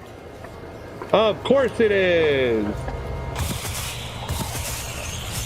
Planet of the Apes shit! Patient zero! Church? For the love of God! The next zombie classification in Conplan 8888 are Z, radiation zombies. Organisms become zombies after absorbing extreme electromagnetic radiation. Nuclear accidents, dirty bombs, cosmic radiation. The Pentagon says any of these can create zombies. Solar flares bombard Earth with charged particles. A coronal mass What is that ejection could supposed to mean, expose though? entire populations to dangerous radiation. Okay, are you saying the sun can make zombies? Because that'd be fucked up. It would explain some of the old people I've seen in Florida, though. The 1859 Carrington event knocked out telegraph systems all over the world. A similar event today could deliver radiation doses that alter brain chemistry on a massive scale. After Chernobyl, emergency responders who entered the reactor core experienced rapid cellular breakdown. You're a sun zombie? Some survivors That makes reported sense. hallucinations and aggressive behavior before dying. But radiation doesn't always kill. We covered how Chernobyl's dogs and wolves adapted to high radiation. Yeah. An entirely new wolf species emerged, highly resistant to cancer. If radiation can create a new type of wolf, it can create a new type of human. And in the wrong hands, a human becomes the perfect soldier. Conplan 8888 This is calls how the these X-Men come weaponized about. Zombies. WZs are specifically created for Instead of military eating use. brains, you need Pentagon ass. calls this a threat because You're the a poop technology zombie? exists, and they should know they created it. Wuhan. No, you're gonna get us canceled. I Yeah. meant, Wuhan. Solo really showed Greedo who's boss, huh? Nice save. No, it wasn't. Chemical weapons affect brain function and behavior. During the Cold War, both superpowers developed psychochemical agents to incapacitate enemy forces. BZ, tested by the US Army, caused hallucinations and confusion. Similar compounds could create zombie symptoms. CRISPR gene editing alters organisms at the genetic level. Synthetic biology creates entirely new biological I've always been systems. fascinated A by hostile nation genetic could engineer a research. pathogen I always think that it's creates really neat. controllable zombies. Controllable zombies? We already got those. They're called cable news viewers. I mean, people have thought about this for a long time. The plot of Puppet Master 3? I'm pretty sure it was 3, where it was set during World War II. The nasties, if you know what I'm talking about, were working with trying to bring the dead back to life to use as disposable soldiers. And that's why they wanted Toulon's formula, because he brought the puppets to life. Yeah, it's fiction, whatever. But this was made years and years ago, so it's not a new thought. People have thought about using the dead as a military asset for a long fucking time. 88 shows the military preparing for zombies that can come from anywhere, even outer space.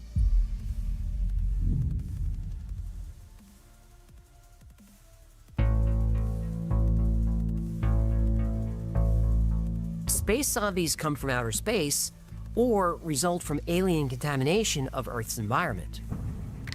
U.S. Stratcom, Conplan 8888. Section 4, Subsection 6, Zombie Threat Summary, Part 4, Space Zombies. SZs are zombie life forms originating from space or created by toxic contamination. Space zombies! Isn't that a porno? Probably.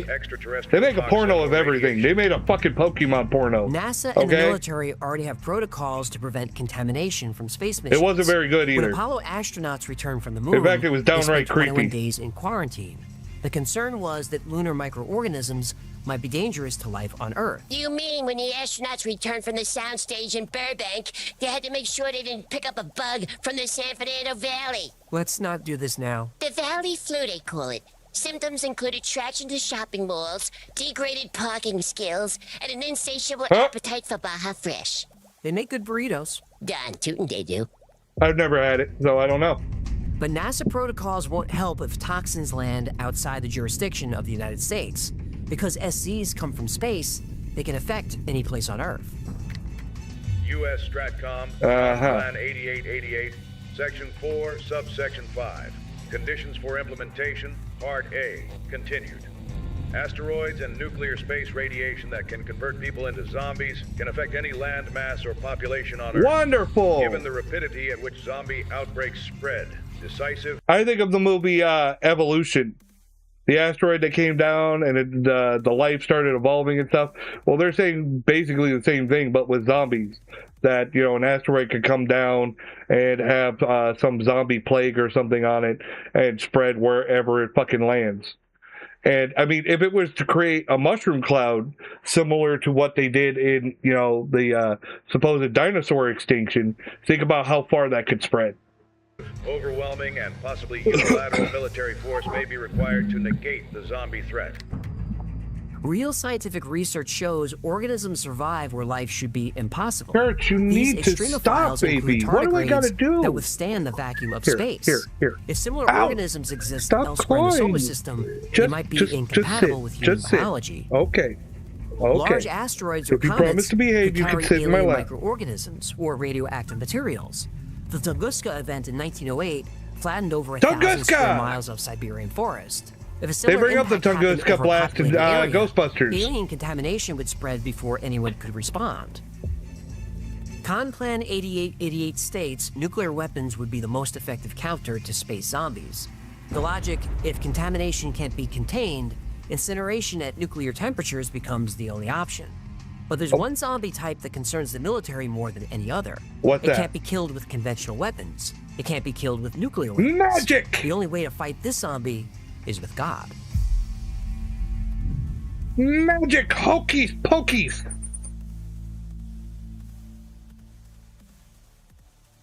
I mean, what? Quote, Dawn of the Dead?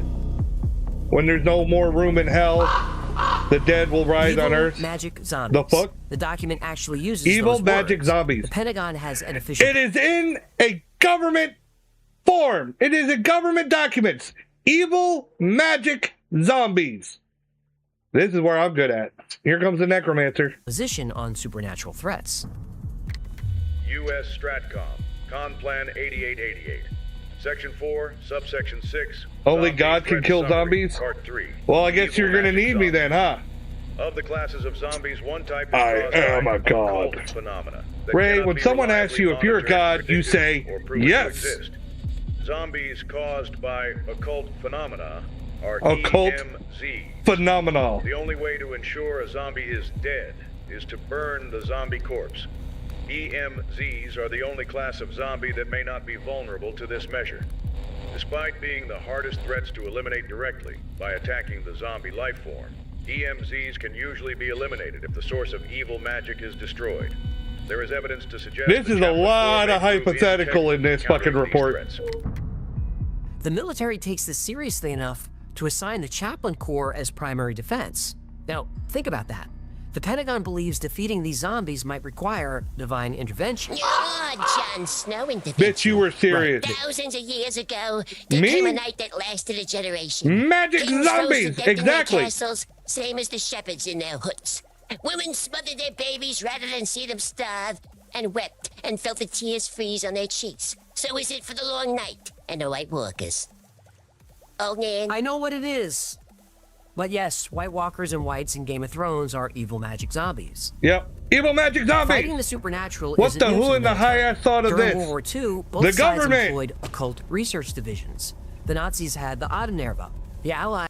Okay, but again, I'd rather have it and not need it than need it and not have it. So, you know, even if the idea of evil magic zombies is way the fuck out there, better to plan for it. Why the fuck not? Is it gonna hurt to plan for it, really? Just in case. had their own paranormal units. Churchill consulted astrologers. The U.S. Army investigated psychic warfare during the Cold War.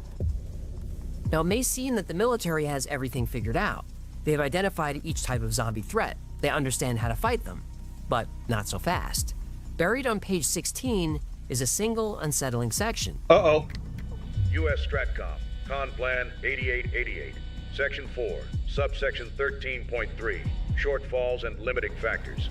Adequate zombie defenses require sandbags, sand, barbed wire, anti-personnel mines, riot-controlled chemical agents, and petroleum to create flame barriers. Flame These supplies may not barriers. be present in sufficient volume to defend against zombie incursion and could severely tax available logistical support infrastructure. Damn! U.S. Stratcom forces do not currently hold enough contingency stores, food, water, to support 30 days of barricaded counter-zombie operations, and U.S. Stratcom has no ground combat forces capable of repelling a zombie assault. Several zombie types identified, specific tactical recommendations, Damn. containment protocols, resource requirements, but not enough soldiers in the army to actually win. So, the military created a new army, an army of millions of soldiers, all trained to survive the zombie apocalypse.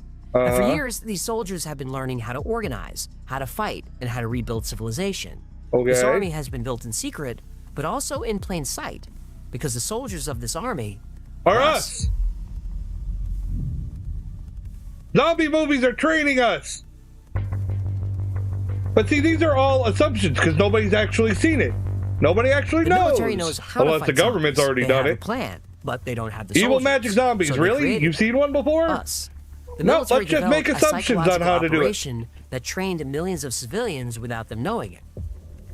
The Walking Dead premiered on October 31st, 2010. Walking Dead. The same year Conplan 8888 finished development. World War Z started filming in 2011 and was released in 2013. The Last of Us game launched in 2013. Yeah. All during the exact time this military document was First one good, finalized second and one blue. classified. Think about what these shows taught you. Survival tactics, supply management, team dynamics, trust no one. Hey, believe what you want. If you liked, God damn it, that fucking game. 31st, 2010. The same year You gotta Conplan say it again, because my fucking World War Z started brain filming in blanks out 2011 on and shit. was released in 2013. The Last of Us game launched The in Last of Us. The Last of Us. There we go. See what you want. If you like the second game, then all you. Go for it. Love it. Love all you want. I'm pissed at the whole beginning of the game. Couldn't get past that. Don't want to play it ever again. Go fuck yourself. And for me, it was like the last season of Game of Thrones. It kind of tainted the first one for me. Won't even go back to the first one because I know what happens in the second. You know what I mean? It's like, God, I love Game of Thrones all the way up to the last season. And the last season, I'm like, what the fuck is this shit? Now I can't go back and watch the rest, even though I loved it before and was rewatching it before. But now, knowing how it all ends, it's like it just tainted the whole fucking thing. It was so bad, it ruined the entire series. Last of Us is eh. The first one was good. The second one, blah, blah. 13. All during the exact They time killed this Joel. military Fuck you. document was finalized Fuck you and your and ass. classified. Think about what these shows taught you. Survival tactics, supply management, team dynamics, trust no one, secure your perimeter, always have an escape plan. Millions of Americans absorbed zombie apocalypse protocols through entertainment. The training was subtle, but effective. I've watched every Walking Dead episode. I have watched not. up until season I got 5. bored. I played The Last of Us games. I played the first one. The Walking Dead, The Last of Us, World War Z. We've all consumed the same content, and we learned the same lessons. The military didn't need boot camps, they had Netflix. But the PSYOP might distract from the real The PSYOP is, they played all these zombie movies to train everyone how to deal with the zombie apocalypse. That's the thing. Watching zombie movies made you the government's army to fight zombies. Conplan 8888 contains multiple references to classified annexes never released publicly. The document repeatedly mentions Annex C detailing space control capabilities. Page after page references classified sections stripped from the public version. Annex S covers special technical operations. Annex D handles classified logistics. Throughout the document, footnotes point to information marked secret or higher. The zombie scenarios were unclassified. The real military capabilities stayed hidden. The most telling detail is buried sleeper in the agent for the sections. zombies confirmed. Conplan 8888 Yes, you are a works sleeper agent. alongside other military plans. Conplan 8035 for space operations. Conplan 8531 for flu pandemics. And Conplan 8099 for combating WMDs. These are active military plans, not training exercises. Because the zombie plan is unclassified, it implies the threat isn't real. But the classified military capabilities. Yes, thank you for the follow. There's clearly some I kind got of followed threat. by a bot. So the big question is, how do you survive it? Fucking, I hate that. Followed by a bot on Kick. Go away now. When the outbreak starts, you have about 48 hours before everything falls apart. Darkness falls across the land. The midnight hour is close at hand. Thriller! With Michael Jackson right in the background of his bowl. Your blood to terrorize Right, y'all's y'all's neighborhood. You got that out of your system? Almost. Vincent Price. The people who survive aren't lucky. They're prepared. Your location determines your survival. If you're in a city, get out. Fast. Yes. Cities become death traps.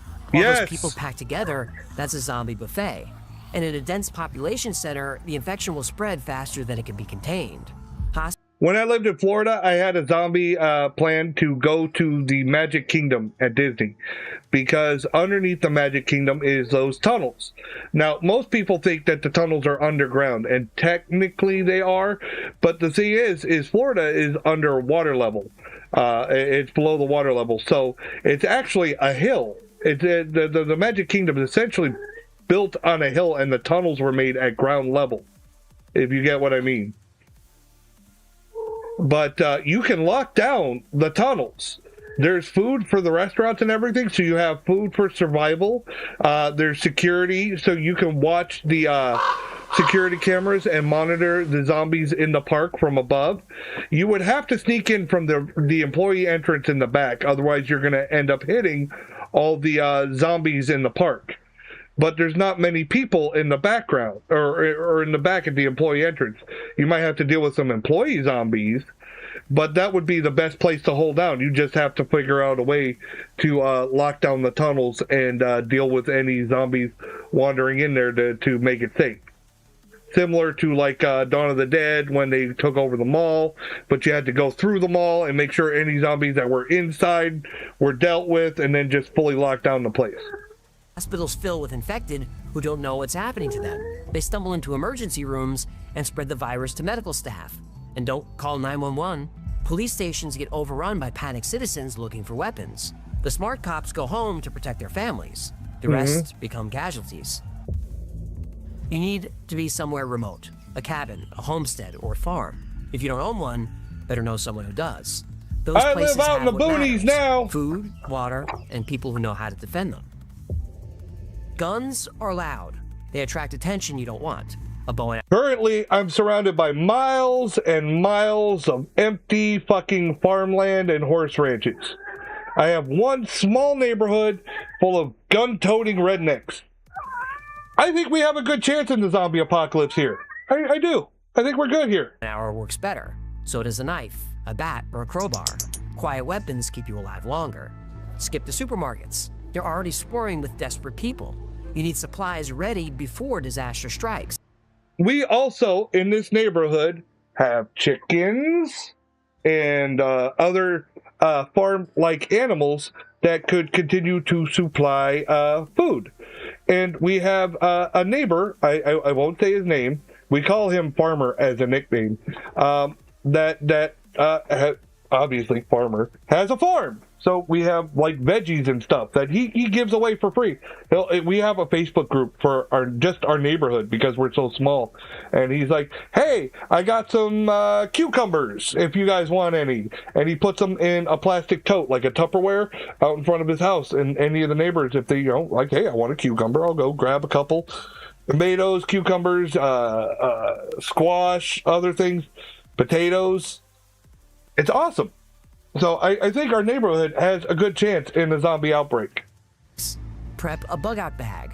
Forget the bottled water. Bug-out bag, water yes! purification tablets or a life straw water filter. Iodine pills for radiation exposure. Yeah. You'll need food. MRE. I have a friend also in Florida that he's a big fucking doomsday prepper. Holy shit. He showed me his fucking bunker. I was like, what the fuck, dude? He's like, I'd rather better safe than sorry. I was like, I know. And he's always like, you need to do more. You need to do this, blah, blah, blah. You know what I mean? He's a little out there, but still. I get it. He in his mindset, he feels that he's being responsible. He's taking care of his family. He's like, again, like I said earlier, I'd rather have it and not need it than need it and not have it. And from that point of view, I get it. But on the other hand, I'm not that kind of guy. And I don't have the money to do the shit that he does. Like, holy crap. These last 30 years, but food is heavy. Better if you learn how to hunt, clean, and cook your own meals. Pack paracord rated for 500 pounds. It could be used for but in a zombie apocalypse, depending on it, if you're hunting and cooking your own meals, there's always a chance you can catch the infection from the meat you're eating. And that's a problem with that. Making tourniquets, starting fires, and it works as fishing line. Pack a solar radio, solar flashlight, real band-aids, and N95 masks. Take signaling mirrors and whistles. Toothbrush, toothpaste, toiletries. When you're stuck in the wild, you'll be happy you remembered those. In my kit, I keep thermal blankets, a small propane stove, and glow sticks. I've got a fire starter, a multi-tool, 3 different kinds of knives. I need to make myself a bug-out bag. I really do. But I've learned having kids, no matter how well prepared you are and set up, the kids will fuck with it. You tell them not to, and if you ask them which one, they're both saying, it wasn't me, it wasn't me. No, it was one of them. Bread, good for repairing clothes and sewing up wounds. And if you don't have the stomach to stitch a cut, Crazy glue will do in a pinch. And Yes. don't forget duct tape. It In fixes fact, everything. I'm pretty sure crazy glue was invented for that purpose, for military field dressing. If you were significantly injured, you didn't have time to stitch up the wound. The glue was meant to push, the skin back together and hold it. That's why your fingers stick right together if they touch with crazy glue. All right, so yeah, crazy glue is a good replacement for stitches. It's quick, it's easy. A lot of people overlook that. In the movie Dog Soldiers, they uses crazy glue on their troops captain. And reinforces barricades. I even keep mini bug-out bags in all my vehicles. You can pick one up for about $40, and I'll link below to the gear I use. Once you're out of the chaos, find a place where you can rest. Watch your lines of sight. Learn to set a perimeter. Trip wires and snares. Anything to alert you to danger. Yep. And find other people. Pool resources. Exchange knowledge and skills. Be smart. You light a fire at night, you're going to attract attention. It could be other people, but at this point, other people might be just as dangerous. They might kill you just to take your supplies. Beware of strangers. Again, sometimes I'm afraid of real people more. Skills. Know your strengths and find people to shore up your weaknesses. Some people are fighters. Some are farmers. Some are planners. Some are builders. There's safety in numbers. But when connecting with strangers, I think I'm the type to hide out. Whether I find a hideout place 88 or and some hold generic out. survival guide, they'll tell you the same thing. When the end of the world comes, the most dangerous thing you'll face isn't zombies, it's other people.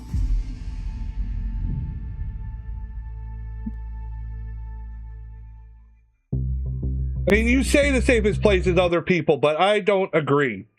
I'd like to assume in general that people are good, but the news has showed me otherwise. You know what I mean? And maybe it's the news just being fucking over-exaggerated like the fucking media does. But I've seen people in the real life that are just real pieces of fucking shit. All right? I've lost a lot of faith in humanity. Now, some people may be good, or maybe it's a show. And that's the problem, is I have trust issues. I really do. I have a lot of trust issues with people in general. So I don't know in my zombie plan if it would involve having complete strangers trying to back me up. Like, no. My neighborhood, I know the people in my neighborhood. I could probably hunker down with the people in my neighborhood. Church, you are...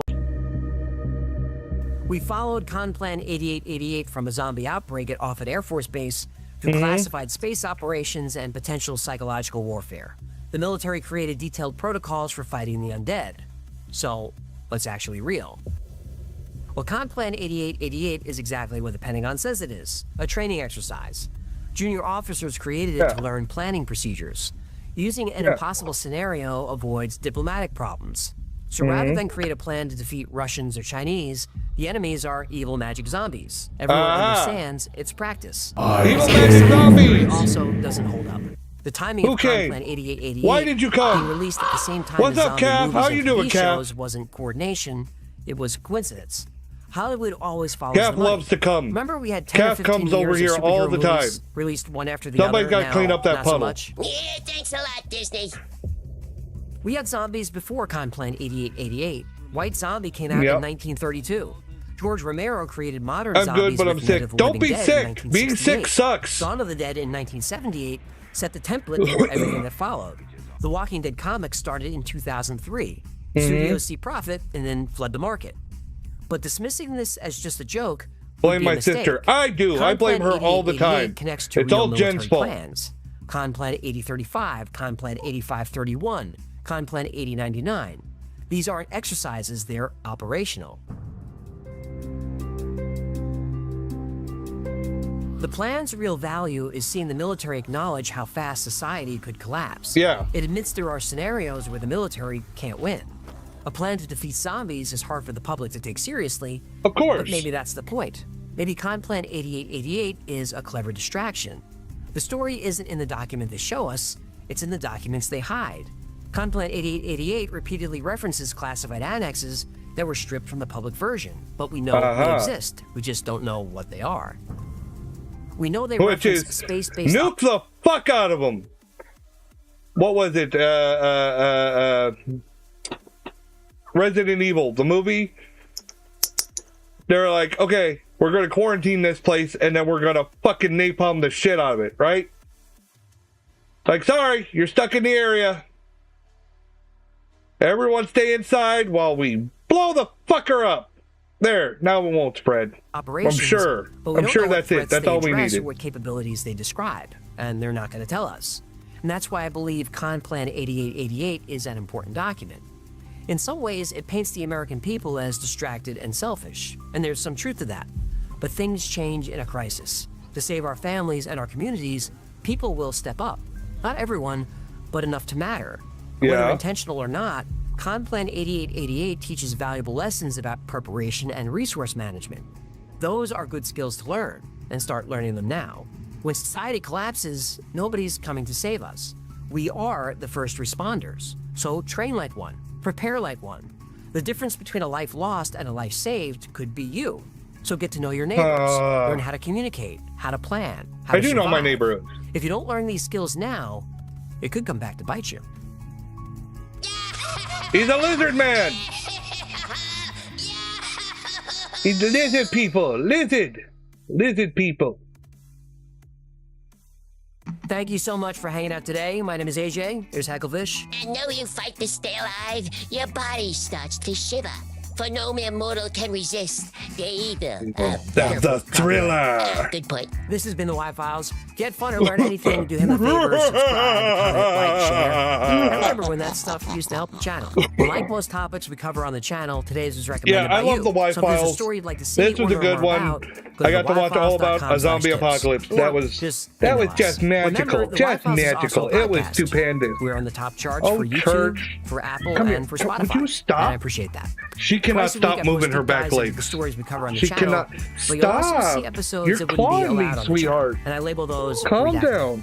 Anyway, the Calm podcast is down. called The Y-Files. I Operation know. Podcast, You and don't it's like available this. everywhere. I know, And baby. if you're listening on an audio platform, know, if there's a sweetheart. like button or a share or a subscribe or any of that stuff, Oh, your it baby. really I does help know, the podcast, so I really sweetheart. appreciate Oh, that. she's If so you need more Y-Files in grumpy. your life, check out our Discord. Oh, There are thousands yes, of people I on there. give you Coming up on scritches, 100,000. scritches. Pretty close. So Is 24/7, that there's helping? someone on there talking about the same weird stuff we do here. You seem to You know, like zombies and our 24/7 Discord. Yeah. Kind of go hand in hand. It's a great community. I It's a lot of know. fun. It's really supportive, and I it's free know. joy. I hope Now, this is speaking the of last 24/7, day. make sure you check out our I hope 24/7 you're better stream by on the tomorrow. Y-Files Backstage. Over there, we run episodes back to Oh. back. Are you with some gonna let fun me sleep content in tonight? between. She woke And the me live up chat is today, more like, butt entertaining ass than videos. early. It's a great community over there. She just, If you wanna she's know like, what's going Daddy, on with pay the attention to Y-Files me, at any Daddy, given please, time, you can Daddy. check our Like, production right calendar. in my It's face. the Like, please, Daddy. yfiles.com/cal. And there we post our This episode is very schedule, unusual upcoming for her. podcasts, live streams, Normally, all she's that the stuff. sweetest one in the whole Special house. thanks to our patrons who But make her this show being in heat, possible. she's being a real Every episode of the bubble. Y-Files is dedicated to our Yes, Patreon you. members. I could not do this without you. I And if you'd know. like to You're support so the channel, confused. You're join like, this I don't great know what to community, do keep us with going, myself. Consider becoming a member on Patreon. For as little as $3 a month, you get access to perks like seeing videos Yeah. early with no commercials, exclusive merch, and Yeah, 2 private poor live streams baby. every week, all just for you. My And the poor whole Y-Files team is on the baby, stream. huh? You get to meet me, the wife, Victoria, all the mods, Gino, and you can turn Okay, your webcam okay. on, jump up All on right, stage, all right, ask all a right. question. All right, AJ. All right. You're pimping yourself a little hard. I got you. Hold on. Scroll down more. Gotta give the like. All right. Let's scroll down. Just so next time we can start with our next video. I am not watching it tonight. I said I'm not. Pause, dick! I hate when I click pause and it doesn't pause. I'm like, you fucking listen when I click the first time. Always fucking YouTube. Alright. Oh, I just noticed that. Look at that. Hold on. Elton and Josh caught faking ghost evidence at Ed and Lorraine Warren's home. Isn't that the one we just watched with fucking Seg? Side-eye guy? Yeah, now Beardo's covering it. It looks like he's a lot less charitable. He's a lot meaner about it. Like, fuck these assholes. Alright. We'll pick up here tomorrow. I'm going to wrap up for the evening. Let's turn off our little video screen there. Let's come back to the center. We got to center up the big boner. Everyone wants to see a big Santa boner. Oh, who wants to sit in Santa's lap? All right, you want to say goodnight to everyone, huh, church baby? You want to say goodnight? Ow! Ow! She clawed me. She can't hold still, and that's the problem. She's not clawing me on purpose. She can't hold still. Still, it did tickle. Ow. Well, that's going to be all for tonight. I did an extra long stream tonight since I missed out last night. Yesterday, I've been feeling icky. I was feeling icky most of today. I think I got my win back. Hopefully, if I can get a good night's sleep tonight, then I'll feel a lot better tomorrow. It's not. I'm not sick. It's just a side effect of my disability with all the nerve damage, and there's bad weather coming. So that always fucks with me. I hate it. And I don't want to do a stream when like when it gets really bad. It's really hard for me to focus. I can't stay on topic or anything. I'm like a zombie. All right. On that note, I'm going to wrap up for the evening. Have a good night. Thank you all for coming, especially Calf, who comes all the time. Jen, Jay, Purry, all my regulars, and those of you who just stopped by to pop your head in. I mean, like Front Burner and Lady Taker, who didn't even come to my stream tonight, even though she's sitting right behind me. She couldn't give me an extra viewer. No, she couldn't do that. All right. And Church, who clawed the shit out of me and just made it tonight like torture. All right. Have a good night, everybody. Peace out. Later.